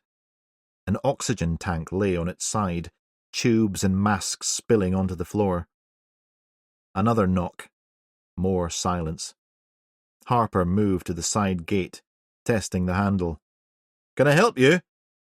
A middle-aged man in a boiler suit stood on the path behind him, a hammer clutched in his fist. "Easy," Harper said, raising his hands. "Police!" The man squinted. "William! Is that you?" Harper blinked. "Mr. Burroughs?" "It is indeed. Sorry about that. I thought someone was breaking in. I live just over there." He pointed to another identical bungalow on the opposite side of the road. "I didn't know you lived here," Harper said.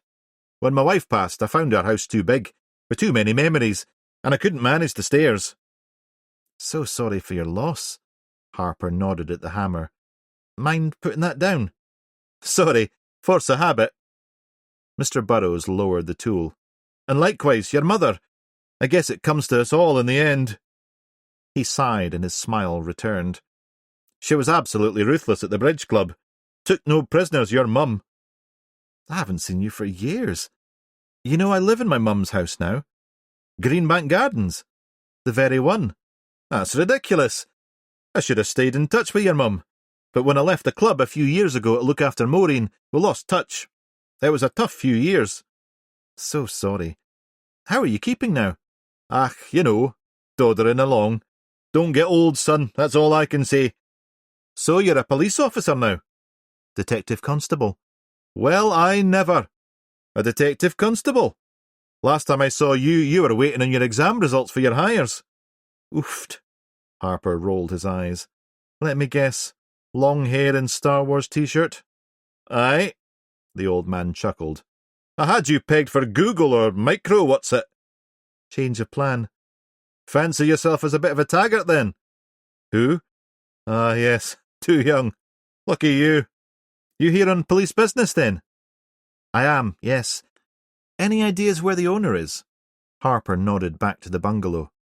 "Craig? Is there a problem?" "I just need to speak to him. Do you know Mr. Scanlon?" "Only to say hello to. He kept to himself and then disappeared when the cancer hit. Heard he was in palliative care. Terribly sad. He'd been ill for months. The place has gone to rack and ruin. The bulldozers will be in next, I suspect." "He was a resident over at the palliative care unit in Lennoxfield, but he discharged himself last Monday. His brother was meant to be looking after him here."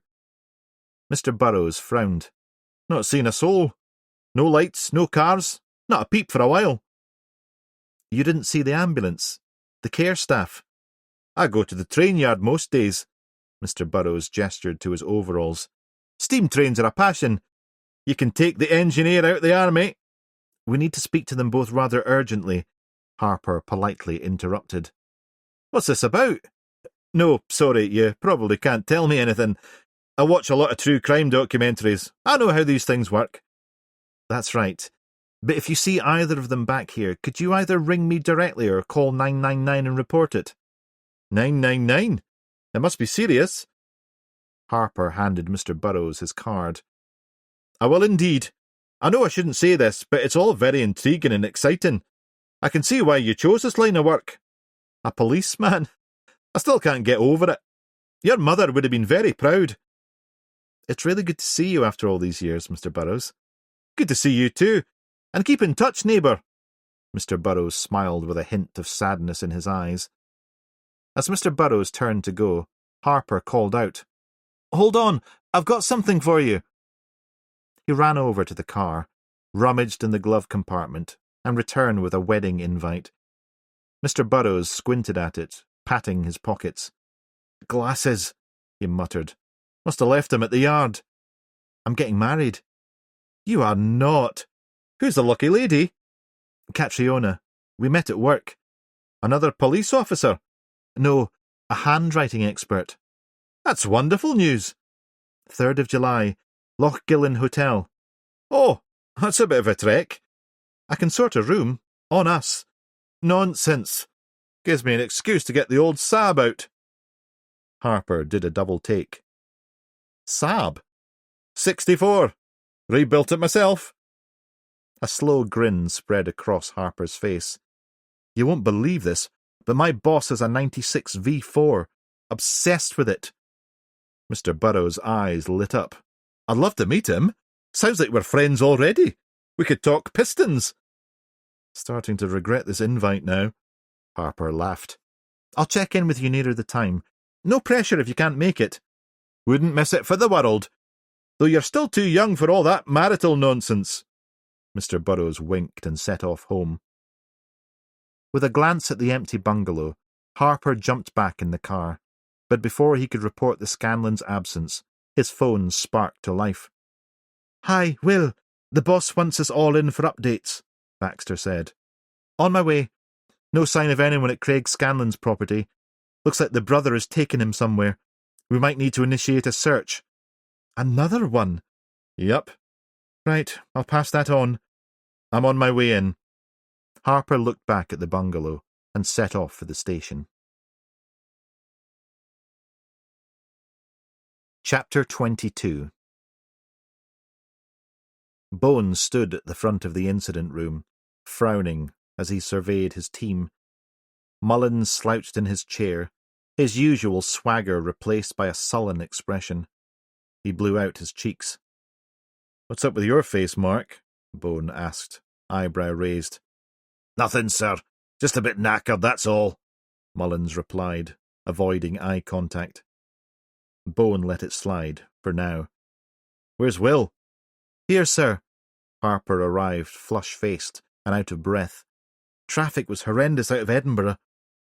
"Last time I saw a face that colour was when my Uncle Gary came back from Torremolinos," Mullins said. "Right, let's get started," Bone interrupted. "I had a call from Fire Chief Tennant last night." "Mr. Feminist himself," Walker snarled. "He informed me that 9 years ago, when he was a young firefighter, he worked down at Selkirk Fire Station." "The Borders?" Harper asked. "Last time I looked, Selkirk's still there, yes," Bone replied sarcastically. "During his time, there was a series of arson attacks that led to the arrest and conviction of a Scot Scanlon. Believing that there were similarities between the Borders attacks and the Fraser's fire, he contacted a former colleague who told him Mr. Scanlon was released a month ago on good behaviour." "Hold on. Why has Tennant not come forward with this before?" Walker asked. One of his men told him about the funnel and hose, which triggered a memory of the Scanlon case. But here's the key part. Scanlon failed to show for his parole meeting last Thursday. "Ah, fuck," Mullins said. "Can you fill the team in on what you've unearthed about this character so far, Sheila?" Baxter unbuttoned her tweed jacket and consulted her notes. "Scott Scanlon, 42, responsible for an arson campaign that went on for over 6 months in and around the Selkirk and Jedburgh areas between March and September 2014. He targeted doctors, clinicians, and pharmaceutical bosses involved in animal testing. Got 10 years, reduced to 8 for good behaviour." "Local police must have been thrilled when they finally nailed the bastard," Mullins said. Baxter nodded. "It was the near death of a security guard that finally led the investigating team to him. Apparently, when he spotted the guard, he legged it out through the front of the building, and CCTV cameras picked him up removing his ski mask. Prison records show impeccable behaviour during his term, with details of attendance at many counselling and deprogramming sessions. Deprogramming? Walker asked. Yes, he was an animal rights activist, had associations with extreme groups and believed wild conspiracy theories. Fuck's sake. Flat Earth heed the baw, Mullins grumped. I mean, if the world was flat, cats would have shoved everything off the end by now. Walker chuckled. Could all that good behaviour have just been an act to reduce his sentence? Harper suggested. Baxter shook her head. The parole board didn't think so. Mullins threw up his hands. Oh, and they never get anything wrong, do they? Bones shot him a stern look. Mark, what the hell is the matter with you? Mullins muttered something. What was that? Nothing. Why are you being so bloody disruptive? If you carry on with this, I'm going to ask you to step out. We have urgent work to do here. Harper chimed in to calm things down. Scanlon's brother, Craig, lived in Corstorphine, but following a terminal cancer diagnosis was in a palliative care unit in Lennoxfield. But he discharged himself last Monday with Scanlon's help, Bone added. Harper nodded. And now both brothers are missing. There was no sign of them at Craig Scanlon's property. So Scott Scanlon's our #1 person of interest? Baxter asked. Absolutely, Bone confirmed. Baxter went over to the incident board and shifted Scanlon's mugshot from the side to the top. Bone turned back to the team. Any more updates from the scene? Walker checked her notes. Forensics are combing the area of woods behind the Fraser's house. I found 2 discarded petrol cans, with tyre treads leading from a path out onto a lane. Again, that matches the MO from the Scanlon arson case. Where does that lane go? Out onto Bray Road. Straight into the hills, then, Harper said. That's right, Walker said. The path in the woods is narrow and not designed for vehicles, so there's a lot of damage to tree branches, the height of which suggests a van similar to the transit picked up on the speed camera. Citron dispatch, Mullins qualified. The driver would have had to force a van through. Any houses on the other side? Unfortunately not. Horsborough Close backs onto the Campsies, and the next building is a farm about 3 miles up Bray Road, so the perfect getaway. Perfect for lugging heavy petrol cans, Mullins said. And kidnapping someone, Harper added. And speaking of that, did you all get my message regarding the Chronicle email? Bone asked. The team nodded. Who's this Kelly Dobson, then? Mullins asked. The $1 million question, Baxter replied. But unfortunately, with no connecting threads, it's like firing a pistol at the moon hoping to hit it. What we do have is a potentially confirmed hostage situation, Bones said. I spoke to Gallagher last night, and he's going to request assistance from other forces to swell our search coverage. That's good. Door-to-door is underway, but we're thin on the ground and could definitely do with more support, Walker said. I spoke to her sister, Eliza Collins, in Spain. She's totally distraught, but had nothing in particular to share that might help her investigation. She said the Frasers' relationship was sound and Catherine was happy. Are we talking a national search? Harper asked. If the killer took her in a van, they could be anywhere by now, but Gallagher is on it. And uncharacteristically for him, he even suggested a public appeal and releasing some of the footage, see if it sparks any more memories. Bone faced Harper. Has Cash sent through some photos yet? Let me check. Harper went to his desk and tapped at his keyboard. Yes, 8 images in total. The monitor flashed, and the first image appeared, of the remnants of the hose protruding from the victim's gaping, charred jawbone. The team recoiled in horror. Cash identified this as the remains of a length of hose, most of which was inside the victim's abdominal cavity. It would appear the killer fed this tube down the gullet and poured petrol down into his stomach. Evil fuck, Mullins growled. Tapeworm from hell. Move on, Will, Bone urged. A second image flashed up, of the steel funnel. This was also found under the body, after forensics moved the remains. To assist the flow of fuel, presumably, Walker said. Indeed. Tennant told me it was the discovery of this funnel that triggered him connecting the fire to Scanlan's arson campaign in the Borders. Walker pulled a face. So, not the cryptic message scored into the wall, then? Strangely, that wasn't part of Scanlan's original MO, and probably also explains why Tennant didn't immediately join the dots. But, along with an actual murder, this may worryingly indicate a major escalation. Bone turned back to the monitor. Are there any of a money box and a baby photo? There's more, Mullins interrupted. Harper clicked forward, and the money box appeared.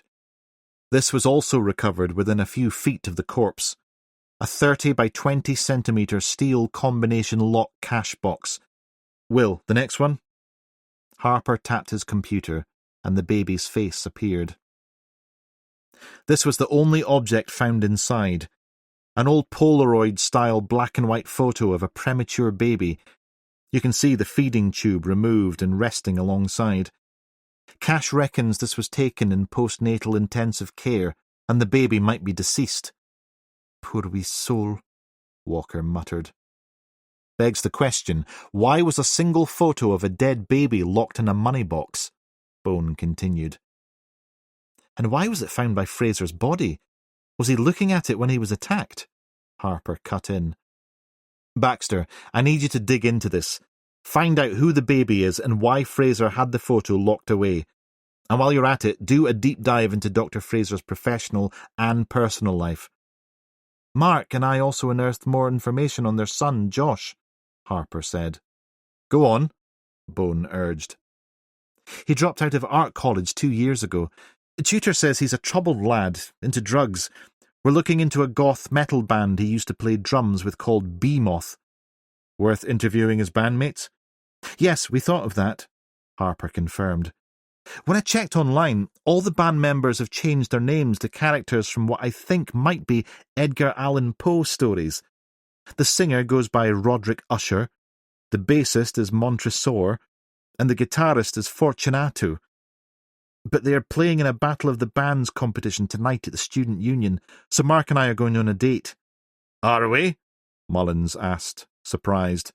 I think I'd rather have rats gnawing my gonads than spend an evening with moth-infested bat people. Good work, Will, Bone interrupted. Enjoy your date, Mark. He frowned at his colleague. Mullins exhaled. I had a chat with Fraser's boss, the director of medical care. Seems they had a pretty volatile relationship, Bones said. Baxter consulted her notes. I ran a search on him, sir, as requested. He's ambitious, ruthless when it comes to hospital budgets, but otherwise clean as a whistle. Aye, and with a sick wife and a new baby at home, I doubt he's running around setting fires, Bone agreed. Walker smirked. You think, sir? Many's a sleepless night I've had to resist. Bone pressed on. Lastly, there's the neighbour. She claims she saw Councillor Blackwell crossing the street around the time of the fire. She had a bit of a wobble when I showed her the nightcam footage, Walker said. I'm not sure how reliable a witness she is. Sergeant Brodie, who had been standing quietly at the back of the room, cleared his throat. Sir, there's been a development. The team turned to face him. Missing persons just got a call. A paramedic, Rob McNeil, never made it home from his shift. His wife's frantic. Normally they'd wait 48 hours, but given that he's medical personnel, they thought there might be a connection to the Fraser case. The room fell silent, a palpable sense of unease settling over the team. Brodie continued. His colleague said he dropped McNeil on the High Lane about 2 a.m. There were multiple roadworks, and Rob was near his home and decided to walk it. Thought it would be quicker. Clearly not, Mullins said. Brodie shook his head. His colleague is worried because it was so dark, and from experience he knows there are plenty of drunk drivers who use that road to avoid patrol cars. But McNeil insisted. Bones sighed. Oh, Jesus. Not another hit and run. I'm not sure I could cope with that. He took a moment to compose himself, then addressed the team. Right, here's what we're going to do. Baxter, I want you to look into Councillor Blackwell. See if there's any dirt we can dig up. Baxter nodded. Consider it done, sir. Harper, check in with digital. See how they're getting on with enhancing the footage collected so far, and see if any more has turned up. Mark, I want you to keep tabs on the various searches. Any developments, I want to know immediately. Aye, sir, Mullins replied, his earlier sullenness replaced by a glimmer of his usual cheek. Meanwhile, I'll update the super, Bones said, and let him know a local dignitary is now in the frame. Walker grimaced. Oh, he's going to love that. Bone turned to her. Walker, wait for me. We'll deal with the counsellor together. She nodded. Yes, sir. He addressed Sergeant Brodie. And keep me informed about the paramedic. Let's hope and pray he's just flipped out and gone to blow his savings at the casino or an all-night bar or something. As Bone left the incident room, Harper caught up with him in the corridor. Sir, a word about Mullins, Harper said quietly. Bone nodded, and they stepped to the side. He just found out his dad might have liver cancer. He went to see him, and the doctor was very concerned. I don't think he's dealing with it very well. Bone's expression softened. Christ. That explains a lot. Keep an eye on him, Will. Make sure he doesn't lamp anyone and get himself suspended. Harper nodded. Will do, sir. Bone patted him on the shoulder and headed off to update the super. Chapter 23. Walker settled as best she could into the lumpy passenger seat of Bone's pride and joy. As Bone coaxed the engine to life with a series of alarming coughs and splutters, Walker swivelled to him, a question on her lips. So, how did the meeting with the super go? She asked, bracing herself as the car lurched out of the station car park, past a group of journalists huddled together, clutching takeaway coffees and breakfast rolls. Bone shrugged, his eyes fixed on the road ahead. For the second time in 2 days, he agreed to everything without so much as a paddle, creak, or shitstorm. Seems to be a lot mellower since his wife's health scare. Walker raised an eyebrow. Really? That's not like him.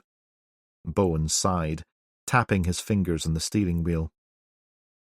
What? She said. This is between us, okay? Oh, shit. Is his wife sick again? No. He told me that head office wants him out. They're offering him an early retirement package. Seriously? Walker's eyes widened. Might explain why he's so relaxed. Doesn't give a shit anymore because he's planning on moving to a golf resort on the Costas. Walker chuckled, shaking her head.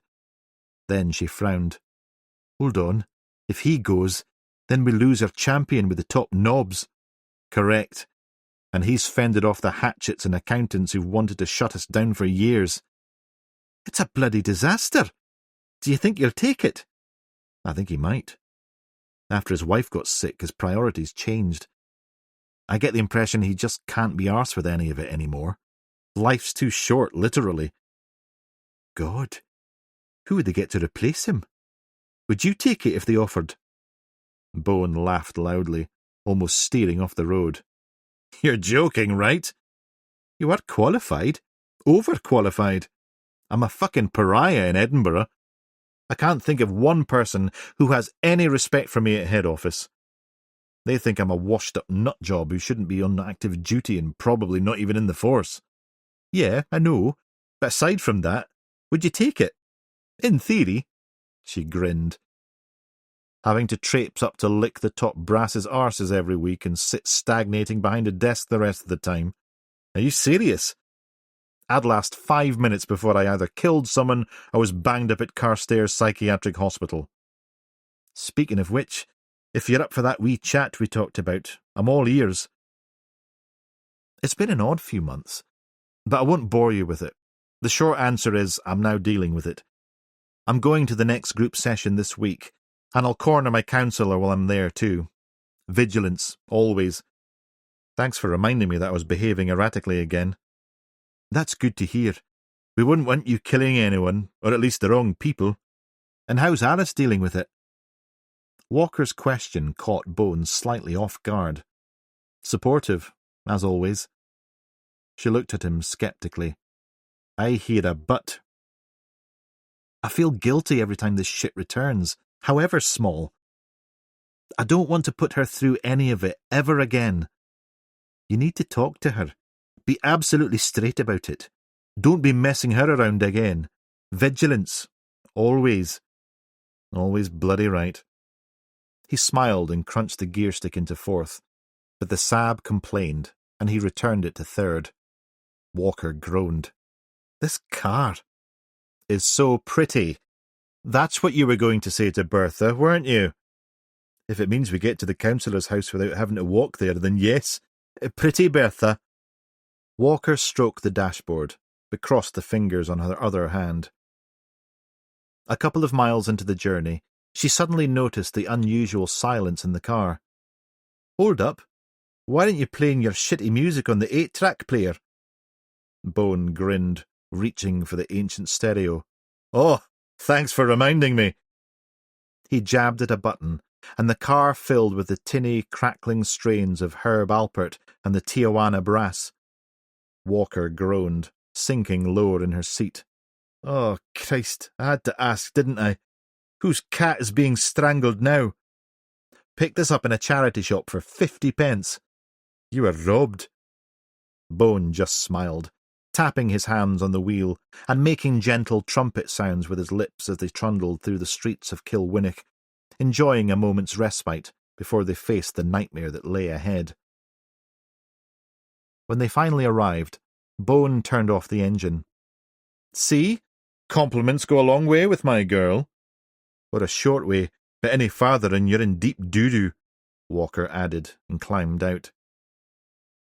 They approached the councillor's red sandstone villa, and Bone rang the bell. After a moment, the door swung open to reveal a dour-faced man in his 60s, clad in a plaid dressing gown and carpet slippers. Bone flashed his warrant card. Angus Blackwell? Bone asked. Yes, that's right, the councillor replied, appearing a little flustered. DCI Bone and DI Walker, Kilwinnock Rural Crime Unit. Can we come in? I take it this is in relation to that horrendous fire, the councillor asked. Though I thought that sort of task would be below your pay grades. Probably best if we talk inside, Bone said. Of course, yes. Come in. Blackwell ushered them into an austere hallway, adorned with faded landscapes and a grandfather clock that looked like it hadn't ticked since the Boer War. A stack of accounting journals teetered precariously on a side table. The living room was equally dreary, with doilies on every surface, and a collection of faded photographs depicting a younger, trimmer Blackwell glad-handing various local dignitaries. A well-worn calculator and a few dog-eared spreadsheets lay scattered on the coffee table. Bone and Walker settled on a dusty velvet sofa that wheezed under their weight, and they leaned awkwardly towards each other. Such a tragedy. Blackwell lowered himself into a worn armchair. Poor Dr. Fraser, and his wife. Do you have any news on their condition? Bone shook his head. The investigation is still in its early stages, Councillor. I'm afraid I can't share any details at this time. Blackwell nodded, his jowls quivering. Of course, of course. It's just the Provost is a personal friend of Catherine Fraser. She's absolutely beside herself with worry. How long have they been friends? Bone inquired. Oh, a good few years now. They met through formal events some time ago. And you, Councillor, are you friends with Catherine Fraser?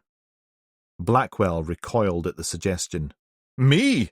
Heavens, no. I barely know either of them.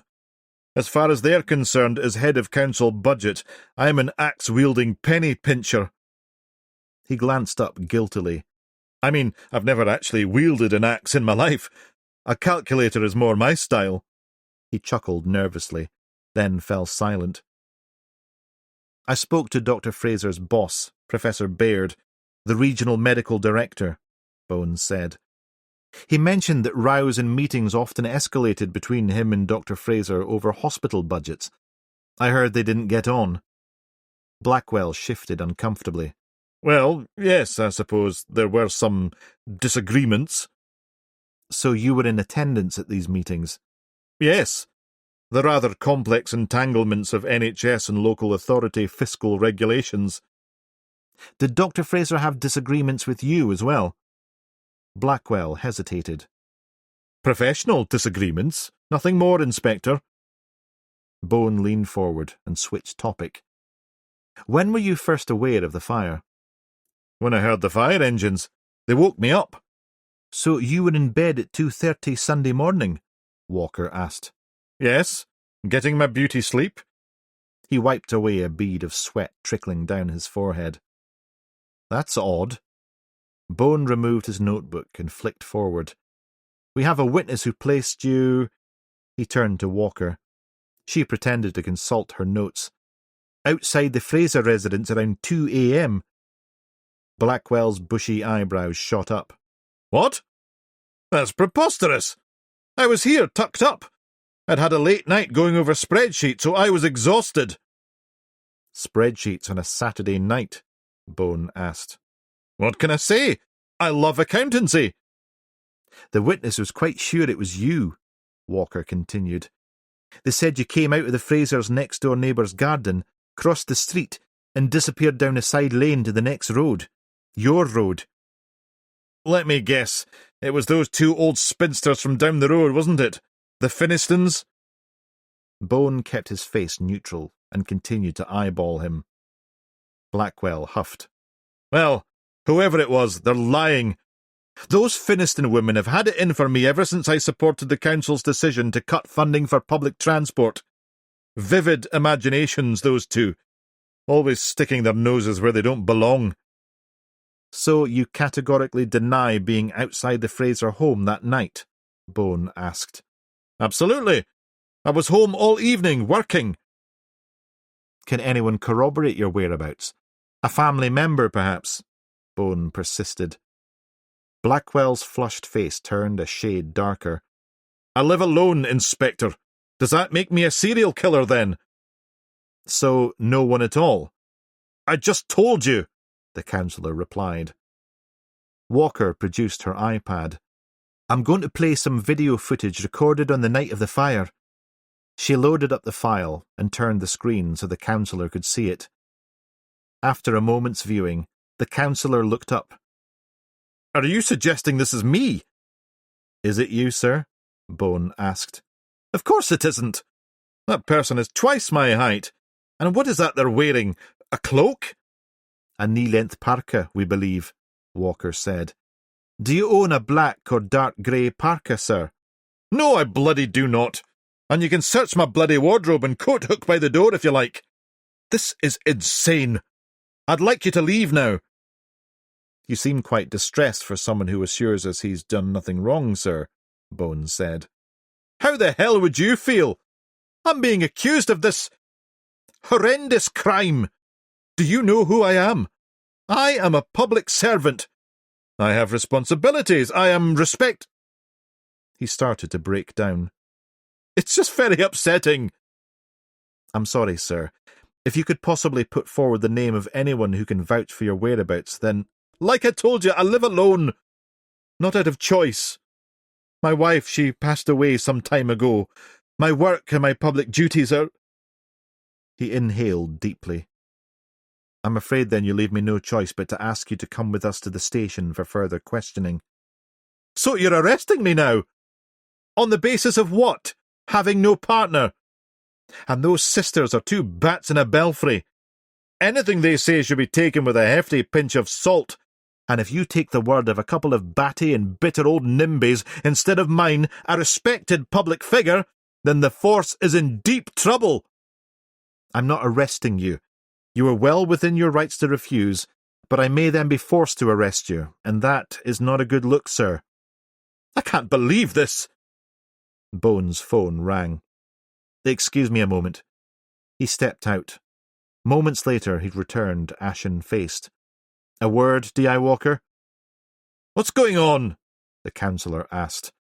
I hope that's your boss on the phone, telling you to pull your bloody necks in. Out in the front garden, Bones stopped. Sir? Walker asked. That was Sheila. Transport has found a burnt-out Citroen van at the top of Meikle Hill. They found the missing paramedic on the road, unconscious. He sustained a serious head injury and third-degree burns to his arms and legs. But he's alive? Barely. He's been rushed up to the head injuries unit at Stirling Royal. His wife is up there now. Bones sighed. We'll need a couple of officers up there to scene guard the victim. She's already done that, Walker nodded, and ordered them to bag the paramedic's clothes. Okay, let's get this one back to the station and stick him in a holding cell for now. I'll grab Mark and we'll head up to the crime scene for a look. What do you want me to do? Could you go to the hospital and speak to the wife?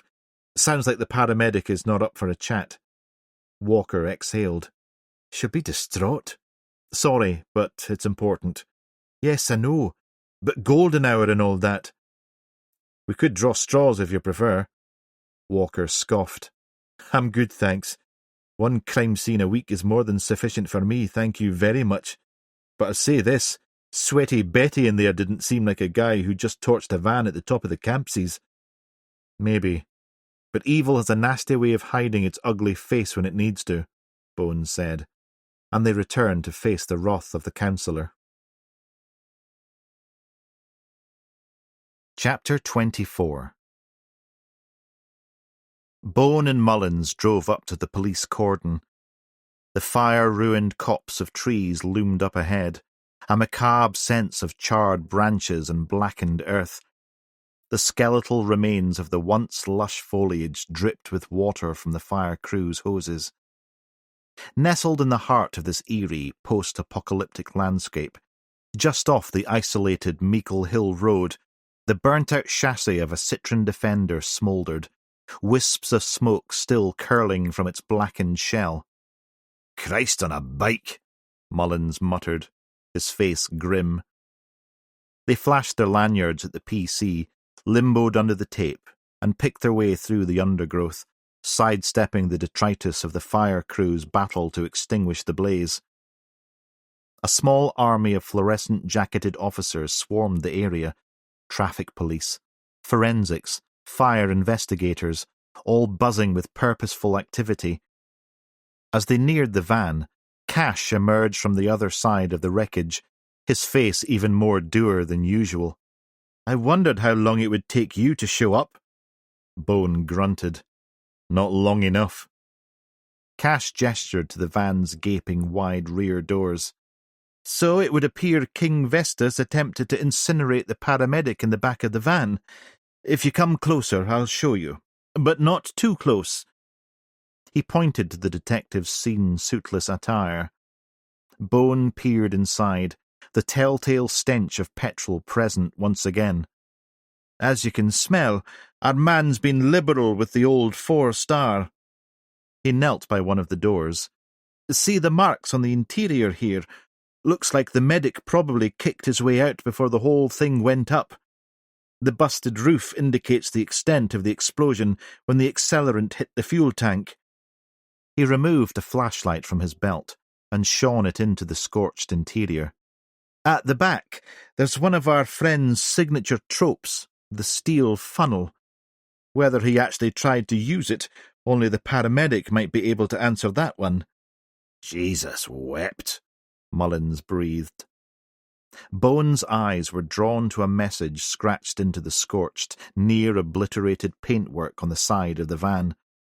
The same chilling words they'd found at the Fraser scene, the first line of the Hippocratic Oath. First, do no harm. "Looks like our nutjob's got a theme going indeed," Mullins said, his voice tight with anger. The wail of an approaching siren heralded the arrival of Chief Fire Officer Tennant. He leapt from his Range Rover, his face thunderous as he stormed towards Bone. "DCI Bone! What the hell is going on here? Another incident with my officers risking life and limb, and you're still no closer to catching this lunatic. I bloody warned you about him." Bone bristled, taken aback by the fire chief's verbal onslaught. He squared his shoulders. "We're doing everything we can. My team is working round the clock." "Your team?" Tennant spat.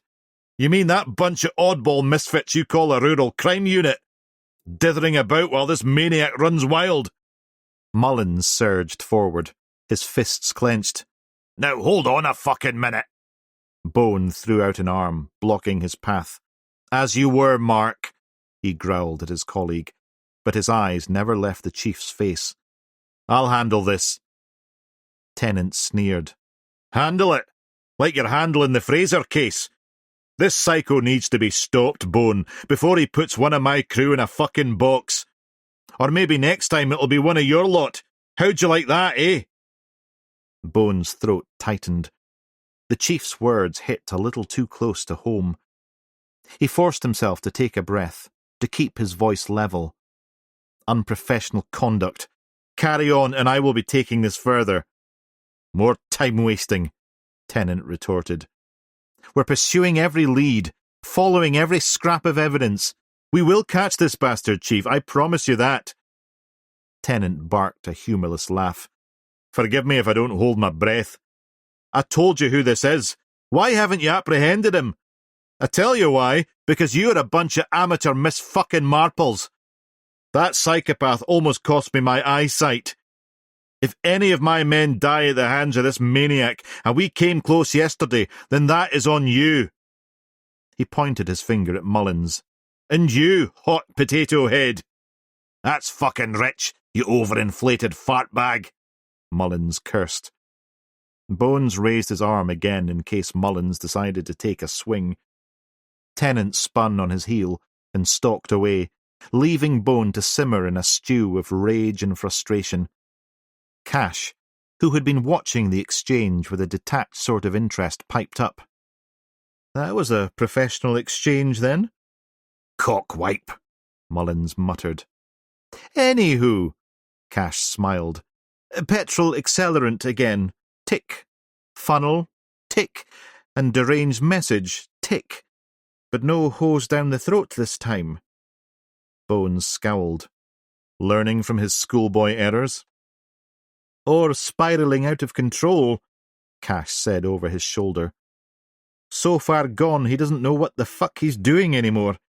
Hence the paramedic's miraculous escape. I'd call that a fuck-up, big time. Bone felt a sudden, overwhelming need to be anywhere but there. He turned to Cash. Send over the scene photos as soon as you can. Every detail, no matter how small. Cash nodded. Probably best out of it for now, Duncan, he whispered, so not to be overheard, then went back to the grim task at hand. As Bones strode away from the smouldering wreckage, Mullins caught up with him. Fuck's his fucking problem? I don't know. I suppose frustration, like the rest of us. Aye, but there's no call for that bollocks. I wish you'd have let me lamp him one. Fucking arrogant clown. Just get in the car, Mark, Bone ordered. They sat for a moment, both seething in their own skin. Finally, Bone turned. I heard about your dad. Shit. I told the young Jedi to keep that to himself. He was worried about you earlier, in the incident room. Are you okay? He came out of nowhere. 1 minute he was being his usual racist, sexist, happy-go-lucky, offensive self, and the next he turned yellow. Doctor said it could be a tumour on his liver or pancreas. So sorry, mate. Are they going to operate? Later on today. Then we'll know one way or the other. God, you should be over there now, then. Nah, I'd just be stoating about, annoying the arse off everyone in the home. No good to nobody. He chuckled. Even this hellhole and that wanker are easier to deal with than my da. How's he doing? Ah, he's no clue. Thinks the home has turned him into a banana. Oh, dear. Well, that's a blessing, I suppose. Saves him the worry. I haven't told my sisters yet. I don't know how to. You could wait until they have results. Aye, but what if he, pegs it? The doctor said there's a risk at his age. Right enough. Then you're probably going to have to. Ah, Christ. That's what I was thinking.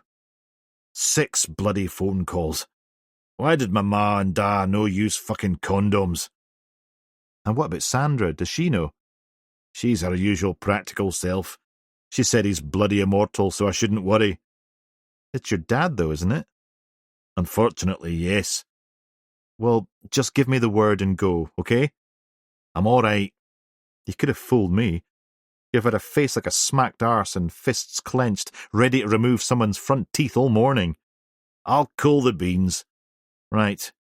I think we need to put a bomb up those search teams and start doubling down on the persons of interest that are racking up. Let's head back. Bombs up arses? You're talking my language, sir. Yes, but words, not actual bloody Semtex, Mark. Spoil sport. Mullins pulled a face and belted up. Chapter 25. Walker approached the reception desk of the head injury unit at Stirling Royal Hospital. The smell of disinfectant and the hushed atmosphere set her nerves on edge. "I'm looking for Rob McNeil," she said, flashing her ID at the nurse behind the desk. The nurse nodded, her face grim. "Follow me, please." "How's he doing?" Walker tried to keep stride with her. The nurse hesitated. "Not good, I'm afraid." But before she could elaborate, they came to a room marked ICU-1. "He's in here." She pushed the door open. Walker stepped inside, the steady beep of the life support machine filling the air. The paramedic lay motionless on the bed, his head heavily bandaged, face battered and bruised, eyes swollen shut.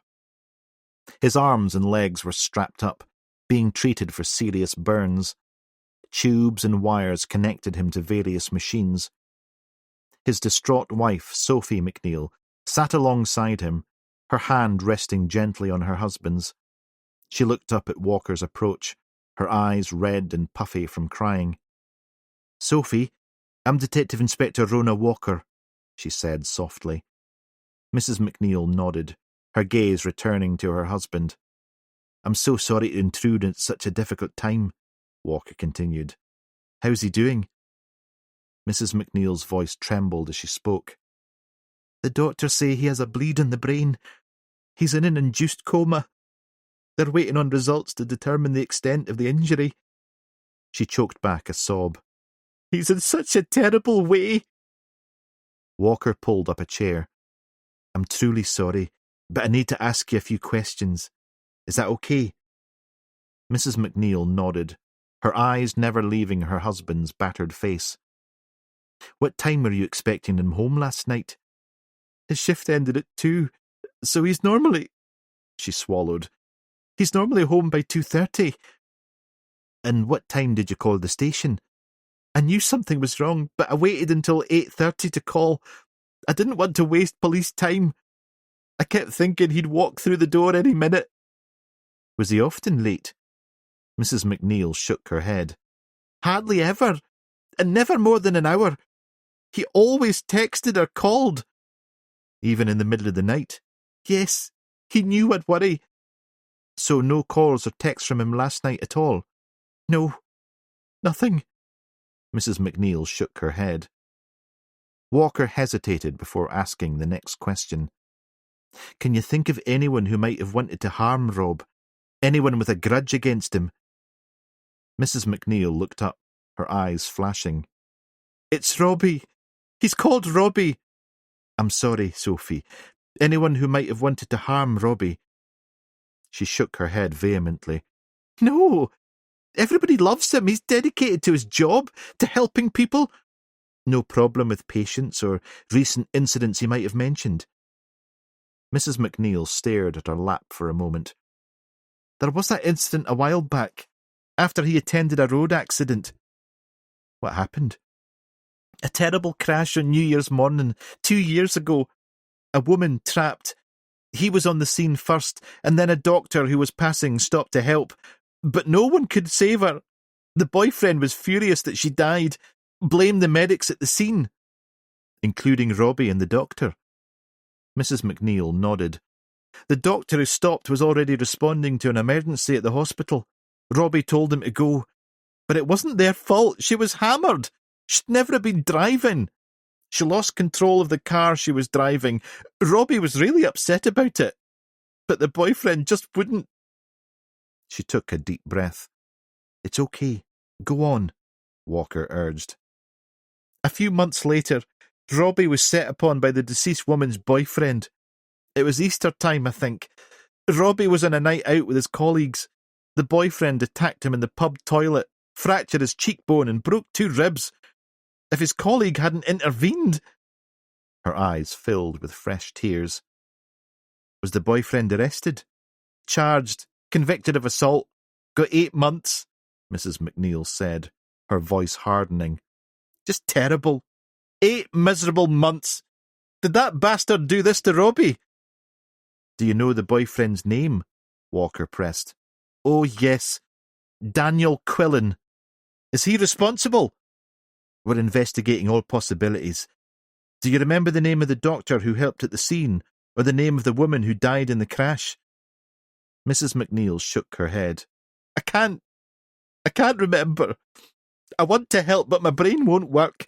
I just can't think anymore. At that moment, a nurse entered the room and moved to check the paramedic's vitals. Sophie's attention snapped back to her husband, her hand tightening on his. Walker stood. Thank you, Sophie. You've been a huge help.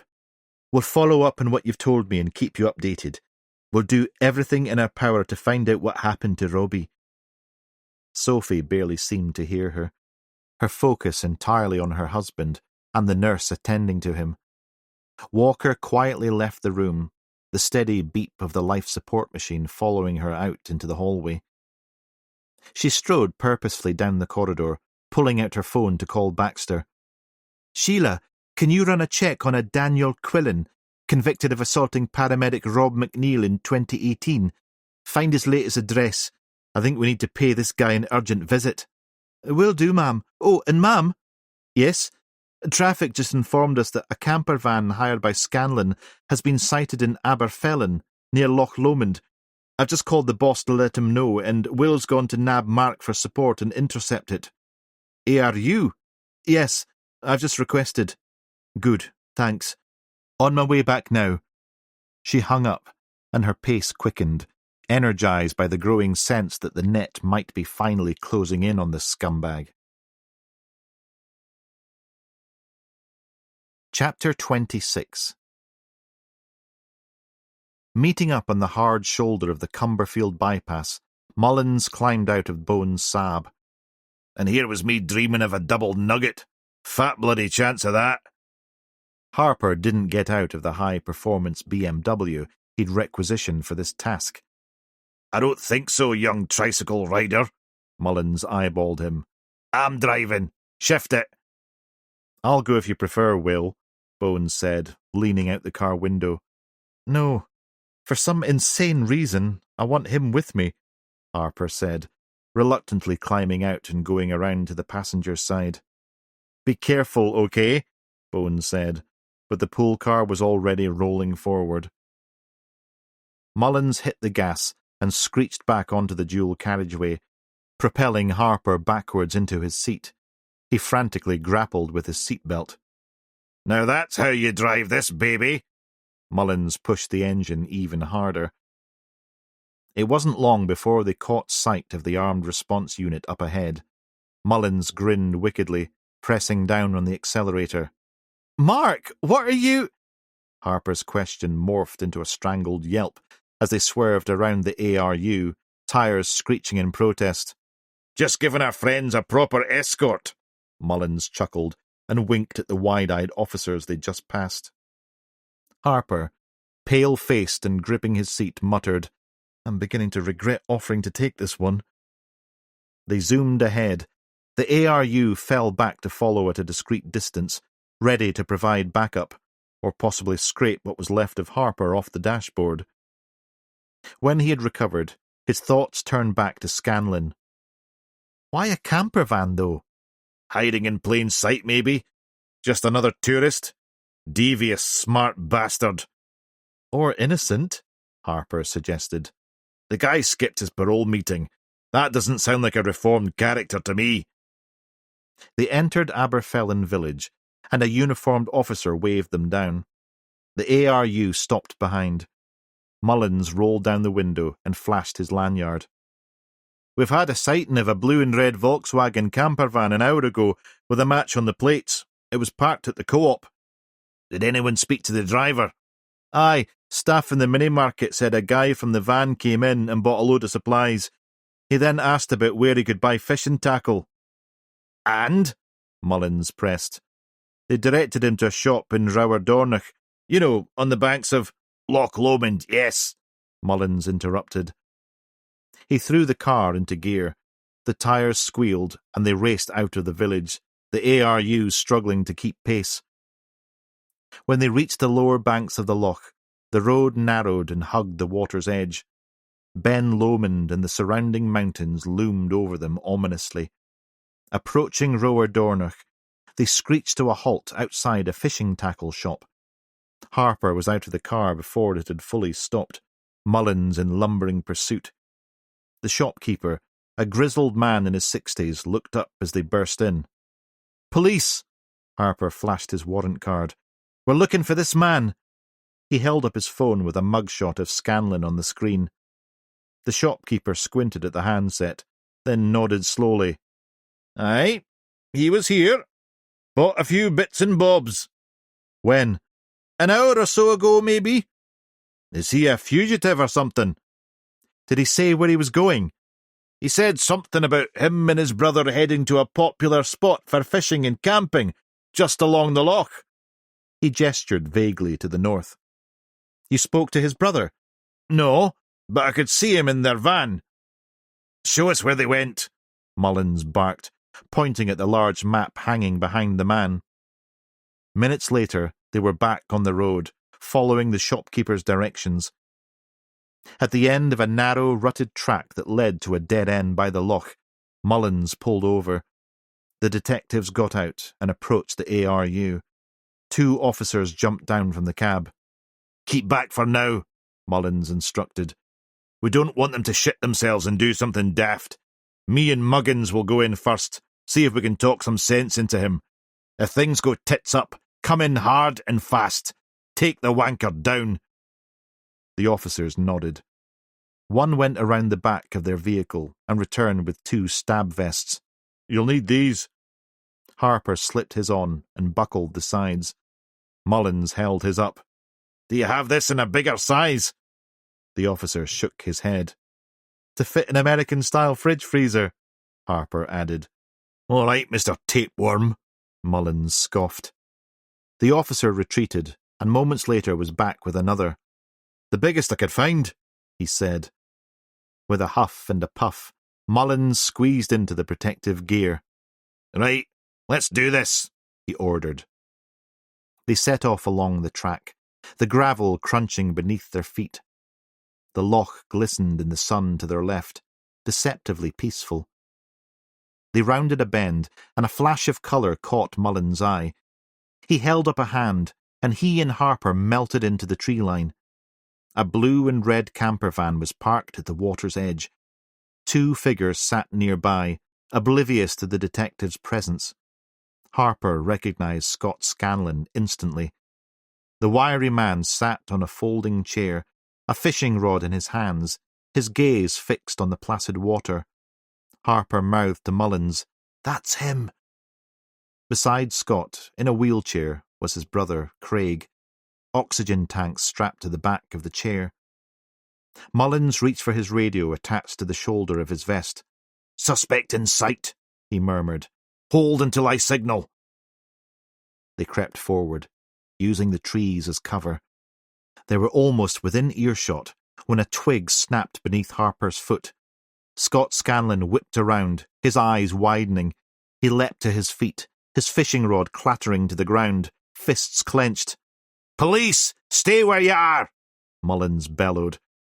Scott scanned left and right, looking for an exit, like a cornered rat. He made a run at Mullins. The armed officers burst from the trees, weapons trained on the brothers. I told you to hold it! Mullins waved his arm at the officers. In panic, Scott took off along the narrow lochside beach. His brother let out a strangled cry, his hands scrabbling at his oxygen mask. I'll deal with him! You go! Harper shouted. Stand down! Mullins ordered the ARU officers. Craig Scanlon slumped forward in his chair, his breath coming in ragged gasps. Harper rushed to his side, his hands steady, adjusting the man's oxygen mask. "Medical assistance!" Harper called out. An officer whistled, and a paramedic came running out of the woods. "Breathe, Craig," Harper murmured. "Nice and slow. You're all right." Mullins pursued Scott along the beach and across slippery, moss-covered rocks towards an outcrop ahead. "Give it up, Scanlon!" Mullins called after him. But the fugitive continued on, stumbling over the wet terrain, trying to get past the obstruction. Mullins clambered over a boulder, lost his footing, and landed heavily on his side. "Fuck's sake, Scanlon! Don't be a dickhead!" He scrambled back to his feet. "Your brother's fucking dying back there!" Scott stopped, turned, and lunged at Mullins, but Mark saw him coming. He countered with a full-force rugby tackle, jettisoning them both into the water. They thrashed around for a moment, limbs tangled together, until Mullins got the better of him, hauling him upright by his drenched anorak. Scott yelled in pain as Mark extended the man's arm back and up. "Does that hurt? Oh, I am sorry, dickwipe." Mullins glanced back at the beach. Harper was at the water's edge, sniggering. "Are you going to help me or what?"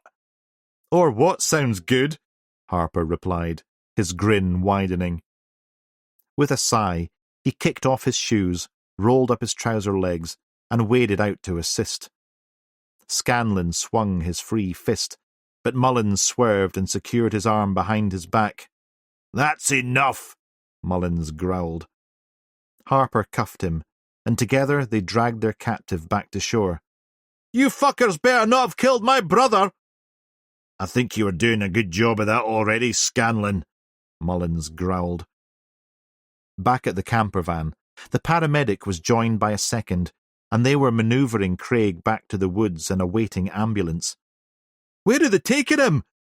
"Back to the care he needs, shit for brains," Mullins said, wringing out the sleeves of his ruined suit. "Look at the state of this. What a fucking clown you are." "This is total fucking harassment," Scanlon snarled. "Armed response for missing one parole meeting. You cunts must be fucking bored off your skulls. Is this how you get your fun? Hunting down a free man who served his time and his brother who has fucking days to live?" "Scott Scanlon, I'm arresting you for the murder of Dr. Andrew Fraser," Harper started. "Who the fuck is the kid?" "You do not have to say anything, but it may harm your defence if you do not mention when questioned something which you later rely on in court. Anything you do say may be given in evidence. Do you understand?" "I understand that you bastards have fucked everything," Scanlon exhaled. "All I wanted to do was say goodbye to my brother. Why don't you just leave us both alone? A few days, that's all I wanted." Two uniformed officers took Scanlon away. As they went, he called back, "Please!" "That went well." Harper's grin returned. "Shut it, Specky." Mullins removed a shoe and emptied the water out. "I'll have to tell the boss that we have a new wild swimmer in our midst." "You'll be swimming up your own colon canal shortly, pal," Mullins threatened. "How's the brother doing?" "Death's door. No thanks to Scanlon." "Stupid arsehole. Taking his brother out of the home like that." "To be honest, I sort of understand. If it was my brother's last wish to go fishing, I'd probably want to do the same." "Or if you just fried a couple of people, then you might use your brother as cover." "There's that too. I suppose when we get him in the interview room, it'll all come out in the wash." Harper chuckled. "You think you're so fucking hilarious, don't you?" "My only regret is not taking any photos for the incident board. At least it was a distraction." "It wasn't until you reminded me, bellend. I can see this is going to be a very long journey back to the station." Mullins pulled at the soaking fabric around his crotch and waddled up the path. Chapter 27. "You're back," Bones said, spotting Rona by the incident board, sipping a large mug of steaming coffee. "How did you get on?" Oh, is there any of that left? Sorry, I pinched the last one. I'll share this one with you if you like. No, you look like you need it more than I do. Carry on. All pretty traumatic, as you would expect. But to be fair to Mrs. McNeil, she was very helpful. She reported that 2 years ago a Daniel Quillen assaulted her husband following the death of Quillen's girlfriend in a car accident. Get this, she told me that a doctor also stopped to help the injured woman, but he had to leave to attend to an emergency at the hospital. The boyfriend blamed McNeil and the doctor for failing to save his girlfriend and lashed out. Did Mrs. McNeil give you names of the doctor and the accident victim? Bone asked. Sadly not. Gotcha! Baxter yelled from behind her desk. God, Sheila, I didn't even see you there. Sorry, sir. I've been running checks on Mr. Quillen. 2 years ago, he served 8 months for the aggravated assault of Mr. McNeil. I couldn't find an address for him, no council tax records, which suggests he might be in a hostel or B&B. However, he does have a job and is currently employed by Parcels First. A delivery driver? Bone asked. Looks like it. Their depot is out at the Cumberfield bypass. I've just bloody come from there, Bone complained. Right, Rona, let's go. Sheila, can you ping me the exact address? I'll do that now. Oh, and before you distract me again... She pursed her lips. Sterling Royal finally got back to me. There was one documented fatality in the neonatal unit over the New Year period, 2021. A Nathaniel Black, mother Sadie Black. Father? I know where you're going, but no, Sadie Black was a single mum, no father on the birth register. And sadly, tragically, Sadie Black died of cancer 6 months ago, so a dead end as far as any potential grieving parents out for revenge are concerned. But, and this is a big but, her eyes widened, the consultant in charge was none other than Dr. Andrew Fraser. Cause of death, respiratory failure. Eureka! Great work, Sheila, Bones said. I aim to please. She smiled again and rummaged in her bag for her lighter. Never a dull moment, Walker said, and put her jacket back on. The Parcels First delivery warehouse was a hive of activity when Bone and Walker arrived. Delivery drivers and loaders buzzed up and down the aisles of the warehouse, shuffling parcels and packages with practised efficiency. The detectives approached the supervisor's office, where a harried-looking man barked orders into a radio. Thomas Hanks? Bone asked, flashing his badge. The supervisor looked up, his eyes narrowing. Aye, that's me. What can I do for you, officers? Bone raised an eyebrow. Any relation to the Hollywood star? Hanks sighed. Not worth it, mate. I've heard them all. Walker stepped in before Bone could misfire another of his embarrassing jokes. We're here about one of your drivers, Danny Quillen. What's that wee shite done now? He stopped, dashed out onto the floor, and bellowed at an employee who dropped a parcel on his way to one of the vans. Any comeback on that one, and I'll be on your arse, McCabe. The packer scowled and returned to the conveyor belt at the other side of the floor. Numpties, the lot of them, he complained. Anyhow, Danny, he's been with us for about 7 months now. Not the best employee, if I'm honest. He's got 2 disciplinary warnings for tardiness and failed deliveries. 1 more strike and he's out. Bone nodded thoughtfully. So not employee of the month, then? He's a sullen, uncooperative loner.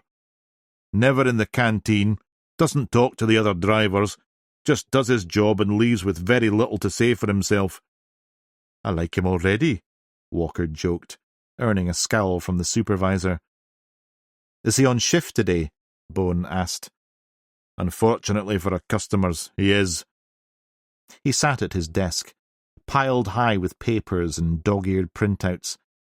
After a few clicks of the keyboard, he located Quillen's van. Says here he's out at Shilling Flats, Northfield Heights. Van registration is GS67OLV. Lovely spot. What it lacks in basic human dignity, it makes up for in organised drug dealing, Walker said. Aye, our drivers have to keep their wits about them. Vans get broken into all the time. Bloody disgrace. Good job Parcel First Insurance covers the losses then, isn't it? Walker said, her dislike for the supervisor growing by the second. Hanks shook his head. Drivers have to pay for what they lose. Company policy. Of course it is, Bones said. Well, thanks for your help, Mr. Hanks. We'll let you get back to intimidating your staff. You try doing this job. See how long you last, the supervisor replied. They left the depot, and Bone glanced at Walker. Not fancy it, then? I think even our career choice is marginally better, but it's a close shave. Right. Faulty Towers, then? Walker rolled her eyes. I'll try to contain my excitement, sir. At the car, Walker slipped behind the wheel, ignoring Bone's pained expression as he eyed the passenger seat with trepidation. I don't know why I gave in to your demands for a pool car, Rona. He slid down into the BMW's soft leather upholstery and sighed. I was just thinking that very thought. She fired up the engine and pointed the car in the direction of Shilling Flats. A hair-raising, tires screeching 10 minutes later, Walker pulled up by a dilapidated 70s tower block. She was out of the car before Bone could prise his white-knuckled fingers from his seatbelt. They spotted Danny's van parked haphazardly by the curb. Walker squinted up at the building, scanning the balconies. There! She pointed to a distant figure going door to door on the 6th floor. Come on, before he makes a run for it. Bone legged it towards the building entrance, Walker hot on his heels. 6 thigh-knackering flights of piss-soaked concrete later, they arrived on the floor, just in time to see the figure disappearing into a flat. Police, open up! Bone hammered on the door. A startled cry, then the door cracked open. Bone shouldered his way in to find a terrified postman, clutching a handful of letters, chatting to a young woman. There he is! Walker yelled from the balcony, her Hebridean lilt sharpened by adrenaline.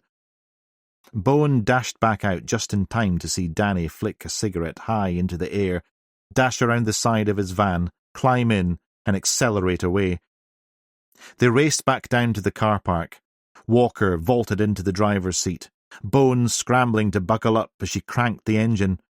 The van shot out of the car park and tore off along the street. Hold tight, Walker cried. Don't worry, I intend to. Bone's knuckles whitened again around his belt. She stamped the accelerator, and the pool car took off, leaving a plume of burning rubber smoke. She searched under the dash and hit the siren. Bone's stomach lurched. The car swung out onto the main road, the tires kissing the curb with a loud thump. The 2 vehicles zipped through the town centre, scattering shoppers and pensioners like skittles. Danny swerved onto Glenbrae Road, almost hitting the number 47 bus. Then, at the bottom of the high street, he took a sharp right and cut across the Coachman Hotel's car park, narrowly missing a cleaner out for a sly smoke. "Where's this idiot going?" Bones shouted. Walker drove past the car park entrance. "He went in there." Bone thumbed the turn. "Only one way out on the other side. This way's shorter." Walker raced on, and the van emerged from the rear exit a few feet in front. She sounded the horn on top of the siren, but the van kept going. "God's sake," Bone complained. When they reached the outskirts of Kilwinnock, Danny's van kicked up gravel. It fishtailed down a country lane. Up ahead, Bone spotted open playing fields. Danny's rear lights flashed red. "Here we go!" Walker hit the brakes, Bone's seatbelt saving him from a Glasgow handshake with the windscreen. Danny leapt out of the van and stumbled across the boggy grass. Bone thumped the dashboard, his patience unravelling. "Why do they always run? Just once I'd love one of these muppets to do us a favour and just give it up and save us the pointless puff." But Walker was already out of the car, sprinting at full pelt and gaining on Danny with every stride. A few feet from the farthest goalposts, she was within grabbing distance. She was about to launch herself at him when Danny stopped dead and spun around, hands raised in submission. All right, I'm sorry. Please don't get me sacked. Bone loped up behind Walker, breathing heavily. I think you've got a wee bit more than losing your job to worry about. Walker snapped the cuffs on Danny's wrists, and Bone recited the caution. Daniel Quillen, I'm arresting you on suspicion of the attempted murder of Robert McNeil. Quillen's face crumpled in shock. The paramedic? Kill him, he slurred. Yup. Word is you had a pretty big axe to grind, what with him not being able to save your girlfriend. Oh, come on, I've not been near him. Like you weren't near him the night you hospitalised him. Oh, Christ, you think I ran because I killed him? That's how it's looking on the ground right now, Mr. Quillen. Bone leaned in, his keen senses picking up the stench of stale booze. Have you been drinking? I just had a wee snifter this morning to steady my nerves. I wasn't going to drive pissed, I swear. Please, I'm no drunk. They marched him back to his van, the detectives on either side, propping him up, his legs wobbly. Bone wrenched open the passenger door and picked up a half-empty whiskey bottle from the seat. Danny hung his head, tears and snot mingling on his chin. That was last night. I forgot to clear it up. Bone looked skyward in disbelief. Aye, right, and I'm Shane McGowan. Wind your neck in and get in the car. That's why I belted it one. I only had a couple. I can't lose my job. I'll be back on the street again. Danny dissolved into snotty sobs, his bravado deserting him. Why would I kill him now? You think I'm stupid? He slurred. I'd be the first person you'd come for. And here we are, Walker smiled. I did 8 months inside for my stupid fucking temper. I've regretted it every fucking day since. Prison was the worst time of my life, which I'm never going to repeat. I cracked up in there, man. You can't send me away again. His sobs intensified. Please, I learnt my lesson, I swear. I'm a changed man. Changed for good. Quillen meekly allowed himself to be bundled into the back of the pool car, Walker slamming the door with a bit more force than was strictly necessary. Bone raised an eyebrow. Nice driving, by the way.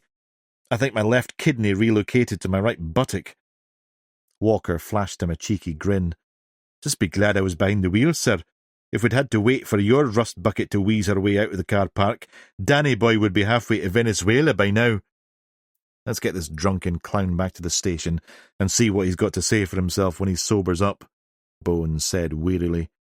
Judging by what's left in that bottle, and the stench from the human distillery in the back, I think that's going to take a while. A while is something we don't have. Pinching his nose, Bone climbed back in the car. Try not to breathe until we get to the station, he snarled, glaring at his captive. Danny's head dropped, and he started snoring.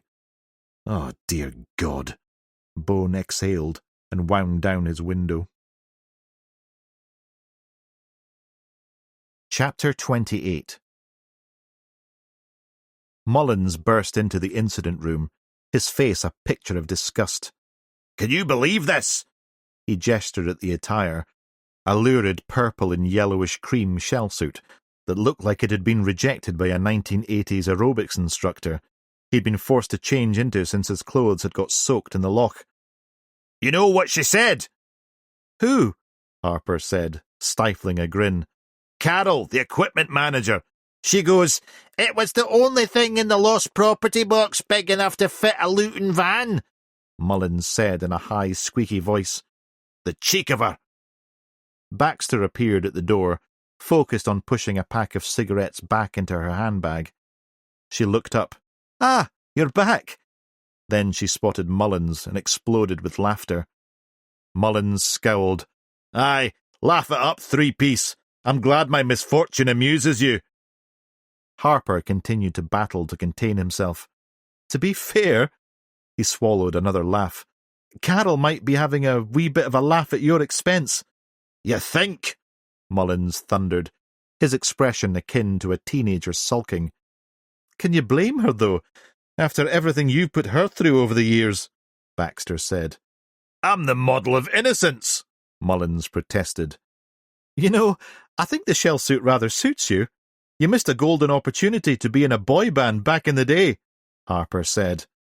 "Or a drug dealer from the Northlands estate," Baxter chuckled. Mullins tugged at the jacket, which strained across his broad chest. "Aye, right-o." He shook his head. "Let's just get this over with. Where's our fire starter?" "He's in interview room 2, and he's not a happy camper," Baxter said. "Me and him both," Mullins grumbled. Mullins and Harper made their way down. Through the newly installed one-way glass, they could see Scott Scanlon, a wiry man with a shock of red hair and a face that looked like it had seen the end of a few fists. He paced the room, his hands clenching and unclenching at his sides, his slight frame vibrating with pent-up anger. Mullins and Harper entered, the shell suit momentarily throwing Scanlon off his stride. "Sit down, please, Mr. Scanlon." "How's my brother? Is he okay?" Scanlon asked. "Now," Mullins ordered, pointing to the chair across the desk. Scanlon reluctantly complied. "He's being well looked after," Mullins said after a moment. "Fucking police brutality, that's what it was. I'll be complaining, believe me." "You do that. We'll give you the address and number to ring at the end of our wee chat." Scanlon fell silent. The detective sat opposite, Mullins flipping open a file, setting the recorder running, and quickly going through the introductory blurb. He sat back. "Mr. Scanlon, before we begin, you have waived your right to a solicitor present, is that correct?" "I've no done anything wrong. I just want to get back to my brother before you lot do him in." "We'd like to ask you a few questions about the fire at the Fraser's house." Scanlon's eyes flashed with surprise. "What?" "Oh, fuck. I see. Right. I get it now." He shook his head. "What do you get?" Mullins asked. "Fucking stitch up." He smiled and nodded. "Under pressure to solve your investigation, are you? Well, let me tell you right now for your wee tape." He leaned closer to the recorder. "I had nothing to do with that. I've been with my brother." Mullins raised an eyebrow. "Aye, about that. You want to tell us why you skipped your parole meeting?" "Crime of the century right there. I got a call from my brother's care home. They said..." His face fell. "They said Craig was in his last days. I had to go to him." Harper cut in. "We understand this is a difficult time, Mr. Scanlon." Mullins shot Will a look. "But we still need to account for your whereabouts." "Good cop, bad cop," Scanlon smirked. He slumped back in his chair and ran his hand over his face. "Craig's all I've got. He looked after me when we were kids, you know. Our parents, they were useless drunks. Craig made sure I had food, clothes, got to school." His eyes welled up. "And now, with his leukemia, it's my turn to look after him." Mullins flipped a page in the file. "Says here you were an animal rights activist. Got a bit of a record for targeting healthcare and pharmaceutical types in the borders." Scanlon's head snapped up. "That was years ago. I was in a bad place. Got in with the wrong crowd. They programmed me, exploited me. But I've changed. My stretch in prison, the counselling, it helped me see how wrong I was." "Programmed you, did they?" Mullins pressed. "What, like the CIA does with a secret army of squirrels? Next thing you'll be telling me they made you wear a tinfoil hat. Very easy to pass the buck, Scott." Scanlon's face reddened, but he didn't rise to the bait. "I know how it sounds. I take full responsibility for my actions, and I served my time. But I was vulnerable. I am not that person now." He took a shuddering breath. "I blame myself for Craig's illness. The stress I put him through back then. I'll never forgive myself." Mullins leaned forward. So where were you on Sunday morning, around 2 a.m? I told you I was with Craig. We were parked in a lay-by off a lane near Loch Lomond, in the camper van I hired. Harper slid a photo across the table.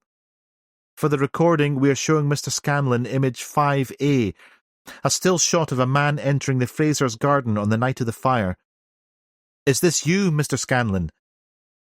Scanlon stared at the photo, his face reddening. That's not me. I don't know who that is, but it's not me. Harper produced another photo. And now a second image, 5B, of a vehicle captured on CCTV. Is that your Citroen van crossing Hag's Hill that night? Mullins asked. Scanlon slammed his hand on the table. Are you deaf? I told you I was in a hired camper van. I've had it for 10 days. That's not my van in that photo. I don't own or drive a Citroen. Mullins smiled, his tone conciliatory. Temper, Mr. Scanlon. That sort of behaviour can get you into all sorts of trouble, as well you know. Piss off! Scanlon folded his arms. Harper intervened again. Look, Scott, we can clear this up quickly. Just give us the passcode to your mobile phone. We can check your location data for the night of the fire. If you were where you say you were, you'll be ruled out and you can walk out of here. Scanlon's face darkened. He shook his head vehemently. No way. You're not going through my phone.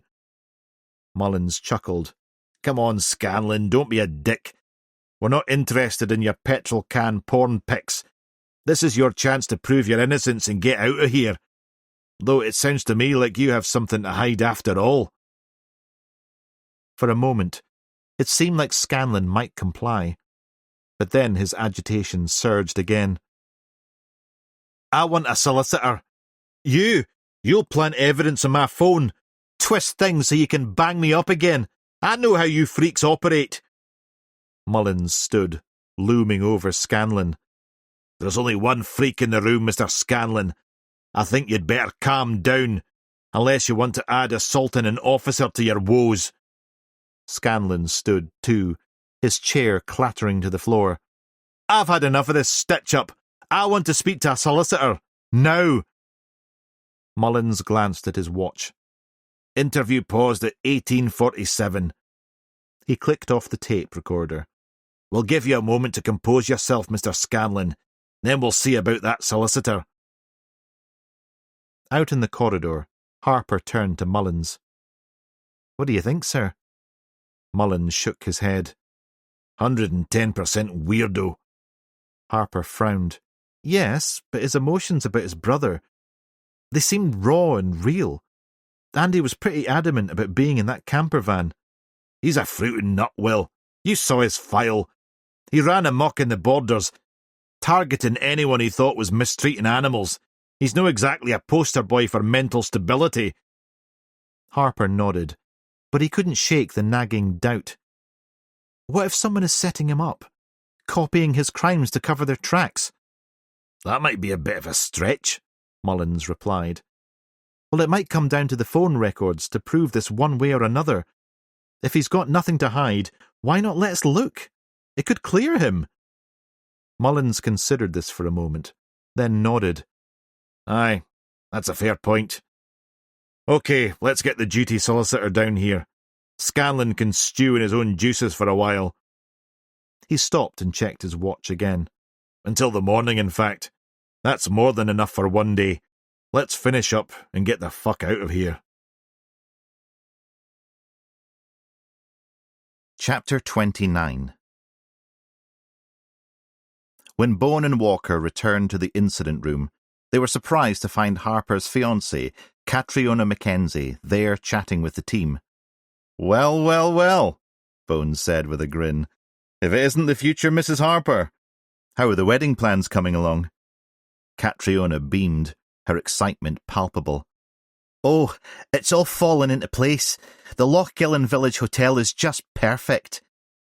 Bowen chuckled, a mischievous glint in his eye. I've had a word with Andy, the chef. Told him to make sure every course in the wedding breakfast includes mackerel. Walker's face paled, her eyes widening in horror. No, no, no, she muttered, and shook her head vehemently. I can't. Not again. The smell, the taste, it was everywhere. The team erupted in laughter, the tension of the case momentarily forgotten. Bone, catching sight of Mullen's attire, couldn't resist a comment. What in God's name are you wearing, Mark?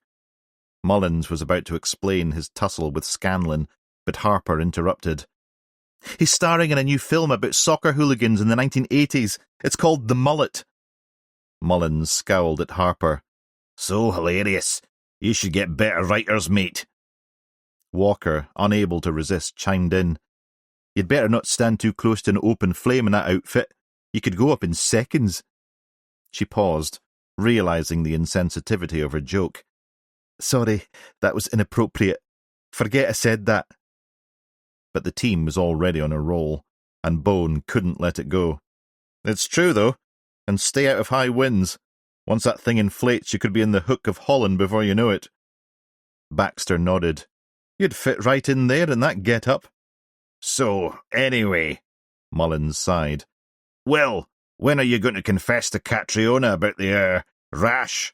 It's a birthmark, Harper protested. Yes, I secretly swabbed that and sent it off for analysis before I agreed to marry him, Catriona cut in. He's also shown me his giant wart, and I think we can work around that, though I may need a ladder. The team erupted in laughter again. She's all right, that one, Mullins grinned. Oh, God, what have I let myself in for? A Mullins at work and now another at home. Harper winked at his bride-to-be. Baxter grimaced. 2? Of him? Perish the thought. Walker changed the topic, as it was making her feel queasy. Are you still running with the Star Wars theme for the wedding? Mullins' eyes widened. Star Wars? Nobody told me about that. I smell a set-up here. I'm not wearing donuts on my scone, I'll tell you that much. Don't worry, Mark, Will said. We've got the giant Jabba the Hutt costume all ready for you. Catriona laughed. We started with these big, extravagant plans, with all sorts of details from the whole franchise. But then we realised we'd probably be the only ones who would get most of the references, so we've toned it down a bit. Bone pouted. Boo! I was so looking forward to wearing a stormtrooper outfit. Harper shook his head. No, sir. We had you down for Obi... Wanker Nobby, Mullins finished. The oldest member of the cast, cheers. That has been noted in your record, Will. There will still be a few surprises, though, Catriona continued. Baxter clapped her hands. Oh, I'm very excited. My husband and I never go out anymore. Mullins smirked. Too busy at the loom, weaving all that Harris tweed. Baxter shot him a withering glare, but the twinkle in her eye betrayed her amusement.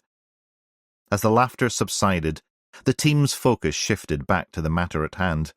Catriona, I take it you're here not just to laugh at Mark's get-up, but because you've had a look at the latest message scratched into the paintwork of the burnt-out van, Bone asked, his tone turning serious. Catriona nodded, her professionalism sliding into place.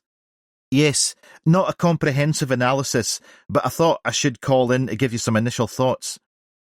She gestured to the monitor, where Harper had displayed high-resolution images of the scratched message, "First, do no harm." I've conducted an initial analysis. There are some interesting features here.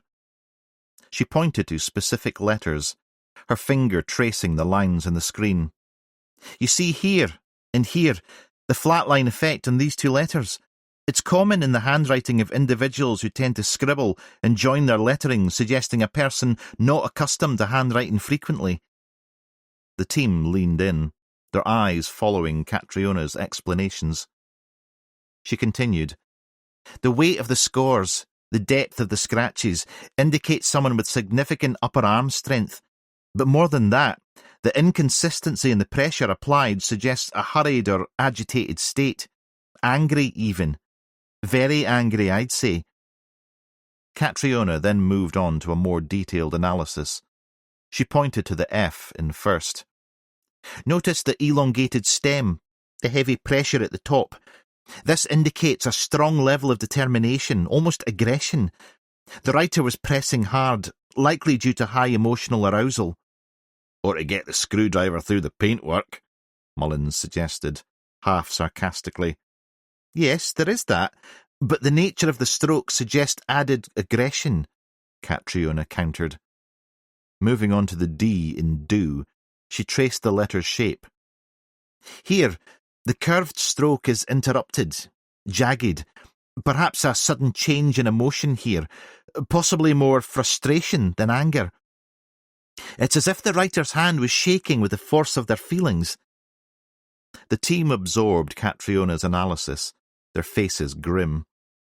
She pointed to the H in harm. The crossbar of the H is slanted upwards, a sign of optimism, of hope. But look at the final stroke, how it slashes downward, crossing through the other letters. This is perhaps a mark of defiance, of contradiction. It's as if the writer is at war with themselves, their principles clashing with their actions. Bone frowned. A conflict between their conscience and a desire for revenge. Justice. Catriona nodded. That's certainly one interpretation. The message itself, first do no harm, is of course the core tenet of medical ethics, and certainly points to the possibility of revenge for harm-doing, but with clear intent to publicly shame in some way. Mullins frowned.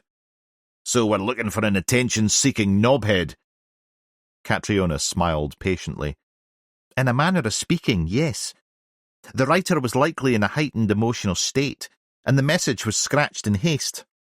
The depth of the scores, particularly here, she pointed to a particularly vicious-looking gouge, is shouting a declaration. It speaks to a level of rage that's quite unsettling. Bone rubbed his chin thoughtfully. Rage. Interesting. So we're not just dealing with a calculating arsonist, but one with a serious emotional investment. Walker nodded. That tracks with the brutality of the murders. This isn't just about the fires, it's personal. But it could also be an Achilles heel, a weak spot. Emotion and calculated crimes don't usually mix.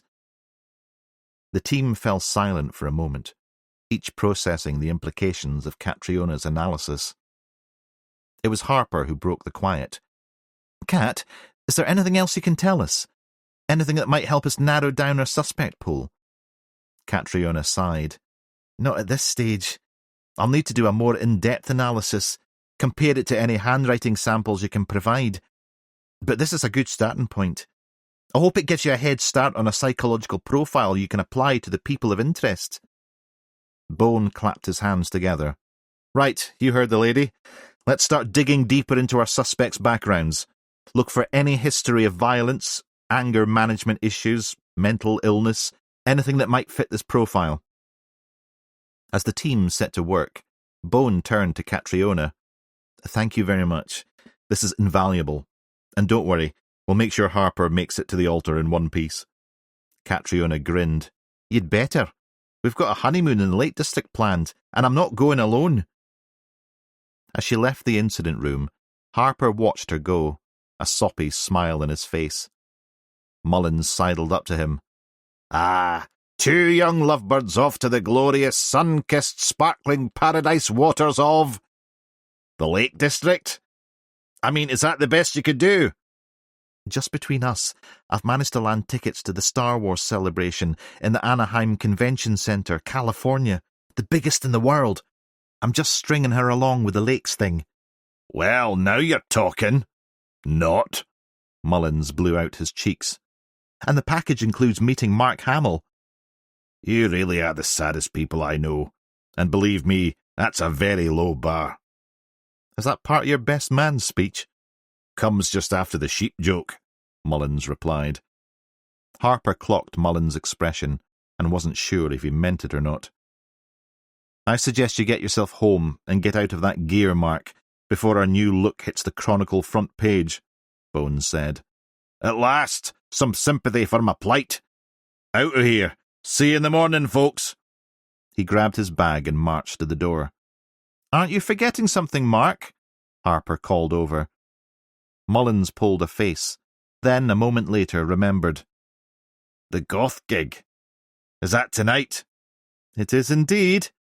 Oh, great. Just what I need. An evening in a room full of vampire depressos jumping around to death-warmed-up noise. On second thoughts, I'm not sure I'll let you go home to change, Bone interrupted. Funny, ha-ha. I don't know. The boss is right. It's the perfect undercover get-up. You're fit right in, Walker sniggered. Fucking clowns, Mullins cursed. What time does it start? 7:30, Harper confirmed. Okay. See you outside just before they let the bats out. Go on. Get out before I really change my mind, Bone ordered. Mullins zipped up his top, attempted a rap gesture, and left. Chapter 30. Before Bone could sit at the nearest available desk, Baxter's phone rang. She answered, acknowledged the call, and hung up. Sir, that was the super. He wants to see you in his office. Now? Yup. She pulled a face. Bone dropped his bag and gave his team a sarcastic wave goodbye. He entered Superintendent Gallagher's office, surprised to find Kilwinnock's formidable female provost already seated, her face a mask of barely contained fury. Gallagher, ever the diplomat, was attempting to placate her. Provost Rennie, I assure you, we are doing everything in our power to resolve this case as quickly and efficiently as possible. The provost was having none of it. And yet, Superintendent, your DCI sees fit to lock up my deputy on baseless accusations. It's an outrage. Her voice softened slightly, concern creeping in. Mr. Blackwell took some time off after his wife passed, but I don't think it was nearly long enough. He doesn't need this horrific pressure and these falsehoods landing at his door right now. Bones stepped forward, his jaw set. With all due respect, the accusations are far from baseless. We have witness statements and footage from a neighbour's security camera that provide compelling evidence of your deputy's involvement. The provost's eyes flashed with indignation. Utter tosh! Mr. Blackwell is a respected member of this community. He's a good man who has served the people of Kilwinnock for over a decade with a faultless record and a dedication that inspires my entire team. She leaned forward, her voice earnest. He's an accountant, for God's sake. If he comes across as a little odd, over-assertive, or even arrogant at times, it's because he's compensating for his recently diagnosed autism. The idea that he could be involved in these fires is so far beyond his capabilities, it's laughable. Bone opened his mouth to respond, but the provost steamrolled on. His reputation is in tatters. I wouldn't be surprised if he takes legal action against the force. I certainly would in his position. Bone's patience snapped. Perhaps you should stick to your job and let me get on with mine. Gallagher, clearly sensing the rapidly deteriorating situation, intervened. Provost Rennie, I give you my word, if Mr. Blackwell is innocent, I will personally make a public statement to that effect. But I'm afraid until we are satisfied that Mr. Blackwell is not involved, then we will have to continue to detain him. Well, you need to keep an eye on him. He won't be handling any of this at all well, so see to it that you find the evidence you need and release the poor man. She stormed out of the office, her anger still palpable. Bone watched her go, his own frustration simmering just below the surface. As the door closed, Gallagher rounded on Bone. Duncan, what the hell are you playing at? You've got 3 people in custody. Surely they can't all be responsible for these murders. Bone stood his ground. Sir, the evidence against each of them is compelling. We have an arsonist with a history of targeting medical professionals, a man who served time for assaulting the critically ill paramedic, and now a counsellor in a vulnerable state of grief with an eyewitness and possible video placing him at the scene at the time of the fire. Gallagher shook his head. Come on, Duncan. Even you must see how this looks. It's chaos. You know me too well by now to be swayed by appearances. I'm interested in catching the bastard responsible for these crimes. And what about Catherine Fraser? Gallagher demanded. You may be hell-bent on catching this lunatic, but you're still no closer to finding her. The press is having a field day. Bones sighed. With respect, sir, there's a nationwide search ongoing, and my team is working literally round the clock, as we always do. We're doing everything we can, and we'll get there. You'd better. And as for Mr. Blackwell, either charge him or release him. We can't keep him in limbo. Just give me one more interview. I think I'm close to cracking him. Gallagher snorted. Cracking up, more like. But he relented. Fine. One more interview, but don't let him stew any longer. If the provost is right, he's vulnerable. They always are, sir. Bones shrugged. If you don't have anything concrete, release him immediately, and I'll start grovelling to the powers that be to avoid a lawsuit. He fixed Bone with a hard stare. Your scattergun approach is starting to remind me of how you were before. I need to know you're in control. Bone met his gaze unflinchingly. I assure you, my actions are guided by evidence, not instability. It is the nature of this particular crime, not the state of my mind. We're close. You have to trust me. I have so many times before, and you see where that got me. With a track record of solved crimes, Bone retorted. Just bear in mind, Duncan, the fact that the provost is putting her own reputation on the line to support her colleague indicates that she trusts him implicitly. She truly believes he's incapable of these crimes. That's a risky move for a politician. Doesn't that tell you something? Bone paused at the door. With respect, reputation, respect, and trust have provided some of the best cover for the headbangers we've locked up over the years. A cloak of goodness to cover the truth. And let's not forget, we have a hostage situation and a national manhunt. I'm prepared to lock up as many suspects as it takes if it means we find Catherine Fraser alive and get the maniac off the streets and behind bars. Gallagher's face reddened. You don't need to remind me of the gravity of the situation. I'm in the middle of preparing yet another public statement and fielding increasingly aggressive phone calls from my boss in Edinburgh. Bones scoffed. Those office clerks at St. Andrew's House have completely lost touch with on-the-ground policing. That may be, Gallagher countered, but they hold the gun to our heads, to my head, and I'm at the stage now where I'm beginning to wish they'd just pull the fucking trigger. A heavy silence fell between them. Finally, Gallagher spoke. Just find Catherine Fraser. Find her, and find the bastard responsible for all this, before it's too late for all of us. Bone nodded, then left the office, the weight of the case pressing down on him with renewed force. Chapter 31. As Gallagher ordered, Bone's last job of the day was to re-interview the deputy councillor. He apologised to Walker for extending her day even more, but she was happy and willing, as always, to support him.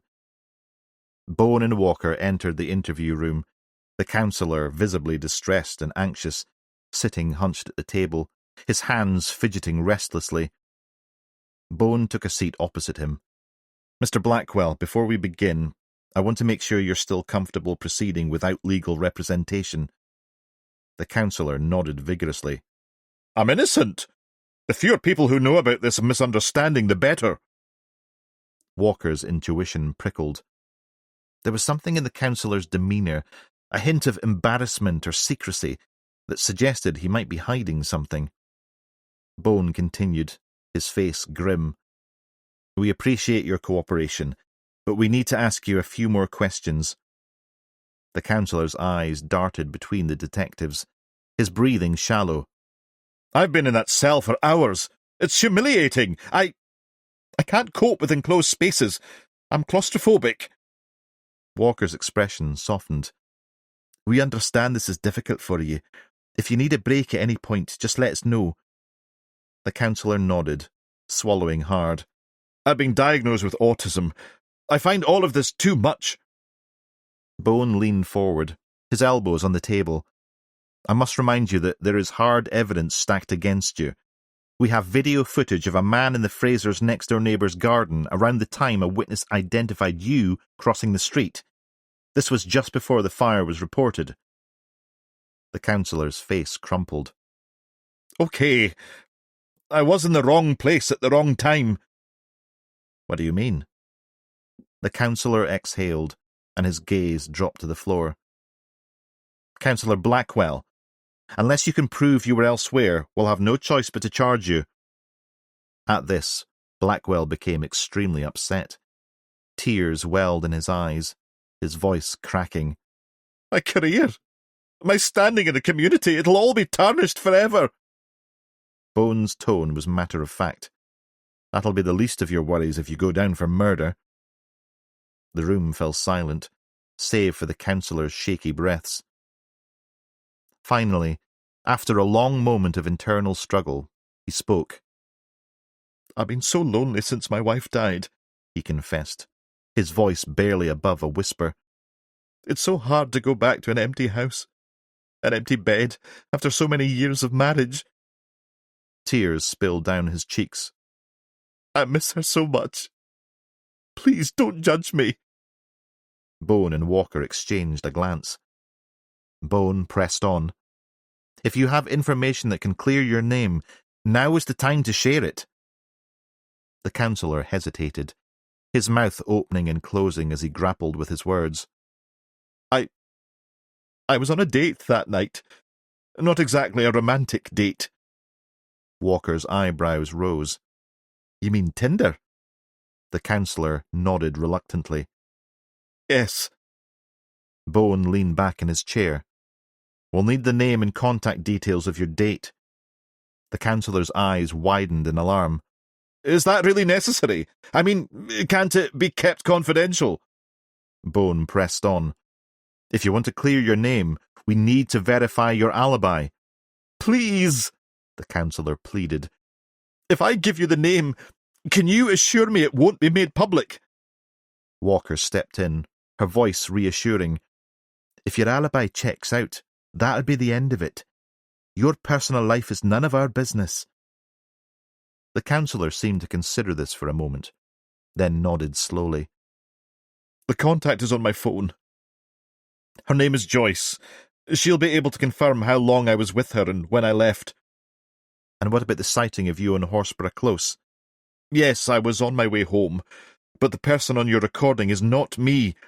I wouldn't dream of going through the Finistons' garden. Your witness probably saw me cutting across the close, heading for the pathway at the end that runs through to my road. Crazy. He shook his head and took a long, deep breath, his chest shaking with his exhale. But it was the first and last time I'll be using a site like that. It just made me feel even lonelier. Bones stood. Okay. Interview suspended at 6:03 p.m. We'll retrieve your mobile from evidence. Sit tight, Mr. Blackwell. The detectives left the room, the door clicking shut behind them. In the corridor, Walker turned to Bone. I feel for him, she said. Losing a spouse. The loneliness. It can't be easy. Bone nodded. Let's hope this alibi pans out. If it does, he's off the hook. Walker agreed. He seems genuinely upset. And does he really look like a guy who could lug 40-litre jerry cans along with a kidnapped wife to and from a van? We'll know soon enough, Bones said. They made their way to the evidence store. He paused for a moment, then added, I didn't want to say before we went in, but Gallagher had a visitor earlier. Not head office. Possibly worse. Our Lady Provost, Rennie. She was beside herself with fury that we'd picked him up in the first place, threatening all sorts. What? That's ridiculous, and potentially prejudicial to our investigation. The super, of course, was pressing me to either charge or release the councillor. Ah, that explains the urgency. Jesus Christ. Does the Provost realise the gravity of the case? There's still a missing woman out there. Bones shook his head. She seemed more concerned about us mistreating her friend. But if he's innocent, we're probably in the shit yet again. Walker sighed. We're damned if we do, damned if we don't. That should be our motto, Bone replied, but Walker could see he wasn't joking. Chapter 32. Harper checked his watch. 7:35. Where the hell is he? He muttered. The queue of goths, metalheads and assorted horror extras outside the Student Union building was slowly dwindling, and the doorman, a hulking, pit-bull-faced sumo giant of a man, kept eyeballing Harper with suspicion. He checked his watch again, sighed, and was about to join the back of the queue when Mullins arrived. I can't believe I'm missing tatties and mince night at the Fells for this, Mullins grumbled. He turned to eyeball Harper's outfit. My turn this time. What the hell are you wearing? Harper tugged nervously at his too-tight black t-shirt. I'm just trying to blend in. Mullins snorted.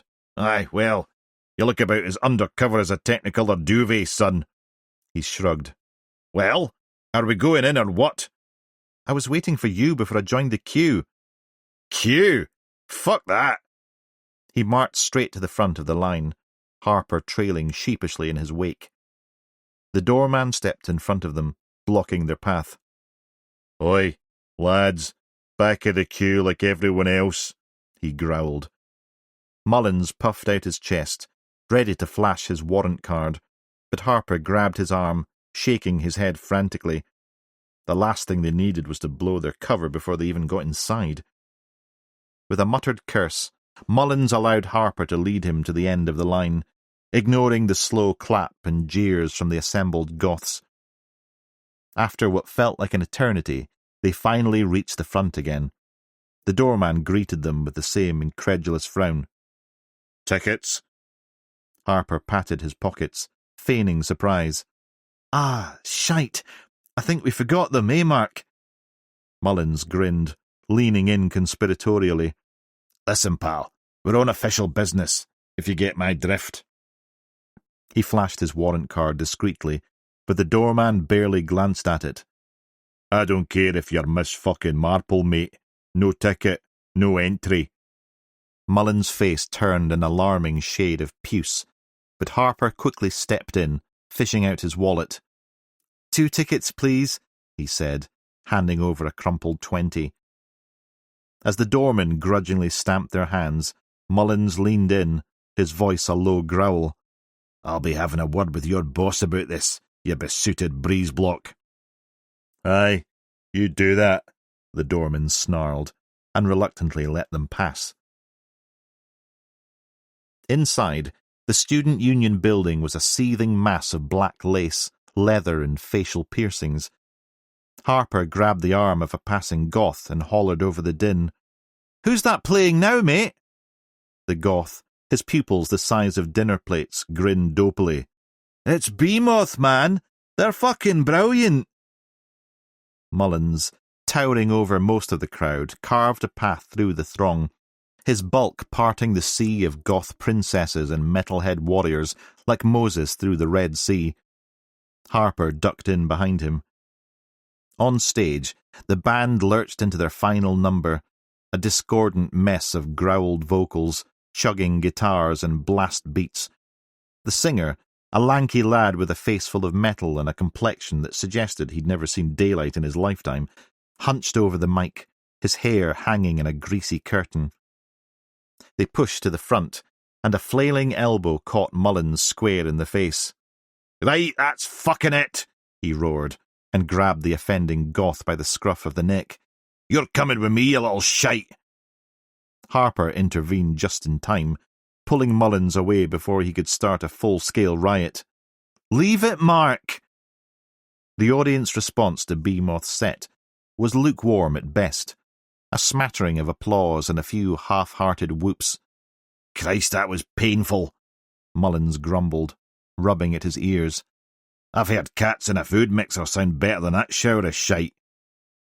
Harper dragged him towards the bar, where the members of Behemoth held court. As they approached, the singer eyed them warily. Nice set, lads, Mullins said, all jovial bonhomie. Real, Unique sound you've got there. The bassist, another beanpole with hair dyed the colour of an oil slick, perked up. Wait, and are you guys from a record company or something? Mullins grinned, playing along. Aye, that's right. We're from Shitehole Records, based out of Glasgow. Always on the lookout for fresh talent, you know. Harper choked on a laugh, but managed to turn it into a passable cough. The band exchanged excited glances, but the singer's eyes narrowed. Hold on a fucking minute, he rasped, his voice like sandpaper on rusty metal. You two are fucking Polish, aren't you? Mullins held up his hands in mock surrender. Guilty as charged, pal. Was it the fact that I don't look like one of Frankenstein's shoulder scars that gave it away? The band tensed, suddenly on edge. What do you want with us? The guitarist asked, nervously fingering his ripped Cannibal Corpse t-shirt. Harper stepped in, trying to diffuse the tension. We're looking for Josh Fraser. Heard he used to drum for you lot. The bassist shrugged. Used to, aye, but he fucked off to Australia ages ago. Haven't seen him since. Mullins leaned in, his smile turning predatory. Funny that, because we've got it on good authority that Josh is still kicking about Kilwinnock. Harper glanced over, surprised but approving of Mullins' bluff. The band shifted uneasily, avoiding eye contact. Of course, Mullins continued, his tone conversational. I could always put a quick call into the drug squad. I'm sure they'd be very interested in the contents of most of these punters' pockets. And then there's your Holmes. The DS dogs will have a field day sniffing around in there, I'm sure. The singer caved. All right, fuck's sake. I might have seen Josh a couple of weeks back, coming out of that old farmhouse on the edge of Campsie Village, but I wouldn't swear to it. What farmhouse? Harper asked. You know, the squat up there. Not that roach-infested dump overrun with drunks and druggies. You may disapprove, but the law sees it differently, the singer said smugly. They have squatters' rights. All property is theft, man. Aye, right. If that's so, then I fancy trying my hand at your guitarist's damn fine-looking Fender Strat. I'm having that. You're welcome to it. It's a crap copy, and the piece of shit doesn't tune properly, the guitarist piped up. Ah, that explains it. And here was me thinking it was the music that was making the entire audience hate that cacophonous shite you were pumping out. The singer shrugged, pretending not to care.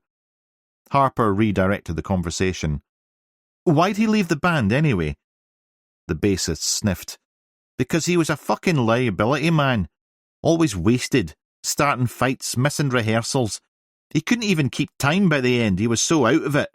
Aye, a real piece of work was our Josh, the guitarist chimed in. I mean, we're not exactly choir boys, but that cunt was on another level. Right, well, it was emotional. We'll be in touch if we need anything else. Mullins turned to leave, Harper falling into step beside him. Oh, and by the way, Mullins called over his shoulder, I'd think about changing that fucking name. Bee-Moth. Sounds like an insect porn movie. As they pushed through the crowd towards the exit, Harper leaned in. So, what now? Mullins grinned, a feral flash of teeth. Now, my wee goth-loving friend, we take a trip out to Campsie Village. See if we can't flush young Master Fraser out of his hidey-hole. If he's there, then maybe his mum too. Should we request ARU support? Let's just go see what's going on first. We still don't know if the clown's in the country, but maybe take a couple of uniforms to help us. What car? We arrived separately, remember? If you think we're going in your mum's Astra, then think again, sunshine. I'll drop you back for it later. Harper sighed and followed Mullins to the pool car. Chapter 33. Mullins veered the car onto the verge of the narrow lane leading up to the derelict house, just visible beyond the trees. The detectives climbed out. Harper fished in the boot and retrieved 2 stab vests. Mullins tugged at the straps, grumbling under his breath. Not this again. Too bloody small, as usual, he moaned. Harper smirked. Aye, that's right, Mark. It's not you, it's the entire world that's too small." Mullins shot him a withering look, but before he could retort, a squad car drew up behind them. 2 uniformed officers stepped out, nodding at the detectives. "Right, lads," Mullins said, his tone serious now. "We're headed into a notorious squat.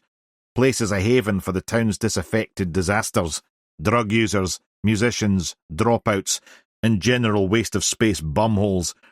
Some of these squatters might be trouble, with a history of violence against coppers, so stay alert. We're after a guy called Josh Fraser."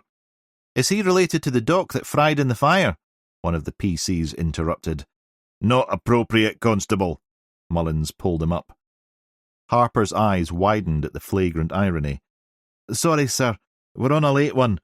"You don't have to bloody remind me," Mullins snapped back. "There is also a possibility that Catherine Fraser might be in there as well, maybe being held against her will, so we'll need to search room to room." He gestured to the crumbling house. "Watch the entrances, but—" He eyed the empty window frames and a side wall that had partially collapsed. "Well, considering the state of the place, do your best." The uniforms nodded.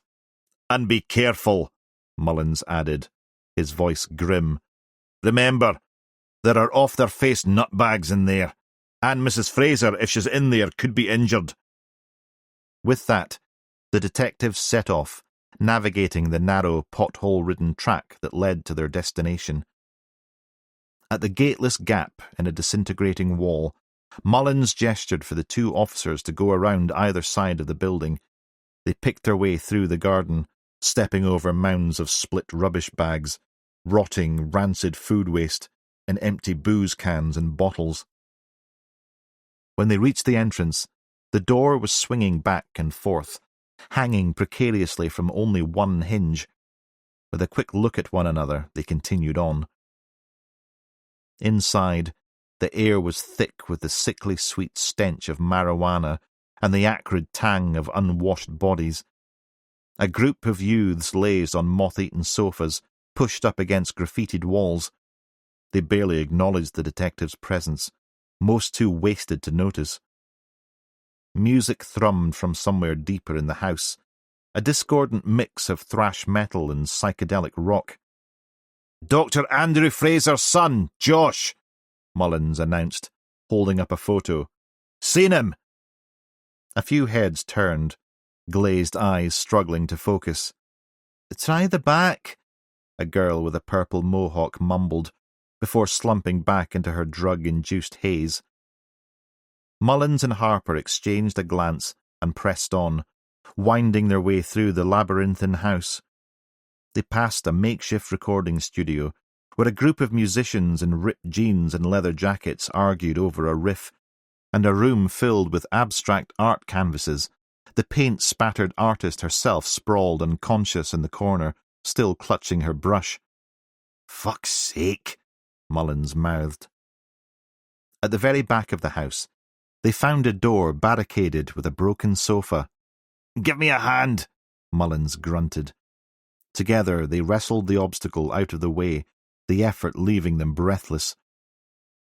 The stench hit them like a physical blow as they forced the door open.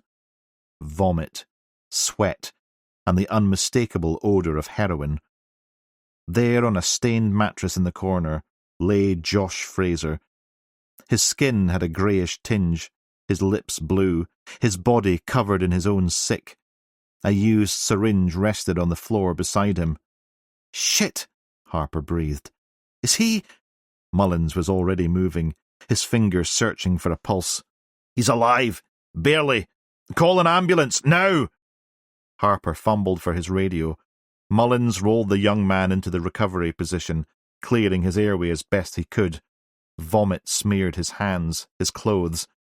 "They're on their way," Harper said, his face pale. "But in this traffic—" Mullins looked up, his expression grim. "He might not have that long." Harper nodded, understanding.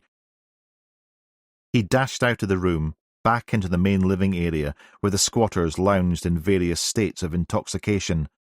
"Naloxone!" Harper shouted, his voice cracking with desperation. Anyone got naloxone? The lad is overdosing! The semi-comatose residents stared at him blankly, some giggling, others too far gone to react.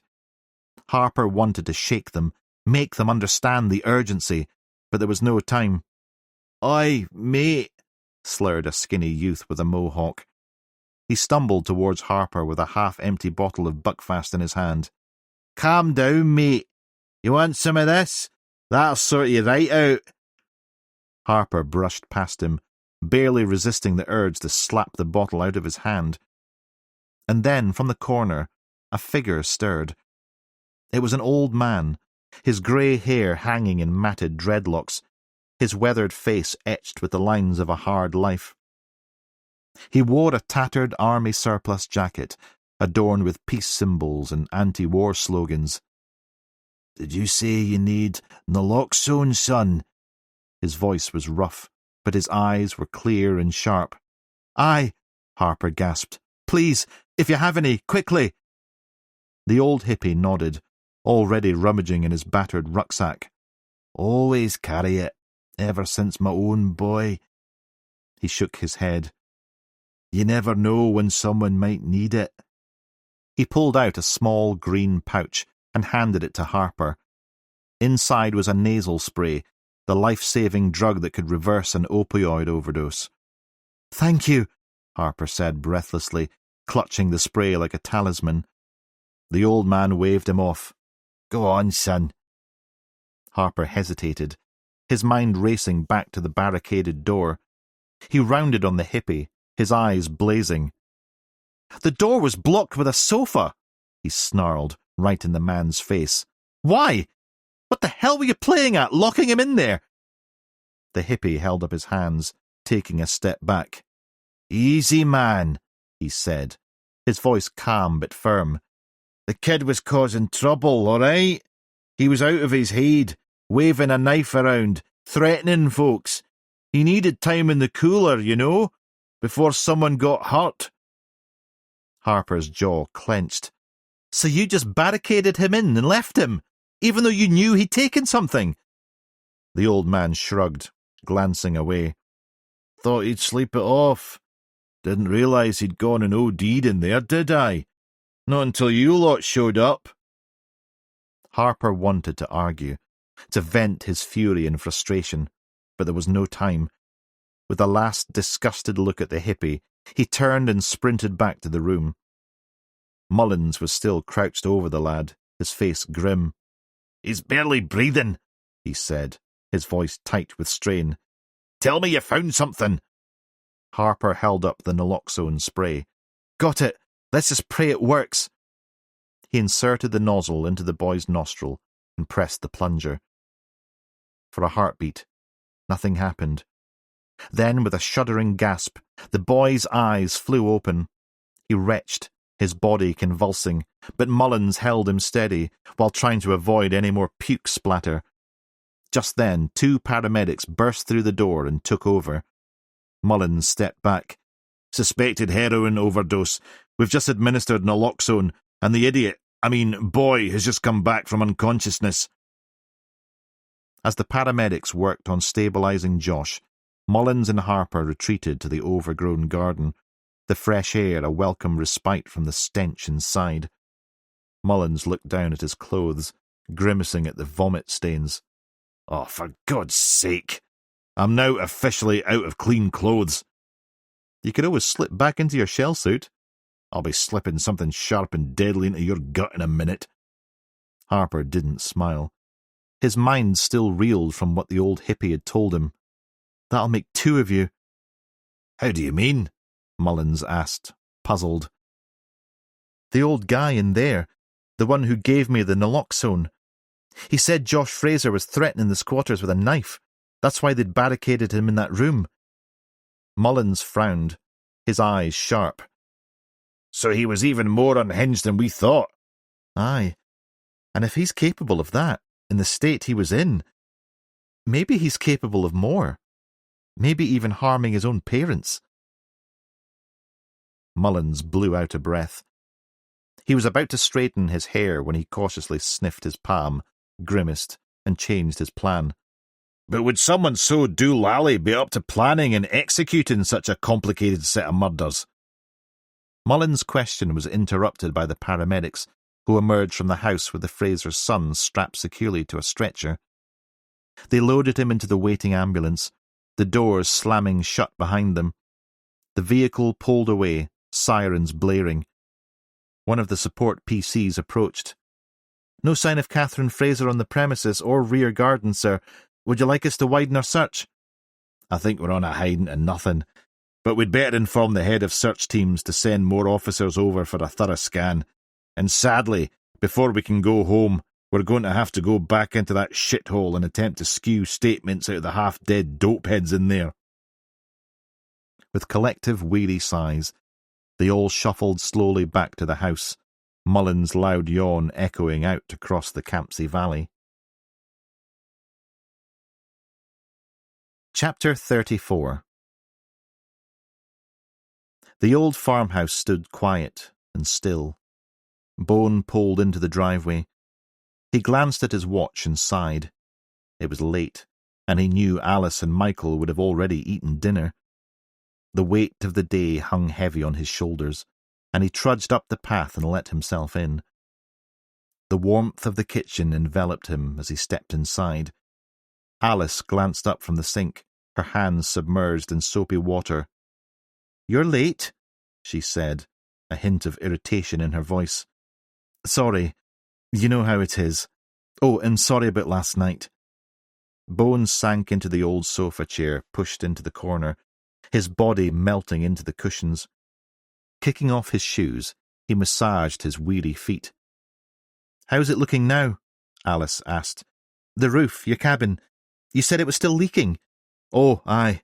Bone remembered his white lie. "Junior, of all people, fixed it. So, all good now." From upstairs, the sounds of laughter and shouting filtered down. Michael, his 10-year-old son, was playing Xbox with his best mate, Clark. Their hollers and whoops of excitement sent a ripple of joy through Bones' chest. "I should go up and say hello," Bones said, making a move to stand. Alice shook her head. "Best leave him to it. You know how Michael gets when he's with his friends." Bones settled back into the chair, aching in every limb. Alice, seeing the weariness etched on his face, softened.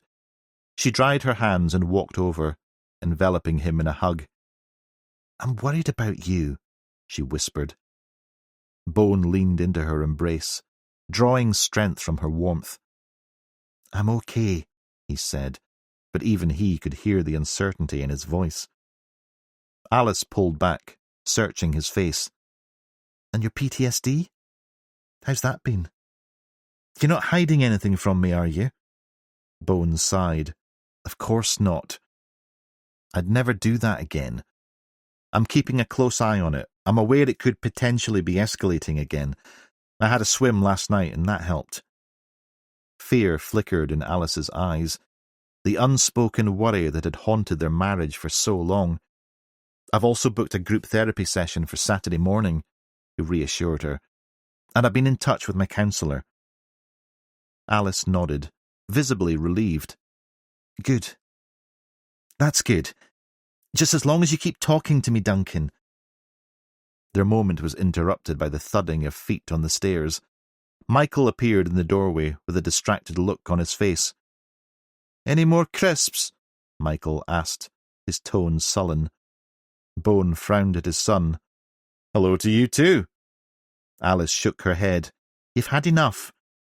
The tween huffed, his attitude palpable.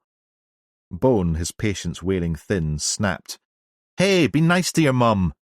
Michael glared at his father, then turned on his heel and stormed back upstairs. The sound of his bedroom door slamming echoed through the house. "The shape of things to come, eh?" Alice said, a wry smile on her lips. "He's always like that now when he has mates round. I'm afraid to say it, but we're moving into the ashamed to be seen dead with us phase." She walked over to the fridge and pulled out a bottle of ale, the condensation glistening on the bottle.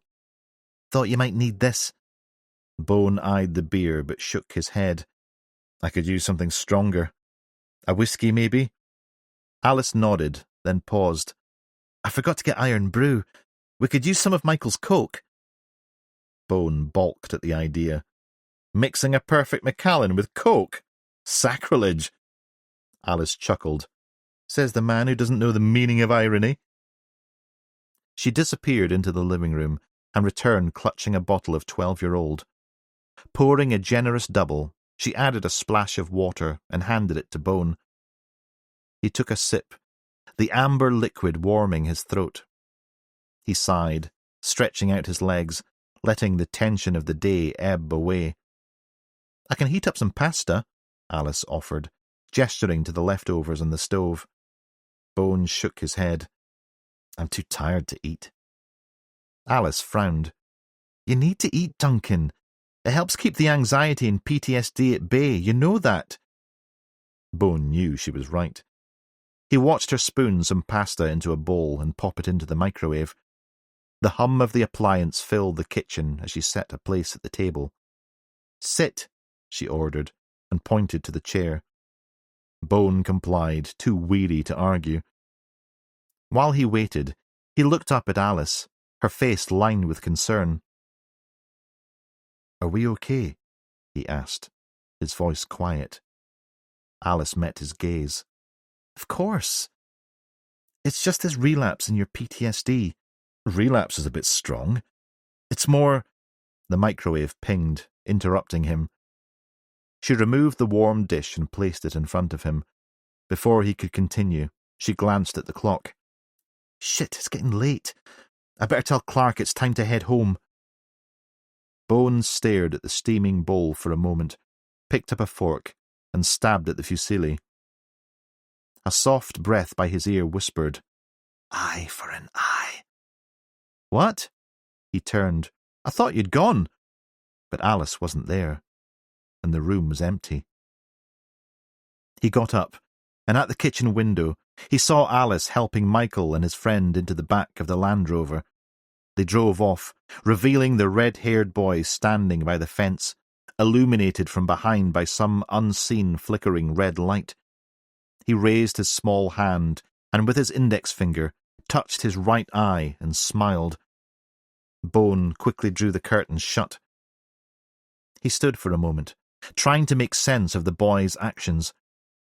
Then, rushing through to the hall, he fished his laptop out of his rucksack and returned to the kitchen.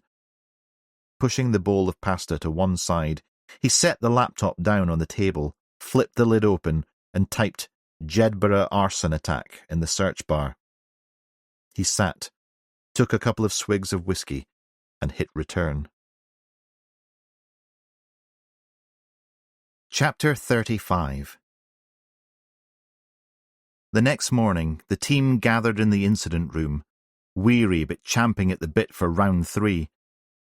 Okay, folks, here we go again, Bones said when he arrived. He glanced around the room. Where's Mark? He'll be in shortly, Harper said. He's called into his dad's care home to make sure everything's okay for this morning. What's happening? Baxter asked. His dad's going in for an operation. Mark's worried he'll kick off, so he's helping referee. Is George okay? Walker asked. Exploratory operation. Mark will find out later this afternoon. He doesn't want anyone making a fuss. Got you, Walker nodded. Did you get the message I left you about Josh Fraser? Harper asked Bone. Yes, good work on that, and well done tracking him down. He was in a bad way, though, and they took him up to the hospital. He turned to the team. Mark and I found him last night, overdosing in a squat up near Campsie Village. So he's not in Australia then? Baxter said. Scamming his parents out of year-abroad money to fuel a drug habit, I think, Harper replied. We just managed to keep him alive until the paramedics arrived. So he's still with us? Bone asked. Yes, I just called the unit and they confirmed he's alive but in severe withdrawal. Bone nodded. Good. He put his bag down on the nearest desk and went over to the board. The room fell silent. Walker approached. You okay, sir? Bone continued to eyeball the wall. Sir? Walker nudged his elbow. It's like an itch I can't quite scratch, you know? Bone said finally. I am tempted to do a mark on that comment, but I'll resist, Walker said. What do you mean? I can't help thinking it's staring us right in the face, and we're just not seeing it. What? The killer. Isn't that always the case, though? I know, but I keep thinking about this car crash girl. He tapped the photo. He rubbed at the scar on his temple and scanned the myriad of notes and images once more. He spun around. Okay, so we have 2 POIs in custody and the son in hospital. I suggest we split this up between us. Will, can you head up to the infirmary and interview the son, though it sounds like he might be in no fit state to talk. Or commit the crimes, Harper suggested. He was skin and bone, barely able to lift an arm, never mind a couple of heavy petrol canisters. Just see what he has to say for himself. Rona, can you re-interview Scanlon and see if we can get any more out of him? And I'll put the bozo boyfriend with a hangover from hell through the ringer, see what comes out the other side. Hopefully not vomit. He clapped his hands. Up and at him, people. They all shot him the same collective stare. What? I've always wanted to say that. And indeed you have now, Walker said with a smile. What about me? Baxter asked. Keep rooting around in our 3 POI's pasts. Whatever it is we're missing, it's in there somewhere. Chapter 36. Bone found Daniel Quillen slumped at the interview desk, his body a crumpled, shaking mess of alcoholic withdrawal. Bone sat opposite and waited until Daniel finally looked up. Good morning, Mr. Quillen. I'm Detective Chief Inspector Bone. A bit fucking heavy for a drink drive and all this, isn't it? For fuck's sake, just charge me and let me go. I need to get out of here, Daniel croaked. He ran the back of his hand across his dry lips. Would you like a glass of water? Have you got something stronger? By all accounts, you had more than enough yesterday, while in charge of your work vehicle. That's what I'm on about. Stop the game playing and just get the fuck on with it. Bone started the recorder, and while he ran through his introductory spiel, Quillen squirmed as though there were snakes slithering around under his clothes. Do you remember why my colleague and I arrested you yesterday? Bone asked. I was pissed, Quillen replied through tight lips. And I apologise for that. I'd had a very tough... 2 days ago, Robert McNeil was found unconscious with severe head injuries, lying next to a burnt-out stolen van, Bone interrupted. Quillen sat up. What? You mean... He stopped. Who do I mean? I don't know, Quillen feigned ignorance. Let me remind you, the same paramedic you violently assaulted 2 years ago. Oh, no, hold on a minute. Quillen raised his arms in defence. I served my time for that. I fucking regretted lamping him the second after I did it. You can't... You don't think I did that to him? Jesus Christ! He took 2 or 3 rapid breaths and tried to control his legs that bounced up and down under the table. Are you an alcoholic, Mr. Quillen? No, I've got fucking Parkinson's. What do you think? I was doing so well, off the sauce for almost a year, but a couple of months ago everything just got too much for me again. And now I've probably lost my job thanks to you lot. That's entirely your own doing, Daniel. You were 8 times over the legal limit. You were so drunk you could hardly see. I'm sorry. I need help. Quillen's head fell into his hands. Where were you on Sunday morning between 12 and 3 a.m.? I didn't fucking do this. It's bullshit. Where, Mr. Quillen? I don't fucking remember. I've been hitting it hard lately, so by that time, I'm usually out of it, sleeping it off until the next fucking day and the circus starts again. Where were you sleeping it off? I've a room in a house on the Glasgow Road. You have housemates? Housemates? You think it's like fucking Friends or something? It's a fucking doss house. Would any of the tenants be able to verify you were there between those times? No clue. Don't know any of them. It's like the night of the living fucking dead in there. He stopped. Hold on. Sunday. I worked Saturday. Until when? Not too late. I went for a fish supper after at Sandino's. That's right, I remember now. Then the Fells. But after that, no clue. Does your hostel have security cameras in the door? Aye, but no idea if they work. There are fights in the hallway all the fucking time, and nobody comes to break it up. He started breathing hard. Come on, Inspector. Is there any way you could spot me a can or a snifter or something? I'm fucking dying here. Bone changed tack. Did you start drinking when your girlfriend died? That's Kelly Dobson, isn't it? My ex-girlfriend. We split a couple of months before she died. Why was that? I let her down. In what way? He paused, his lips tightening. My drinking. She couldn't handle it. I couldn't either. I was devastated. She was my life, but I totally understood. I mean, someone like Kel didn't deserve a total fuck-up like me, especially after everything that she'd been through. What do you mean? When I met her 6 years ago, she just moved up from Jedburgh.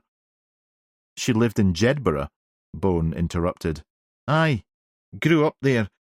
At the time, she was trying to get away from her bastard abusive father, who was causing her and her mum loads of grief, and it just got worse when Kel's mum died. What was he doing? Total fucking 24/7 harassment.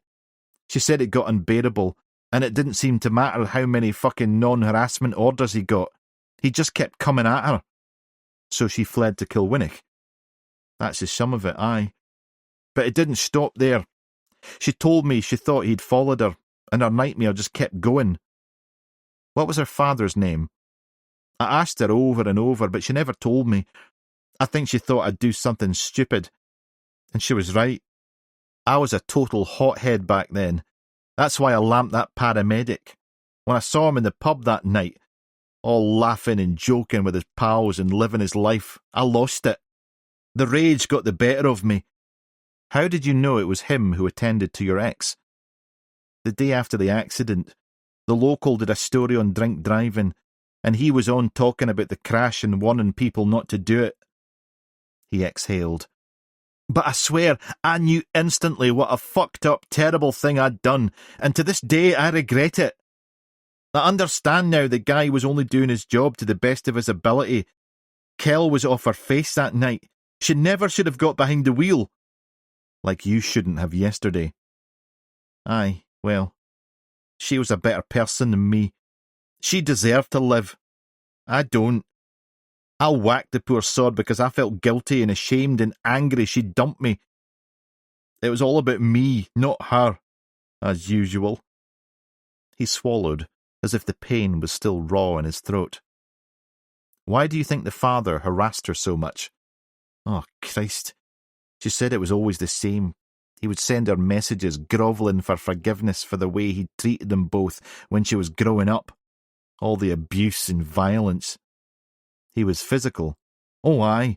He hospitalised Kel's mum a couple of times. God knows what he did to Kel.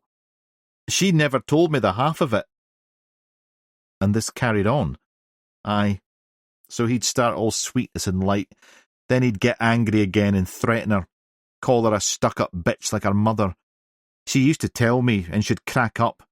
She'd even tried to take her own life before I met her. It was that bad. He was making her life a misery. He was behind all the rows we had. Did you row a lot then? Only about him. Or it would come back to him. He was trying to destroy her. Fucking creature. He shook his head. Do you know he even harasses her now, even when she's dead? How do you mean? The sick fucker keeps leaving a single red rose on her grave. How do you know it's him? There's always a note attached.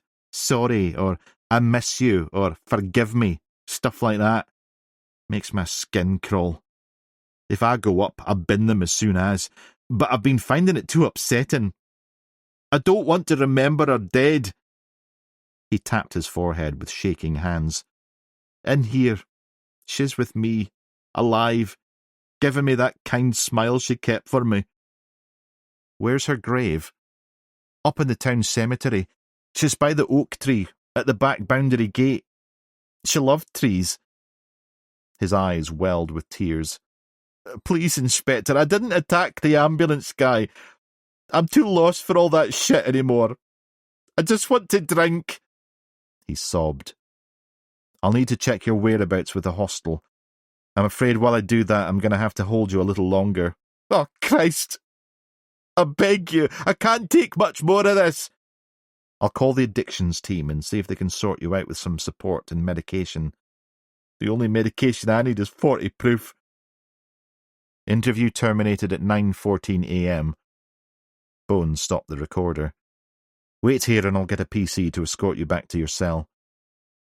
Quillen held his head in his hands, his shoulders rising and falling with despair. Bone quickly exited and went to find help. Chapter 37. Approaching the room where the Fraser's son was being treated, Harper was stopped by a uniformed officer. Sorry, sir, this is a restricted area, the PC said, his hand hovering by his radio. Harper held up his lanyard. DC Harper, RCU. I'm here to question the patient. The officer nodded, stepping aside. Of course, sir. Sorry, I thought you were a reporter. Anything but a detective, it seems, Harper muttered. What was that? Nothing. Has the patient had any visitors? The PC shook his head. Apart from a stream of doctors and nurses, no. You're the first. As Harper reached for the door handle, a doctor emerged from the room, his expression a mix of concern and irritation. DC Harper, here to see Josh Fraser. Detective, is this really necessary? The doctor gestured towards the uniformed officer. I'm pretty certain the boy isn't going to do a runner in the state he's in. I'm afraid he is a person of interest in our investigation of Dr. Fraser's murder. The doctor's eyes widened in shock. Murder? I hadn't heard. He shook his head. I must say I'm surprised that the son of the Frasers could possibly be involved, given his physical and mental state. The number of syringe holes in his body suggests long-term heroin addiction. Harper's brow furrowed. How is he now? The doctor sighed heavily. He's going through severe withdrawal. Nausea, vomiting, muscle spasms, anxiety, insomnia. It's a horrific process. His body is essentially revolting against the lack of the drug. He paused, then added, You know, whoever gave him that adrenaline shot last night before the paramedics arrived certainly saved his life. Harper shifted uncomfortably, not wanting to take credit. Is that so? The doctor nodded. Absolutely. Without that quick thinking, he might not have made it to the hospital. Harper cleared his throat. I understand, Doctor, but I must ask you to let me speak with him. I'll be brief, I promise. The doctor hesitated. Then, with a last concerned look through the gap in the door at his patient, he nodded. Very well, but please, be gentle. He's in a fragile state. I understand. I won't be long. The doctor stepped aside, allowing Harper to enter the room. The boy was in a bad way, his skin clammy, his eyes sunken. The withdrawal was hitting him hard. Harper pulled up a chair, Josh flinching at the scrape of its legs on the floor. Well, I have to say you don't look any better than you did last night, Harper said, his voice low and steady. We need to talk. Josh's eyes flickered open, bloodshot and unfocused. If this is about the drugs, I'm not saying anything. Harper leaned forward. It's about your parents. I'm really sorry to have to tell you, but your father is dead, and your mother has possibly been kidnapped. Josh's face remained impassive, a flicker of something cold in his eyes. Is this some sort of joke? He mumbled. They're probably off on one of their fancy 5-star holidays. Harper shook his head. Sorry, Josh. I'm not joking. There was a fire at your house. Your father was murdered, and your mother is missing. We need your help. Josh stared at Harper for a long moment, searching for any hint of deception. Slowly, the reality began to sink in. Dead to me anyway, he sniffed. Harper's anger surged. But you were happy enough to climb down off your high horse and take their money when it suited you, eh? I'd say that sounds more like a spoilt, wealthy brat than a rebellious Marxist son rejecting his decadent bourgeois background. Josh scoffed. Means to an end. Money they don't need anyway. Harper's eyes narrowed. Your manner suggests you'd be happy for them to be dead. Eager to claim that inheritance, are we? Josh's face twisted, a flicker of pain breaking through the cold facade. I don't. He shook his head as if trying to clear it. My dad's really dead. And Mum, she's missing. Harper could see the devastating impact of the news starting to hit. Josh's feigned indifference was melting away, replaced by a dawning horror. I thought you were here about the drugs. I didn't know. Oh, God. Josh's voice broke, tears welling in his eyes. I've been so out of it. I had no idea. As Josh's armour crumbled, Harper's tone softened slightly. I know this is a lot to take in, but I need you to help me if you can. Anything you can tell us could help find your mother. Josh nodded, wiping at his eyes with shaking hands. I don't know nothing, I swear. I was holed up, out of it. We know you threatened people with a knife. Josh shook his head. I can't remember. I was totally shit-arsed. That's how I ended up barricaded in the room.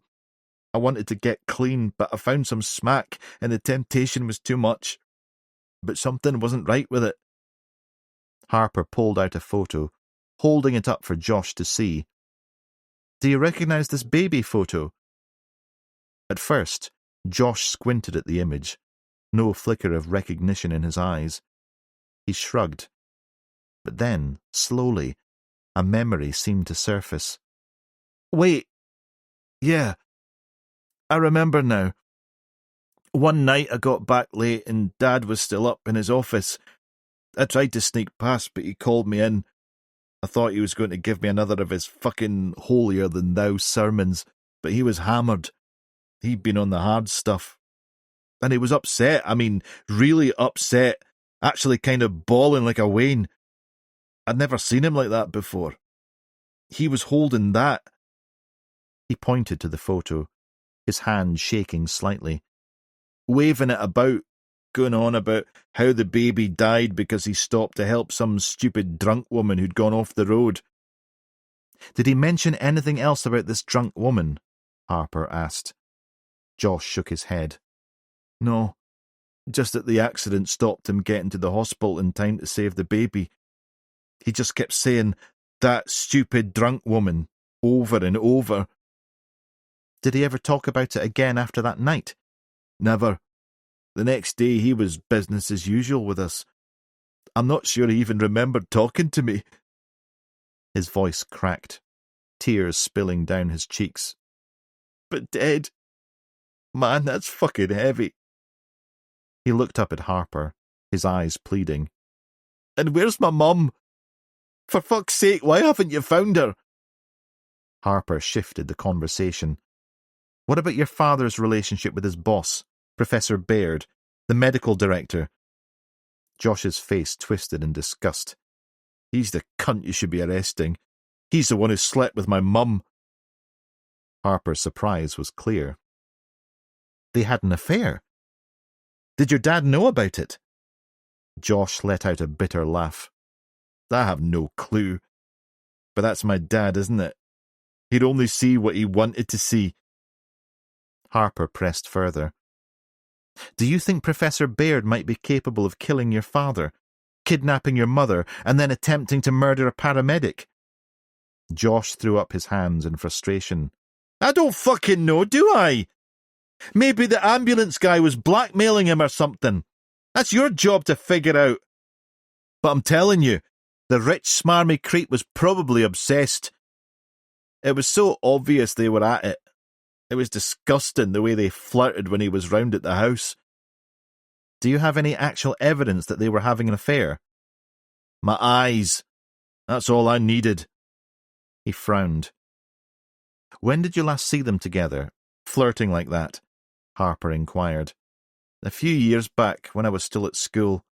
Made my fucking skin crawl. But Dad didn't even notice. Thought it was all just a bit of a joke. But you'd have to be totally fucking blind not to see what was going on. Probably been at it all this time. He's the guy you need to arrest for this. He's the one!" Suddenly, Josh's body convulsed. He coughed and choked, his eyes rolling back. Harper jumped up and called for help. A nurse and the doctor rushed in. They worked on the boy quickly, administering medication and oxygen. After a few tense moments, Josh's fit subsided. He lay back on the bed, pale and exhausted. The doctor turned to Harper, his expression stern. "That's enough, Detective. He needs to rest now." Harper nodded and backed out of the room. Out in the corridor, he dug out his phone and dialed Bones' number. It rang and rang, but there was no answer. "Shit!" He dialed again and left him a message, then hurried back through the warren of corridors to the exit, his mind racing with this new lead. Chapter 38. Bones squinted through the relentless sheets of rain pummeling Kilwinnick's graveyard, his brogues squelching on the sodden earth. He'd picked a hell of a day to examine the resting place of Kelly Dobson. The godforsaken place was a bleak affair at the best of times, but under the onslaught of the heavens, it took on a particularly sinister air. Crumbling headstones jutted from the ground like rotten teeth, and the twisted branches of ancient yews clawed at the imposing grey sky. Bone trudged towards the farthest boundary wall, his old coat less than useless at keeping out the damp. And there it was. Kelly Dobson's modest grave, the simple headstone bearing only her name and the stark dates of her too short life. The plot was slightly overgrown, a tangle of weeds threatening to reclaim the stone. Propped against the weathered granite was a single rose, its crimson petals defiantly bright in the gloom. Bone knelt to inspect them, ignoring the freezing rainwater seeping through his trousers. A plain white card was nestled behind the bloom. Bone plucked it out and read the words inscribed in large, bold capital letters. "Soon, my love, soon." A sudden caw pierced the air, and Bone snapped his head up. A fat crow eyed him up from atop a nearby monument, but then he spied a figure heading at pace out of the side gate. "Oi!" Bone called out. He pushed the card into his pocket and leapt to his feet. The figure broke into a run, and Bone gave chase through the gate, vaulting over a low wall and pelting across the adjacent playing field. The rain had turned the grass into a treacherous bog, and Bone lost his footing more than once, his arms flailing as he fought to stay upright. The figure had a lead on him, darting onto the main road without a glance at the oncoming traffic. Bone followed, narrowly avoiding a white van that blasted its horn, swerving around him. Somehow, Bone made it to the other side intact, just in time to see his quarry vanish into the rabbit warren of a council estate.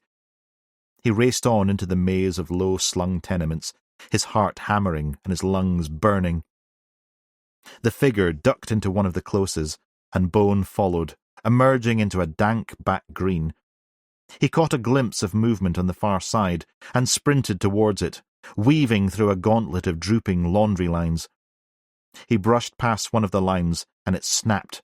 Bone found himself momentarily entangled in a web of damp sheets and XXL-sized undergarments. On the other side of the green, a group of teenage Neds huddled beneath a dripping awning, their hoodies pulled tight against the deluge. Bone scanned the surrounding streets, but there was no sign of his mystery man. Panting, he jogged over to the gang. "Any of you boys seen a bloke come tearing through here?" The boys turned their sullen, pimple-pocked faces towards him. "Get to fuck, pedo," one of them sneered. "We ain't seen shite." "Aye, maybe he's after buy your Werther's originals, you old perv," another one jeered. Bones snatched out his lanyard. "Beat it!" At the sight of his credentials, the boys legged it. Defeated, he trudged back to the graveyard, his clothes plastered to his skin and his shoes making obscene squelching noises with each step. At the entrance, he spotted a large compost bin squatting amidst the overgrown shrubs. On a hunch, he lifted the lid and peered inside. Grimacing, Bone plunged his hands into the sodden, reeking mass of decaying vegetation. He rooted around, cursing at cold, slimy gunge coating his skin and working its way under his fingernails.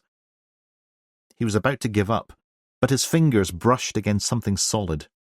He grasped it and pulled, revealing a clump of wilted, rotting flowers. Clinging to the stems were the remains of a white card, the ink all but obliterated by the damp. He could just make out the words, "One more, my love." Bone extracted himself from the bin.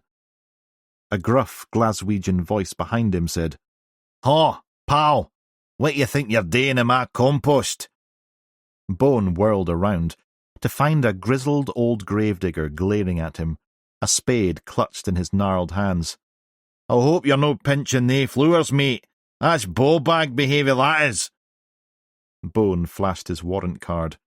"DCI Bone, Kilwinnock CID. I'm investigating a case." The gravedigger squinted at the ID, then grinned, revealing a mouthful of crooked teeth. "Saints alive! A real Polish! I thought he was just some sad bastard on the pull." Bone held up the wilted rose and the mouldy card.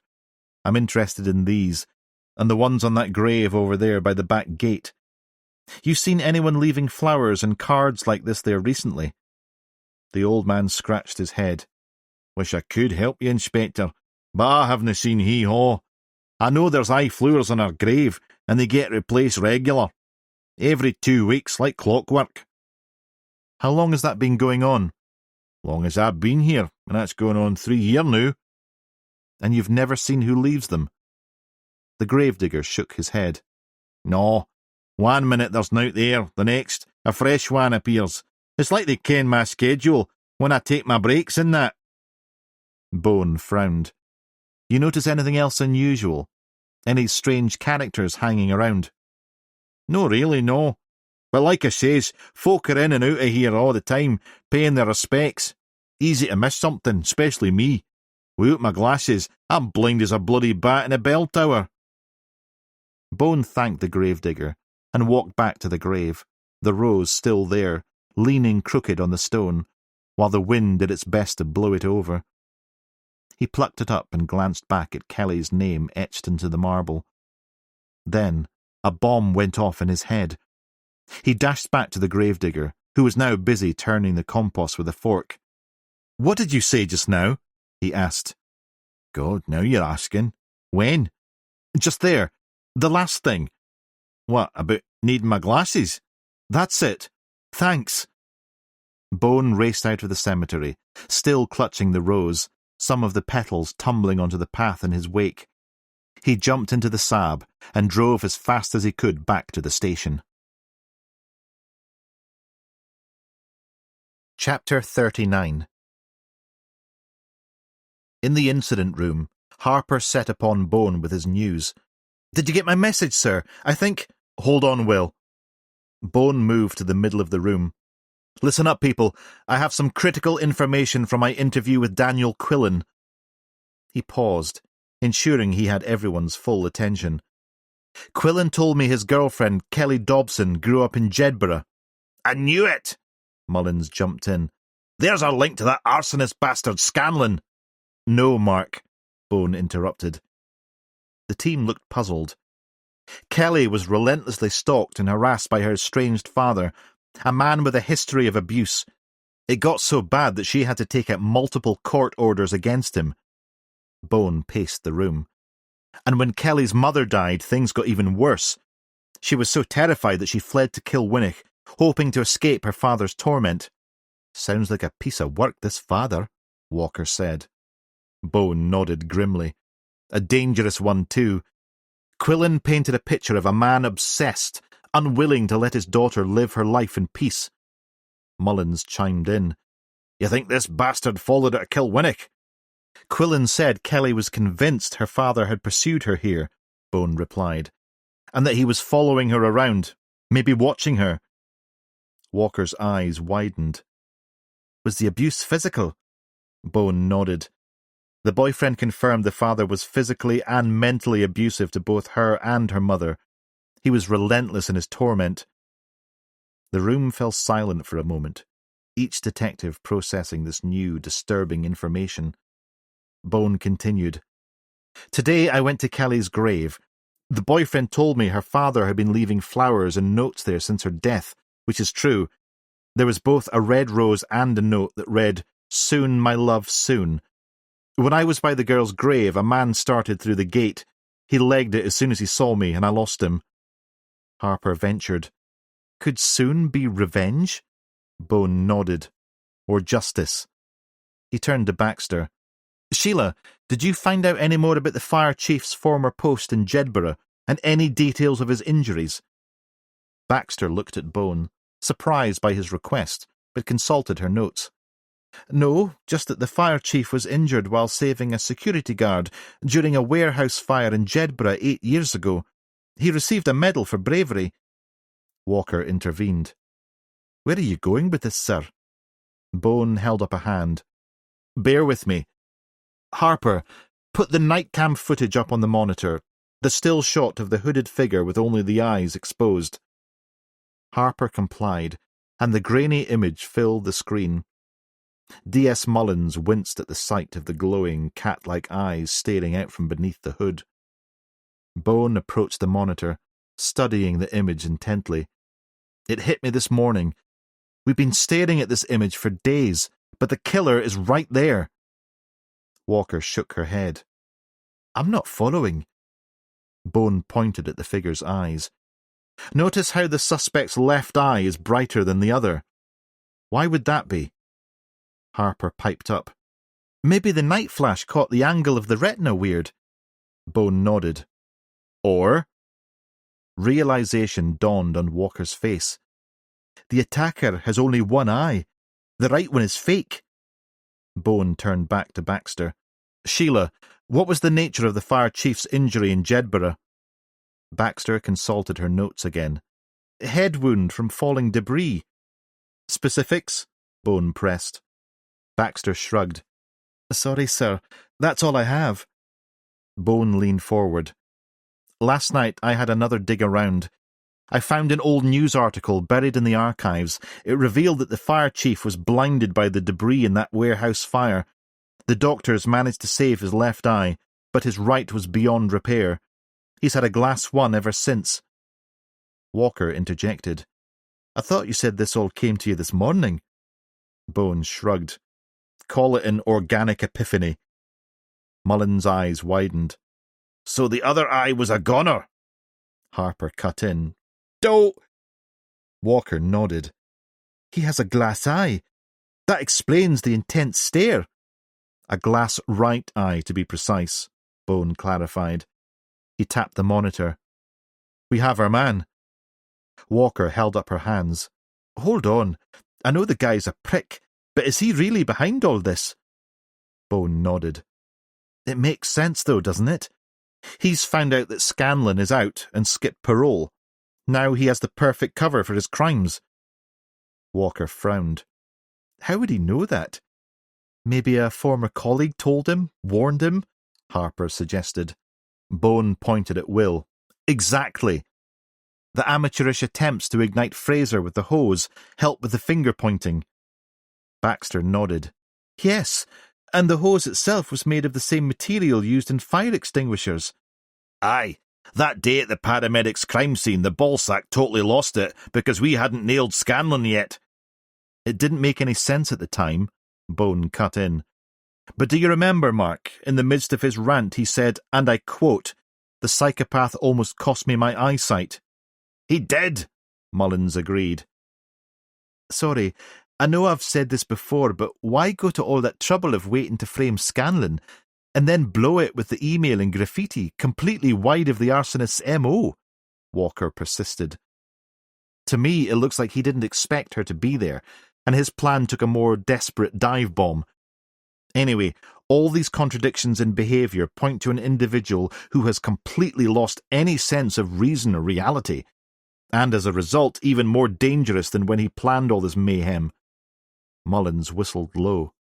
Hiding in plain sight. He is definitely our man. My head and gut are one on this. The gravity of the situation settled over the room. Bones' tone hardened. Okay, we need to move fast and smart to nail this lunatic and prevent more bloodshed, but remember we are dealing with a probable hostage situation, so due care is also required. He glared at Mullins. Sir, Mullins nodded. Sheila, we need 2 ARUs. Will and Mark, you'll go to the fire station. Rona and I will go to his house. The team burst into action, grabbing coats and keys. The hunt was on. Chapter 40. Mullins ordered the ARU officers to park in the street adjacent to the fire station and await his orders.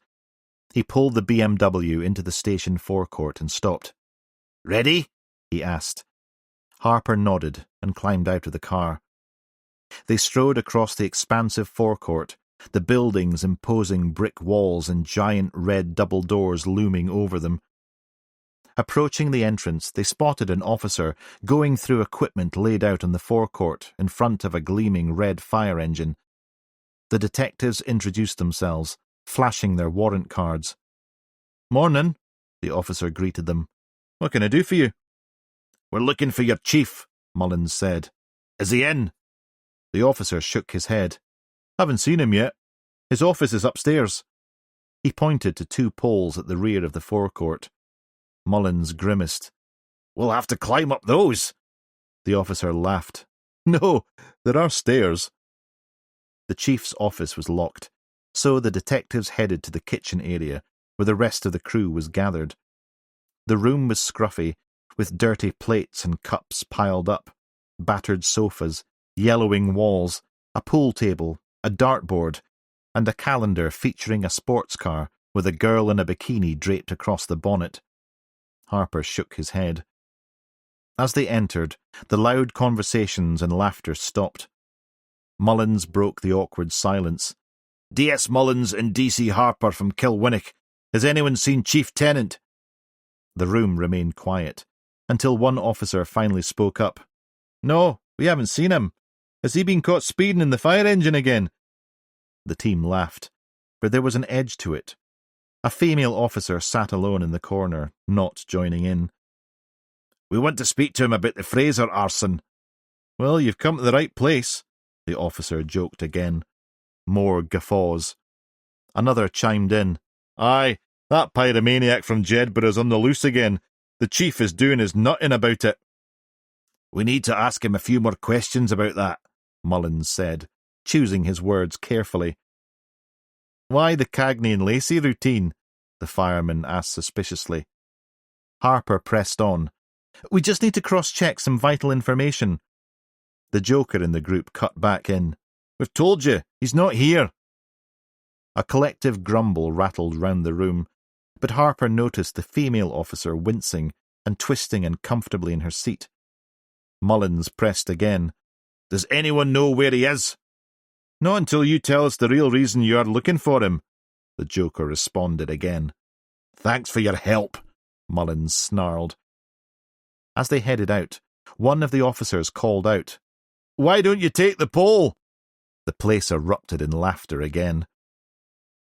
On their way back to the car, Harper stopped and glanced up at the kitchen windows. One of the group was watching them leave. They think it's all a bloody joke, he said. And I thought we were bad, Mullins exhaled. Their conversation was interrupted by the female officer, who had followed them out. I'm so sorry about what happened in there just now. The guys let their banter get the better of them sometimes. She tried a smile, but her cheek twitched. That was more than banter, Mullins replied. Is there something you want to tell us? Harper asked, picking up her anxious demeanour. The officer sighed. I don't want... She glanced nervously up at the window. My job has become very difficult since the chief got the job. How? Harper quizzed. He's turned the station into a lads' party. Harper nodded. Like that inappropriate calendar. She threw up her hands. Exactly! But what's the point of complaining? It just goes up the chain and nothing changes. Have you complained or spoken to anyone about this? I just keep quiet and let them get on with it, hoping they've got my back in a fire. And after Helen fell through the ceiling at the Fraser's house, I'm not so sure anymore. Mullins shook his head. Jesus, that's horrible. And the chief is part of this too, Harper continued. It's so hard, you know. I feel quite vulnerable. Even here now with you, they're probably watching me. But yeah, he's at the centre of it, in my opinion. He's a sexist bully. I can't stand him. Who puts on this front that he cares about his men, his people, but it's all bollocks. He's totally out for himself. He's gunning for more and more power, and if he gets it, God help the fire service, that's all I can say. He's not what he seems. Do you know where he is? If he's not at home, he often goes up to his rundown bothy he's been doing it for years, near Clachan Pass, calls it his breathing space. He invited me up there once. I got almost to the door, but I just felt... What? Harper prompted. Scared, if I'm honest. It was so isolated. I didn't really know why I agreed, but I think he just bullied me, and I didn't want to say no to him. Do you have an address? I don't think it'll have one. It's the only building for miles at the end of a farmer's track, off the pass road. It should show up on Google Maps. Do you think the chief could be behind the attacks? She asked. At this stage we can't, Harper started, but Mullins nodded a confirmation. She stepped back, her jaw falling open. That's horrific. Even for a scumbag like him, that's pretty fucked up. Why? Jesus. If he's behind all this, then... You shouldn't have to put up with those arseholes in there, Mullins said, changing the subject. It's totally unacceptable. Couldn't you approach your union or something? Pointless.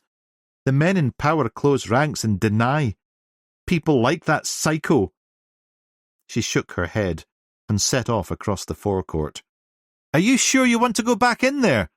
I'm on shift, I don't have a choice, she shouted, clearly no longer caring if the men above could hear her. Someone needs to help her, Harper said. Agreed. But first, we have to catch the cock who's created this shite. They got into the pool car, and Harper pulled out his phone. I'll ring Bone. Chapter 41. The fire chief's house stood in darkness when Bone and Walker pulled up outside, every curtain drawn tight. The ARU officers, clad in their black tactical gear, emerged from their vehicle and took up positions on either side of the front door, their movements precise and practiced. The detectives joined them, warrant in hand, hearts pounding with anticipation. Fire Chief Gregor Tennant, this is the police, Bone called out, his voice cutting through the quiet neighbourhood, echoing off the surrounding houses. We have a warrant to search the premises. Open up! No response. The house was still, as if holding its breath, waiting for Bone's next move. Bone nodded to the ARU officers, a silent command. Go. With a splintering crack, the door burst inwards, the lock no match for the battering ram's brutal force. The officers surged inside, weapons at the ready, Bone and Walker close behind, adrenaline pumping. The acrid stench of petrol assaulted Bone's nostrils, so strong it made his eyes water and his throat burn. Walker pulled a face, her hand instinctively reaching for the radio in her stab vest. Jesus, it reeks in here, she muttered. Bone flicked on his torch, the beam slicing through the dimly lit interior, casting eerie shadows on the walls. Tennant! Police! Show yourself! Silence. They moved cautiously into the living room, every step a calculated risk. Bone's torchlight swept across the space, revealing a scene in disarray. Furniture overturned, papers scattered, the signs of a mind in chaos. On the back of the door, a soot-covered black coat hung, its sleeves and shoulders singed. Bone pointed to the stairs. In the bedroom, the torch beam fell upon a photograph on the bedside table. A young woman smiled up at him, her face hauntingly familiar. A chill ran down Bone's spine. It was the innocent face of Kelly Dobson, caught forever inside a cheap wooden frame. A crash from the wardrobe had them jumping. Walker wrenched open the door. A shoebox tumbled to the floor, spilling its secrets. More photographs of Kelly cascaded out, along with a pair of tiny baby mittens and 2 plastic unicorn toys. Walker met Bone's stare. A silent understanding passing between them, the pieces finally falling into place, painting a picture of obsession and grief, of a man controlled by his demons. A sudden cry from the garden snapped them back to the present. They sprinted downstairs, bursting outside just in time to see the fire chief knock an ARU officer to the ground with a vicious elbow to the face, the sickening crunch of bone on bone. "Tenant!" Bone roared, launching himself at the chief, rage and determination propelling him forward. They hit the ground hard, grappling and swearing, a tangle of limbs and fury. Tennant lashed out, his fist connecting with Bone's jaw. Pain exploded through Bone's skull, but he held on, his fingers clawing at Tennant's jacket, refusing to let go. With a growl of strained effort, the chief broke free, staggering to his feet, desperation etched on his face. Before Bone could react, he vaulted over the garden wall and disappeared around the corner. The roar of an engine shattered the air. Walker, already halfway up the wall, called out that she'd caught a glimpse of taillights speeding out from a gap in the trees behind the house. "He's getting away!" she yelled, and dropped back down beside Bone. Bone hauled himself upright, jaw throbbing, determination burning in his eyes. "The car!" They sprinted around the side of the house, Walker already on the radio, barking orders, the situation escalating by the second. The pool car and the ARU vehicle sat at the curb, engines running, ready for the pursuit. "Go, go, go!" Bones shouted, throwing himself into the passenger seat. Walker slid behind the wheel. The ARU team piled into their van, sirens screaming to life, piercing the air. Tires squealed as Walker floored the accelerator, the sudden momentum slamming Bone back into his seat, the world blurring past the windows. He pressed the ball of his hand against his jaw and moaned, "Bastard!" They tore off down the road, chasing the rapidly receding taillights. "Suspect vehicle, black Audi, reg F64, GUU, heading north on the A81, Walker relayed into the radio. "Request an FIM to authorise a Stinger deployment at the Blairgoyne crossroads." Bone braced himself. Walker took a sharp bend, the pool car's suspension groaning in protest, the vehicle pushed to its limits. Tennant's car was a distant blur now, weaving recklessly through the light traffic. The gap slowly narrowed. Bone held on for dear life. Walker kept her foot to the floor, knuckles white on the wheel, her focus unwavering. Suddenly, the chief's car veered off the main road, tires screeching. It careened onto Campsie Fells Road, a treacherously windy pass into the heart of the mountains. "He's heading for the hills!" Walker yelled. She wrenched the wheel to follow, the pool car fishtailing, fighting for traction on the uneven surface. Ahead, Tennant's taillights dwindled. "Shit! I'm losing him!" Walker complained.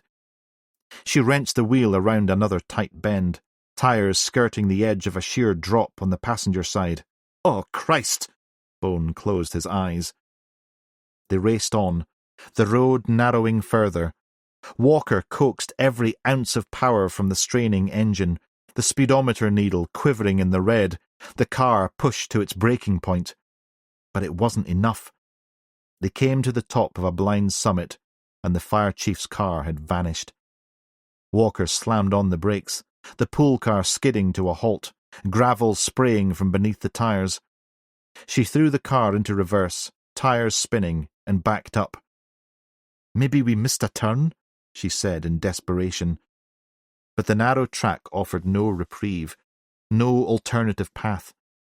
The car lurched and shuddered, the wheels sinking into the soft mud, the undercarriage scraping against rocks and debris. For a heart-stopping moment, they were stuck, the engine revving futilely, the wheels spinning in the mire. But Walker refused to give up. She rocked the car back and forth until finally, with a shuddering groan, the car broke free and stuttered back onto the road, mud spraying in its wake. Bones' phone buzzed, the sound harsh in the tense silence. It was Harper. "Boss, one of the fire officers just told us Tennant owns a tumble-down bothy. It's in the middle of nowhere, at the end of a track, near Clachan Pass at the top of the Campsies. It's the only building for miles, so easy to find." Bones' pulse raced. "Good work, Harper. Meet us there. We're on our way." "Already on it, sir," Harper replied, his voice crackling with urgency. "And we've got the cavalry with us." Bone turned to Walker, a grim smile on his face. "Clachan Pass. Let's go." Walker nodded, throwing the car into gear, the engine roaring. They sped off into the gloom. Chapter 42. Harper gripped the door handle, Mullins fighting to keep the pool car on the narrow, muddy track, the vehicle bouncing and skidding over the uneven terrain. "Jesus Christ, Mark!" Harper shouted. They careened through the mud. "Are you sure this is the right way?" "I'm following your fucking directions, numbknob," Mullins snapped back. "It's not like there's a bloody signpost for Psycho's hideout." Suddenly the track ended, and Mullins hit the brakes. The path ahead was impassable, blocked by dense undergrowth and fallen trees. Harper checked his phone. "There's a building marked on the map, just on the other side of that burn and through the trees." Mullins peered down at the fast-flowing stream at the bottom of a small ravine. "Oh, fantastic!" He scanned the area for any sign of Bone, Walker, or the armed response unit, but they were nowhere to be seen. Harper frowned at his mobile. "I've lost the signal." With a resigned sigh, they climbed out. Harper fished 2 stab vests out of the boot, and they set off on foot. Mullins attempted the slope, but instantly lost his footing and slid down the bank, landing at the bottom in the icy water. "Fuck's sake! Not another fucking suit!" he cursed. Harper, with nimble grace, successfully hopped across a line of boulders to the other side. "Smart arse," Mullins complained. They scrambled up the opposite bank, fighting their way through the thick underbrush. Branches snatched at their clothes and scratched their faces, but they pressed on. In a clearing in the middle of the wood, Harper spotted the bothy, a wreck of a building with tarp partially covering attached outhouses. They took cover behind a fallen tree to observe. The fire chief's work Land Rover was parked next to it. "So, there must be another way in," Mullins grumbled. He wrung out his sodden trouser leg. "And you made me drown myself crossing the fucking Amazon." They neared the bothy, and the stench of petrol grew stronger. Harper gestured for Mullins to go one way, while he went the other, edging closer to get a better look. Harper crept along the side of the bothy, his heart pounding. He reached the corner of the building, and his foot suddenly slipped. He teetered on the edge of a narrow trench that seemed to appear out of nowhere. "Fuck!" he hissed, windmilling his arms and regaining his balance. Kneeling, he examined the trench more closely. It was dug into the soil, running left and right across the front of the building. The walls were lined with black plastic tarp, and to his horror, he realized it was filled to the brim with petrol. The fumes were overwhelming, his head spinning. "Jesus Christ!" he muttered, the pieces falling into place. This was no mere hideout. It was a fucking death trap. With a newfound sense of urgency, he carefully stepped over the trench and continued along the wall, every sense on high alert. There was no telling what other surprises the deranged fire chief had in store. At a window, he ducked down under the sill and edged up to peer inside. Catherine Fraser was in the centre of a bare, stone-walled room, arms and legs tied to a chair, mouth covered with packing tape. She was in a terrible state, her clothes torn and dirty, her hair matted and greasy from days in captivity. Empty food containers and water bottles were scattered around the room. She was very distressed, rocking back and forth, her muffled sobs audible even through the wall. Harper carried on to the wooden front door. It was slightly ajar. An invitation? He squinted around the frame. The narrow hallway was dark and gloomy, but still no sign of the fire chief. He crept inside, edging closer to the door leading to Fraser. But as he passed the threshold, the front door slammed shut behind him with a bone-chilling finality. Heart all but in his throat, he tried the handle, but it was locked. He was trapped. With no other choice, he dashed through to help her. Inside, a battery lamp stuttered, casting eerie shadows that danced across the bare stone walls. Harper approached. The gagged woman moaned and nodded frantically towards the door, her eyes wide with terror. But Harper was focused on freeing her. With shaking hands, he fumbled with the knots, but he froze at a voice behind him.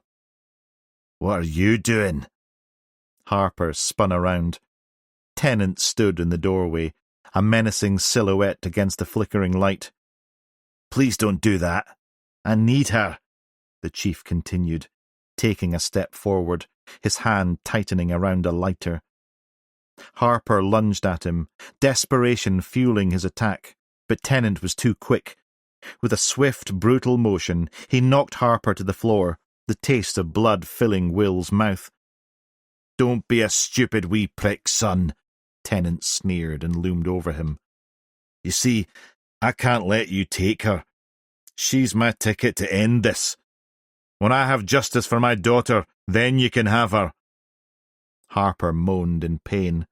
"The ARU are all over you. You're done. This is over," he mumbled through the blood. Tennant let out a loud, near pantomime laugh. "It doesn't look over to me." With a cruel smile, he held up the lighter. Harper's eyes widened in horror. The chief's thumb hovered over the spark wheel. "You see," the chief flicked the wheel, a tiny flame appearing.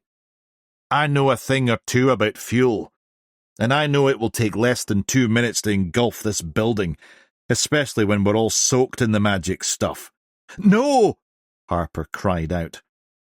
The doctor moaned in terror as Tennant knelt, and with a wide, deranged grin, he tipped the flame to a thin trail of petrol that snaked under the door. Moments later, the trench outside ignited in a fireball that raced around the bothy in either direction. The inferno was intense, flames over 8 feet high shooting into the air, the light blinding, the heat searing Harper's skin even from inside. But the chief wasn't done. He reached over and grabbed a bucket hidden in the shadows. He wrenched it up and threw the contents all over Harper, some splashing on Fraser. The distraught woman let out a muffled, hysterical scream, coughing and spluttering through her gag, the liquid soaking her. Tennant raised the lighter again, the flame dancing in his crazed eye. "I demand justice for my Kelly, and if you're here to stop me, then I must stop you." Harper, wiping the liquid frantically from his hair and eyes, tried to reason with the madman. "What good is killing Catherine Fraser? The armed officers will just shoot you, and your precious Kelly will be forever remembered as the poor, abused victim of her father, who was a psychopathic killer." Tennant's face contorted with fury. Harper jumped to his feet and lunged at him again, desperation powering his attack. They grappled, but the chief overpowered him again, wrapping his hands around Harper's neck, throttling him. Harper lashed out with the last ounce of strength he had left, but Tennant tightened his grip, a manic gleam in his eyes. "Die, you weedy little shit!" he snarled, spittle flying from his lips. The door flew open with a deafening crack, wood splinters spraying in every direction. 2 ARU officers clad in full protective gear set upon the chief. They fought, a furious melee of fists and kicks, and finally managed to subdue him, wrenching him away from Harper. They dragged him out of the door, the high wall of flames closing in by the second. Outside, the chief fought free, staggered through the firestorm, and tumbled into the ditch. His clothes ignited, and with an insane howl, he clambered out and careened directly towards Mullins, his arms waving in crazed defiance. Mullins stumbled back, but before the human torch could lunge, the flames finally overwhelmed him, and he toppled to the ground, a fiery plume of smoke and sparks rising on impact. 2 ARU officers rushed forward, braving the flames. They rolled the chief over the ground, trying to stem the fire and save him. Inside the bothy, Harper clutched at his throat, gasping and spluttering, thick, acrid smoke filling his lungs. An ARU officer grabbed his vest and yanked him to his feet, then went to untie Fraser. But she fought him, screaming and throwing fists. "Leave me!" She broke free from his protective arms and stumbled to the back of the room. Harper staggered over to help. "We're police officers, Dr. Fraser. We have to go, now." "It's petrol!" she cried out, rubbing at her drenched blouse. The ARU officer shot a look at Harper, then buried his face in Harper's soaked vest. "It's water! Come on!" The fire was getting closer by the second, the heat unbearable, searing their skin, singeing their hair. Harper could barely breathe through the thick smoke, each inhalation a struggle, his lungs burning. "Please, you have to trust us," Harper pleaded. "We'll get you out of here, but we have to go now." Finally, something seemed to break through Dr. Fraser's panic. With a sob, she nodded, letting the officer guide her up. The officer removed his protective jacket and placed it over Dr. Fraser's head. "After 3, jump through the fire, okay?"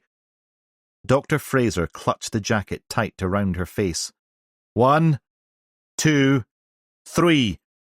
The officer threw open what remained of the door, and the furnace billowed into the room. "Go!" Dr. Fraser stepped back for a second, then made a leap for it. The officer slammed the door shut again, blocking some of the surging flames. "You next," the ARU officer said to Harper, urgency increasing in his voice.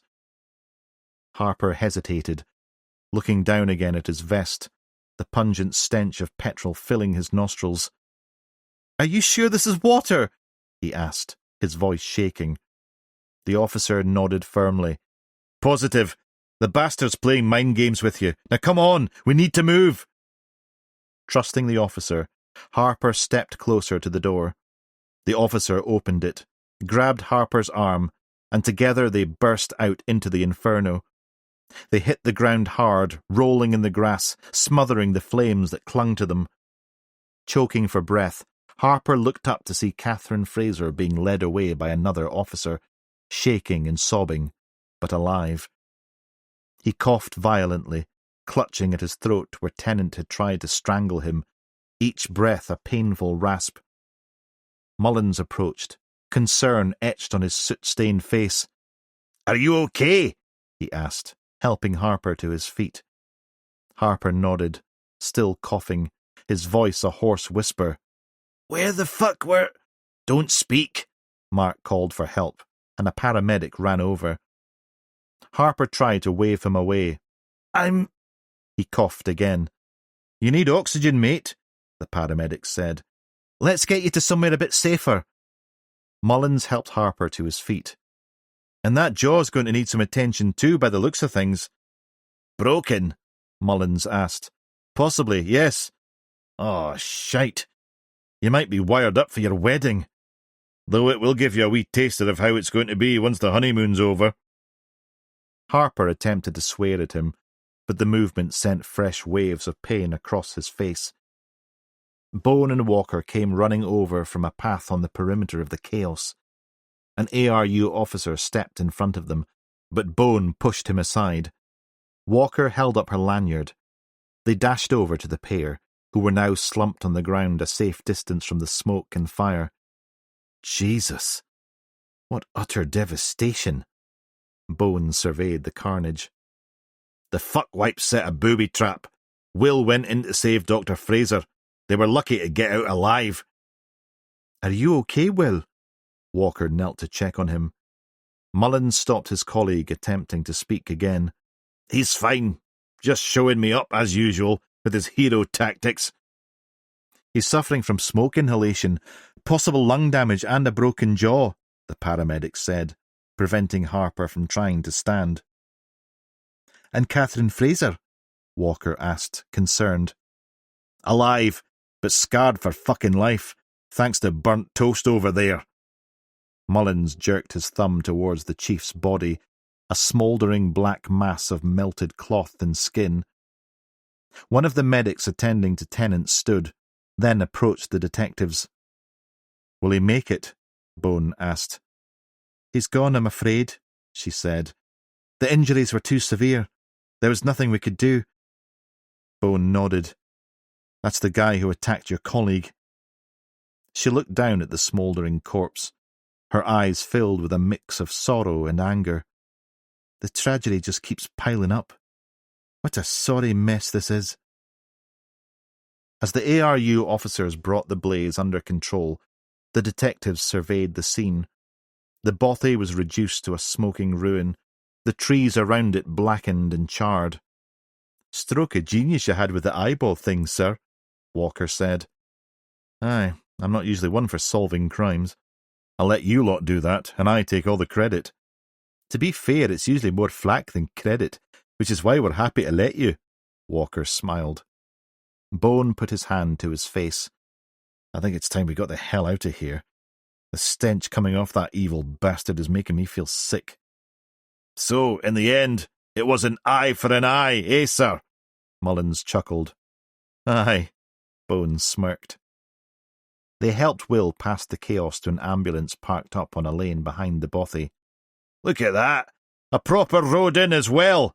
You tool! Mullins nudged his shuffling colleague Harper, who winced in pain, his teeth buzzing with an unintelligible expletive. Chapter 43. The community centre's fluorescent lights buzzed overhead. Bone walked into a once familiar room, the scent of stale coffee and anxiety hanging in the air. He nodded to the regulars, fellow officers who, like him, had seen too much and had suffered too deeply in the line of duty. There was Jackie, who hadn't been able to set foot in a burning building since that factory fire went south, and Mike, still jumping at backfiring cars after that drug bust turned into a shootout. They were a motley crew, bound by trauma and a shared dedication to the job that had nearly broken them. Bone scanned the room, looking for McKinnon, but the journalist was nowhere to be seen. A flicker of disappointment crossed his face. Maybe it was too much to hope for, that he'd actually show up.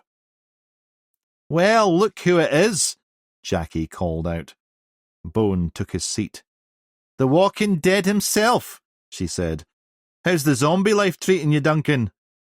Oh, you know, Bone replied, his tone dry as a desert.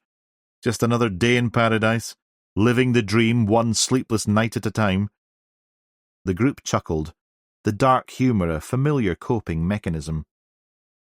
Just as Sarah, their counsellor, was about to start, a sheepish figure appeared in the doorway. Colin McKinnon, looking like he'd rather be anywhere else, hovered uncertainly at the threshold. A ripple of tension went through the room, the officers recognising the infamous journalist. Who the fuck invited that slug? One of them spat, his voice laced with venom.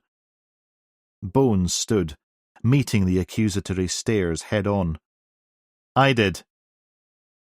McKinnon, his face flushed with embarrassment and anxiety, seemed like he was about to bolt, but Sarah stepped in smoothly.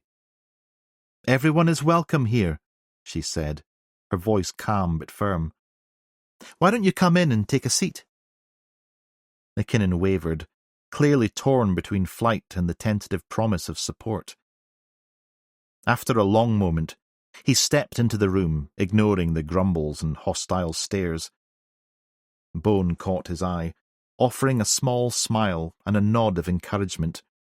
McKinnon returned it, a flicker of gratitude in his haunted eyes. He settled into a chair. Sarah addressed the group. "I want to remind everyone that what is said in this room stays in this room. This is a safe space where we can share our struggles and support each other without fear of judgment or repercussion. Okay?" One of the officers scoffed, his derision palpable, but Bone cut him off before he could voice his objection. "Give the guy a break," he said, his tone brooking no argument. "He's going through it, just like the rest of us." An uneasy truce settled over the room, and the meeting began in earnest. Malcolm, the quiet ambulance driver, raised his hand. "My sense of smell has gone to shit." Sarah leaned forward, her brow furrowed. "Can you elaborate on that?" Jackie cut in, a mischievous glint in her eye. "What, you mean you stink even more than you used to?" Malcolm shook his head. "No, everything smells like Chanel No. 5. Jackie laughed. "Lucky you! The last time my husband bought me that, it was some knockoff from Thailand, and it was calamine lotion I was wearing instead." Sarah gently steered the conversation back to Malcolm. "Please, continue." Malcolm's face grew sombre. "It was what the girl was wearing, the one we pulled from the wreckage. It's like she's back in the room, in my clothes and bed sheets. Even my fucking beer smells of it." A murmur of sympathy rippled through the group, each of them intimately familiar with the way trauma could linger, seeping into every corner of one's life. Sarah offered Malcolm a compassionate smile. "That's a very common experience. Our senses, especially smell, are closely tied to memory. It's your brain's way of processing the trauma." As the session continued, Sarah turned to Bone. "Duncan, would you like to share anything with the group?" Bone hesitated, his gaze flickering to McKinnon. The thought of sharing his fears in front of the journalist made his stomach clench. But as he looked closer, he saw the wreck of a man McKinnon had become, the haunted look in his eyes all too familiar. Taking a deep breath, Bone began. "The nightmares, the hallucinations, they're still there, but different now." "Different how?" Sarah prompted. "It used to be Peekaboo, the bastard who blew me up. I'd see him everywhere, hear his voice. But now it's a kid. A wee red-haired boy, can't be more than 10. "Is it him as a kid?" Malcolm ventured. "No, but he might be a relative. Who knows? It's all just PTSD madness, isn't it?"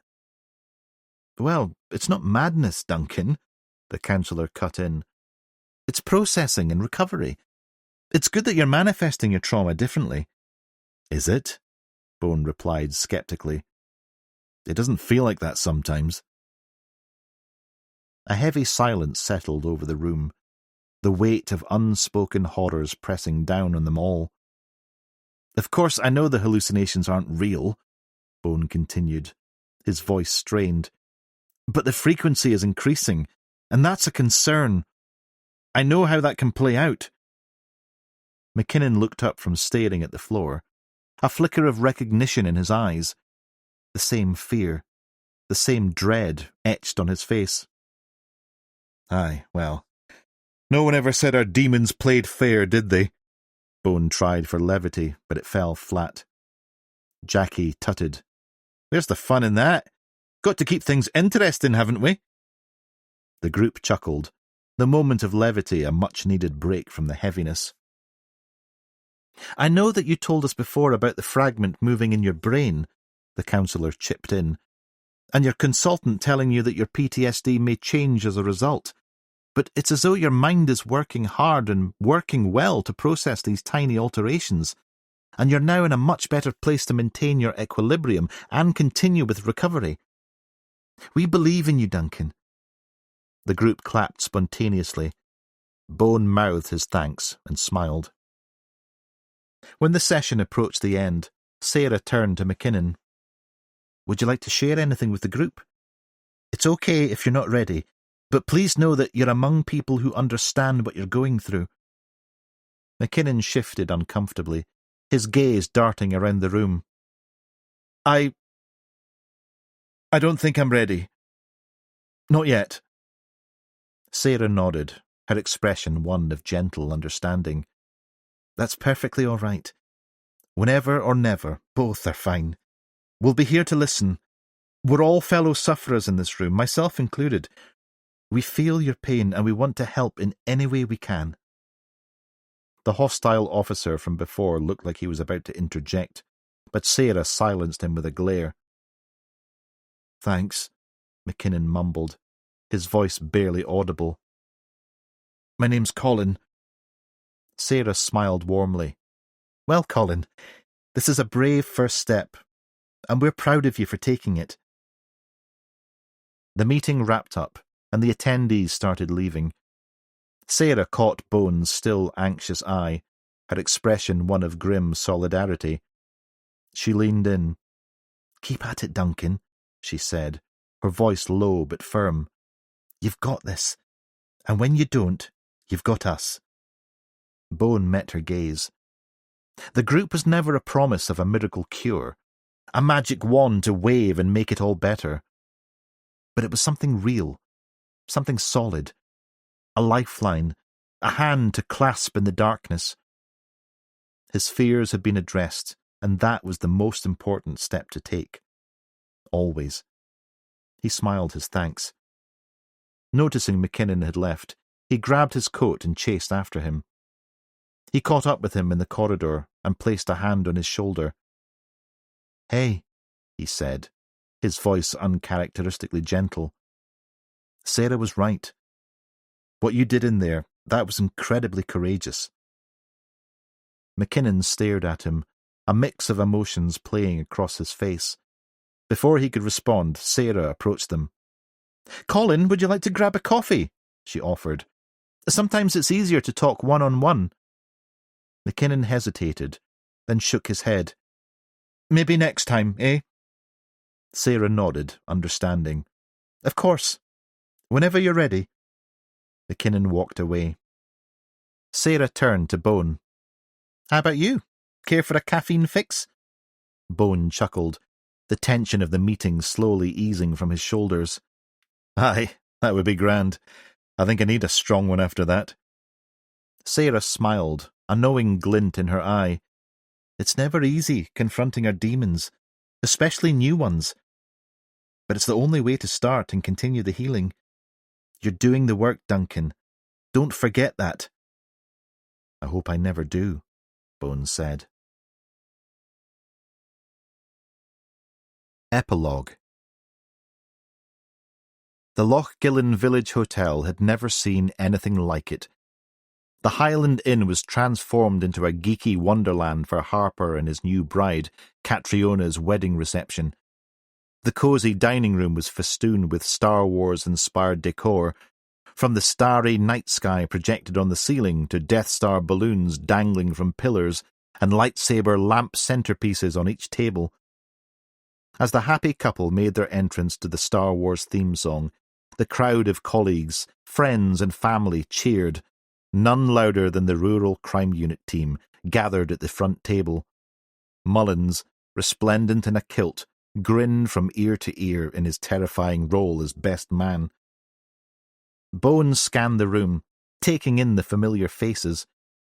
He spotted Baxter, dressed in her best tweeds, accompanied by her husband in full Highland regalia. He nudged Alice. "Going well so far. Speech is next, though." He pulled a face. Alice nodded. "Such a shame, though, about Will's broken jaw. Talk about bad timing." "I suppose it's a blessing for Catriona." She won't have to listen to him ramble about computer code on their wedding night. Bones sniggered. Alice snorted, trying to stifle her laughter. Be nice, Duncan. Though I must admit, it's the first time I've seen a groom nod his vows in Morse code. Aye, Bone chuckled. And every time he smiles, it looks like he's eaten half the silver service. I just hope he doesn't set off any metal detectors on their honeymoon. He pointed to the bar. Drink? G&T, Alice said, licking her lips. Michael? Vodka, Michael half-joked. Coke, ta. On his way over to the bar, Bone spotted Mullins, who'd now shifted closer to the kitchen door where he furtively attempted to sneak a peek at food preparations. You're under arrest, Bone said, and stuck his fingers in Mullins' side. Holy shite! Mullins hollered involuntarily, his voice bellowing round the hall, stopping a few guests in mid-chat. God, it's you, sir. Gonna no day that? He laughed. Great news about your dad, Mark. Is it? I mean, they have him on these new drugs that have literally given him a new lease of life, and a new lease of life in my dad's world is not a pretty sight, believe me. All clear, though. Aye, to think he put us all through the ringer, again, for a non-malignant cyst. I mean, nothing more than a giant pluke, for God's sake. So typical of him. I know you're pleased, though. You can't hide it from me. Mullins smiled. The man is immortal. It'll be him, Keith Richards, and a couple of cockroaches left. Let me buy you and Sandra a drink, Bone offered. He looked round the hall. Where is she? She's gone down with the flu. Well, I hope that's what it is. Otherwise she's off with the milkman to the Seychelles as she was looking at brochures last night. Sorry she's missed it. I'm not. While the cat's away. He grinned and pointed to the bar. Well, let me get you one then. Happy days for you, boss. How so? One less moth you have to let out of that wallet of yours. They went over to the bar where Gordon, the landlord, wrestled with one of the temporary beer pumps. How's it hanging, big man? Duncan! Mark! Gordon leaned over the counter and shook their hands. What do you reckon? Quite the shindig, eh? He gestured to the animated room. Aye, it's a far cry from our usual murder mayhem, though it's still early days. Bone chuckled. I must say, the place looks fantastic. You've outdone yourself, Gordon. Well, when young Will came to me with his ideas, I couldn't say no. Such a nice lad. And Catriona's a lucky lass, though Luke Skywalker in NHS glasses is not the best of looks, if I'm honest. Gordon beamed. Oh, and wait until you try the wedding breakfast. Ross has whipped up a feast fit for a Jedi Master. I hope it doesn't involve any mackerel, Walker said, joining the three of them. Ah, no. He told me in no uncertain terms that nobody wanted to be reminded of our snowbound nightmare. Bone winced. I was on the brink of sacrificing Mark just to avoid having to eat another one. Aye, there's enough on him to last a whole year, Gordon joked. Mullins pinched a couple of inches of his girth and winced. Just then, Walker spotted her partner, Maddie, and their 2-year-old daughter Erin approaching. Maddie looked elegant but tired, Erin squirming in her arms. So there you are, Maddie called out, relief evident in her voice. Thank goodness! My arms are about to drop off. This one's been a handful all day. Walker took Erin from Maddie's arms, giving her a quick kiss. Has she now? And how's my wee troublemaker? She tickled the toddler, who giggled helplessly. Bones smiled at the little girl. Hello there, Princess Leia. Fancy a dance with an old Jedi? Erin reached out for Bone. He scooped her up. Maddie sighed, leaning against Walker. I swear I haven't had a full night's sleep in 2 years. How do you two manage to look so functional? Mullins snorted. We're coppers, expert liars. As Bone bounced Erin on his hip, making silly faces, she suddenly turned on Mullins and blurted out, Fuck's sake! There was a moment of shocked silence before the adults burst into laughter. Oh no! Maddie groaned, covering her face. Not again. She's already sworn at the registrar. She took the words right out of my mouth, Walker giggled. More women hassling me, Mullins complained. Well, at least she's expanding her vocabulary, Bones said through stifled laughs. Best not to make a fuss, or she'll keep doing it, Walker whispered. Bone handed the giggling child back to Maddie. I'd say she's got a promising future in law enforcement. Where's that drink you promised me? Alice interrupted, with Michael dragging his heels sullenly behind. Sorry, love. This wee one here distracted me, Bone replied. Wow! Look at you, Erin! Alice exclaimed. Great to see you again, Alice, Walker said. And you back there! She frowned affectionately at Michael, whose face turned crimson. He's sulking because I wouldn't let him wear his Nirvana t-shirt. You like Nirvana? Walker said. I love, love, love Nirvana. Michael braved a tentative smile. Just then, a commotion at the entrance caught their attention. In walked Junior, the village legend, wearing a flowing, shimmery silver gown and a lopsided tiara. He sashayed into the room, drawing stares and chuckles from the guests. Well, that's quite something, Walker muttered. Junior, what are you wearing, man? Gordon called out. It's a Jedi cloak, I'll have you know, Junior slurred, striking a pose. I'm here to bless the happy couple with the Force. He produced a golf club from under his gown, bedecked in Christmas glitter decor. Bone and Walker exchanged amused glances. Well, at least he's embracing the theme, Bone shrugged. Aye, if Star Wars had been directed by Wes Craven, Walker joked. Suddenly, a voice cried out from across the room. Oi, Junior! That's my bloody dress! A middle-aged woman in extraordinarily high heels stormed over to the drag Jedi. You bloody nicked that from my line! Get it off! Junior attempted to deny the theft, but the enraged woman yanked at the hem as though trying to undress him in the middle of the dance floor. Her husband came over, and after a few moments of negotiation, the husband took the woman's arm and escorted her back to their table. Junior gave the pair a drunken curtsy, found a seat at an empty table, and poured himself a glass of champagne from another guest's open bottle.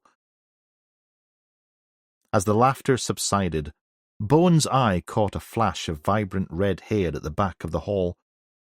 He blinked, then adjusted his position, craning his neck to try and get a better look. Alice noticed his sudden movement. "What's up?" she asked, concern in her voice. "Nothing," Bone muttered, still trying to locate the figure. But when he looked back, whoever it was had vanished. A chill ran down his spine as he wondered if his PTSD was playing tricks on him again. Not today. Please, he thought to himself, a mix of frustration and worry washing over him. He shook his head, trying to clear the unsettling feeling, and turned his attention back to the festivities. At the wedding meal, Bone and his family were seated next to Gallagher and his wife, along with Walker, Maddie, and little Erin. They were all delighted to see Gallagher's wife looking so fit and well. "Remission has given me a new lease of life," she said with a radiant smile. "Poor Roy is finding it hard to keep up with me." She winked suggestively at her husband. He rolled his eyes in mock dismay. As the others chatted amongst themselves, Gallagher leaned in for a quiet word with Bone. The superintendent's face grew serious. "About time we had some happy news after that nasty business last month," he said, shaking his head. "How a head case like that made it to fire chief, I'll never know." Bone grimaced. The tragic image of the murdered doctor and the smiling photo of the chief's poor daughter still fresh in his mind. Just goes to show, evil can hide in plain sight. Small relief we stopped him before he killed Catherine Fraser, but horrific all the same. And not to mention Jaws up there. Gallagher cocked a thumb at Harper. But serious respect to the female firefighter who formerly complained about the behaviour of her male colleagues. That couldn't have been easy.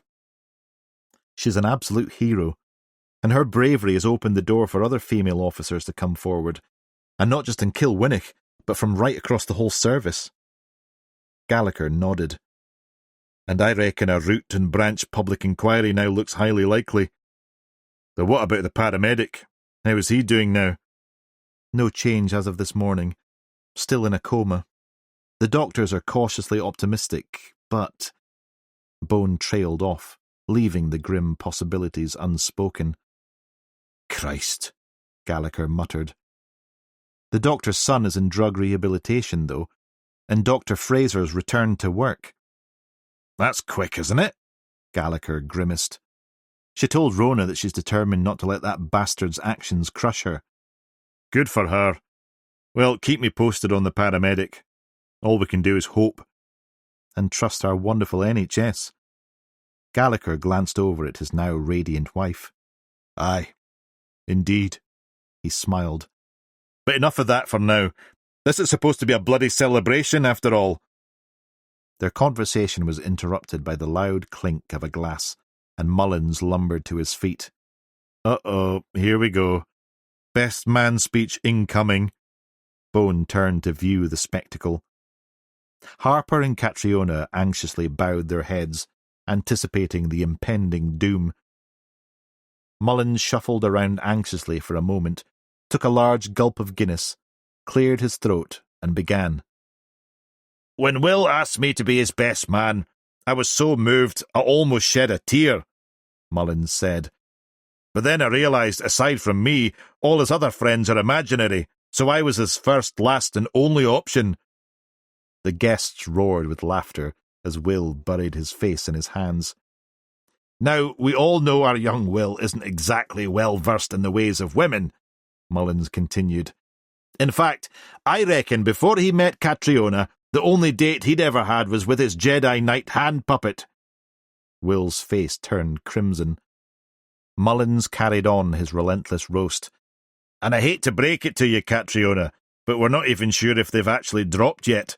So you might be in for a night of box set binging rather than boisterous bonking. The room erupted again. Bone glanced over at Catriona's parents and winced. But seriously. Oh, God, there's more, Bone whispered to Alice. We always thought Will's ideal partner would be some kind of AI fembot fashioned on Princess Leia. And let's face it, our Will's DNA is probably 80% robot anyway, so who are we to judge? More uncomfortable sniggering. So imagine our shock when he lands himself a living, breathing, beautiful human being like Catriona. I guess he's a living proof that even super geeks can have all the luck. He looked over at the pair and smiled. And just before I shut up, much to everyone's relief, especially Will and Catriona's, I'm sure, I pondered long and hard about an appropriate wedding present for you both. Harper mouthed another, "Oh, God." After much searching and internet trawling, that almost cost me my job and my marriage, I hasten to add, I finally found the perfect geek-appropriate his and hers gift. In fact, I loved them so much, I bought one for myself. With gasps and screams of horror, he grabbed the hem of his kilt, whisking it up above his waist to reveal a pair of oversized white boxers, adorned on the front with a screen print of Darth Vader, his helmet strategically placed. Then he spun round, bent over, and flashed a second image of an exploding Death Star emblazoned on the back. He waited a moment for the laughter to subside, and then raised his glass. To Will and Catriona, may your love be as strong as a Wookiee's body odour, and may your adventures in the bedroom not be a disastrous flop like some of those bloody awful sequels in the franchise. The room toasted the happy couple, and Mullins finally sat back down.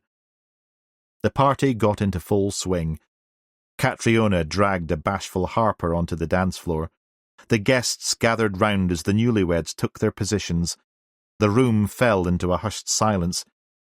They looked at each other nervously, and for a moment it seemed like they might stumble through an awkward slow dance. But then the opening notes of Human by the Killers filled the room, and everything changed. Harper and Catriona suddenly broke into a perfectly choreographed routine that had everyone's jaws dropping. They started with robotic movements, mimicking droids from Star Wars, before launching into a series of bizarre moves. Will moonwalked across the floor while Catriona pretended to use the force to push him back. They then linked arms and spun rapidly, their feet barely touching the floor, whirling like twin tornadoes. The crowd erupted in laughter and cheers. The couple continued their performance. At one point, Will dropped to the floor and started doing the worm. Catriona leapt over him, narrowly avoiding his flailing legs. They finished with a dramatic pose, Will on one knee, pretending to propose with a lightsaber, Catriona on tiptoe, arms raised triumphantly to the ceiling. When the song ended, the room exploded with applause and wolf whistles. Will and Catriona, red-faced and breathless, took a bow before collapsing into each other's arms, giggling uncontrollably. The night wore on, and the booze flowed freely. Baxter, tipsy on too much free champers, dragged her hapless husband onto the dance floor and flailed about to "I'm Too Sexy." Walker twirled by, jiving expertly with her partner Maddie, their toddler Erin bouncing gleefully between them. And somehow, Mullins and Junior ended up dancing together, locked in some kind of semi-combative waltz, their moves threatening to take out dancers who ventured too close. Walker retreated outside and found Bone in the car park, admiring Harper's elderly neighbour's beautifully restored burgundy 1960s Saab. The old man was enthusiastically explaining the technical details to an awestruck Bone. "And you see here," the old man said, "I've replaced the original carburettor with a custom-built fuel injection system. This has improved the fuel efficiency by 15% without altering any of the original spec." Bone nodded, eyes wide. "Incredible. And the bodywork is immaculate. How did you manage to get that shine?" Walker rolled her eyes. "Oh, dear God, there's actually two of them." "Mr. Burrows, this is my colleague Rona. She's a heathen and doesn't understand the spiritual importance of our wonderful moving temples," Bone retorted, running his hand reverently along the Saab's bonnet. The old man chuckled. "Nice to meet you, Rona. I have to say, at least yours looked like it could actually move. She's a beauty, all right. Took me 5 years to restore her, but she purrs like a kitten now." "Unlike Duncan's rust bucket," Walker quipped. "It coughs like a 60-a-day kipper-lunged granny." Bone shot her a glare. "My Saab has character, I'll have you know. Is that what we're calling tuberculosis these days?" Ignoring her jibes, Bone turned back to Mr. Burrows. "I'd show you her," he started, but Sergeant Brodie called over from the entrance and approached. "There you are. I've been looking all over for you two." Walker raised an eyebrow. "Everything all right, Brodie?" "Oh, aye, yes, aye. Great news. I just got a message from the station. Rob McNeil, the paramedic. He's woken up from his coma." Bone and Walker exchanged surprised looks. "That's fantastic news," Bone said. "How's he doing?" "Better than expected," Brodie replied. "The bleed on the brain wasn't as bad as the doctors expected. They said he'll make a full recovery." Walker let out a relieved sigh. "That's brilliant. After everything that's happened, it's good to have some good news about this horrific case." Just then, Gordon called from the hotel entrance. "Oi, you lot! Will and Catriona are about to leave. Get your asses back in here." "Oh, that's my cue," Bone said mysteriously, and disappeared round the side of the hotel. The newlyweds prepared to depart for their honeymoon at the Star Wars celebration. Will and Catriona made their rounds to say goodbye. A slightly sozzled Will threw his arms around Bone and Walker, tears in his eyes. He attempted to speak, but his incomprehensible words of affection hissed through his wired teeth like a broken lawnmower. Walker gently pried him off. "Yes, yes, we love you too, Will. Now go on, before you pass out from that half a shandy you've been sipping all day." Unbeknownst to the rest of the team, Bone had one last surprise up his sleeve. He'd secretly decorated his ancient bottle-green Saab 96 with ribbons, tin cans and a just married sign. As Will and Catriona emerged from the hotel, Bone ushered them into the car, Sergeant Brodie in the driving seat, ready to chauffeur the happy couple to the airport in style. "I can't believe you did this, Duncan," Catriona exclaimed, grinning from ear to ear. "Consider it my wedding gift," Bone replied with a wink. "Or grounds for divorce, depending how the journey goes," Mullins added from the side. The newlyweds climbed into the car. Walker leaned in with a smirk. "Don't worry, the boss is in the AA." She spun round. "Please tell me you're in the AA, aren't you?" "Yes, he is, Rona, but possibly not the one you're thinking of," Mullins joked. Bone raised his hand, signalling Brodie to start her up. True to form, the Saab coughed, spluttered, and with all-round cheers of relief, she finally wheezed to life. The gearbox crunched into first, and Brodie rolled out of the car park, the tin cans clanking merrily behind and guests showering the car in confetti. The Saab rattled off down the Highland road, and the guests returned to the reception. Bone grabbed Alice at the entrance. "Where's Michael?" he said. "He's at the table on his phone to his mate. I can't be bothered telling him off. Not today." "Right. Let's have a wee walk, shall we?" "Sounds ominous." They walked in silence out along the harbour, the tension growing between them with each step. The wooden planks creaked underfoot, and they made their way to the end of the pier. The loch stretched out before them, the afternoon mist settling just above the water's surface, creating a beautifully tranquil scene. Finally, at the pier's edge, Bones spoke. "Alice, I need to tell you something." "What?" "I'm going to stay at the cabin for a while. I'm not handling being in Kilwinnock well at the moment." Is it me? And you're not handling being with me? No, it's not that. I just don't want to risk putting you through any more of my PTSD nonsense. I'm not quite right. And I am dealing with it, but I just need to be here to help heal my head again. But Duncan, I'm here for you. You know that. We can work through this together. That's what we do now. I know. And I appreciate that. But I need to be here right now by this cold water and in amongst these mountains. They helped me before, and I'm sure they will again. Alice's eyes glistened with unshed tears.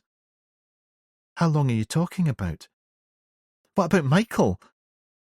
Bones sighed, running his finger along the scar on his temple. It won't be for long. Just a short time until I work out what's going on with my head. I need to get myself sorted before I can be the partner you deserve, the father Michael needs. But you can both come up any time, he offered, knowing it sounded weak even as he said it. Oh, gee, thanks! Alice's anger was rising, her voice taking on a bitter edge. That's exactly why we need to talk it out. Support each other. You can't just push us away like this. I'm not pushing you away. I'm trying to protect you, Bone insisted, frustration creeping into his voice. I never want to put you and Michael through any of my shit again. That's why I need this time. Alice shook her head, tears now falling freely. Duncan, that's not how relationships work. We're supposed to face these things together. Bone opened his mouth to respond, to try and make her understand. But something caught his eye. Back at the hotel entrance, the figure with striking red hair, a middle-aged man in a beige suit, lingered, seeming out of place among the dispersing wedding guests. There was something strangely familiar about him that made Bone's instincts kick into high gear. Wait here, he said to Alice, his tones suddenly urgent. Before she could reply, Bone was already moving. He ran back along the pier, his dress shoes clacking against the wooden planks. As he approached the hotel, the red-haired man seemed to sense his presence. Their eyes met for a brief moment, and recognition flashed across the stranger's face. The man turned and bolted, disappearing around the side of the hotel. Bone quickened his pace, pushing through the crowd of guests who were saying their goodbyes. He rounded the corner just in time to see the man fumbling with car keys. "Hey, stop!" Bone shouted. But it was too late. The stranger jumped into an Astra and accelerated out of the car park, tires squealing on the gravel. Bone sprinted across the car park, but he was too late, and staggered to a halt, staring at the retreating taillights as the vehicle sped down the winding Highland road. Panting, Bone bent over, hands on his knees. His mind raced. Who was that man? Why did he run? And why did he seem so familiar? Alice caught up to him, concern etched on her face. "Duncan, what the hell's going on? Who was that?" "You saw him?" Bone asked, his question throwing her for a second. "Of course. What do you mean?" Bone straightened up, his brow furrowed in concentration. "Someone who didn't want to speak to me. But I've seen them somewhere before, I'm sure of it." As the sounds of the wedding party faded behind them, Bone stood there, staring down the now empty road. The mist from the loch was creeping in, shrouding the landscape in an ethereal haze, like a blanket of cool, temporary comfort. But in that moment, caught between the pain of his past and an uncertain future, he couldn't ignore the nagging feeling that this was the beginning of something much bigger, and perhaps more dangerous than anything he'd faced before. The end. We hope you have enjoyed this production of Burn It All Down, a DCI Bones Scottish crime thriller by T.G. Reid, narrated by Steve Worsley, produced by Alistair George of Canongate Studios, Edinburgh. Copyright 2024 by T.G. Reid. Sound recording copyright 2026 by W.F. Howes. Quest is an RB Media audio brand. This recording is protected by copyright. Unauthorized copying, sharing, or distribution is prohibited. Thank you for listening. Discover audiobook giveaways, discounts, new releases, recommendations, and more from RB Media, the largest audiobook publisher in the world. Visit rbaudio.com.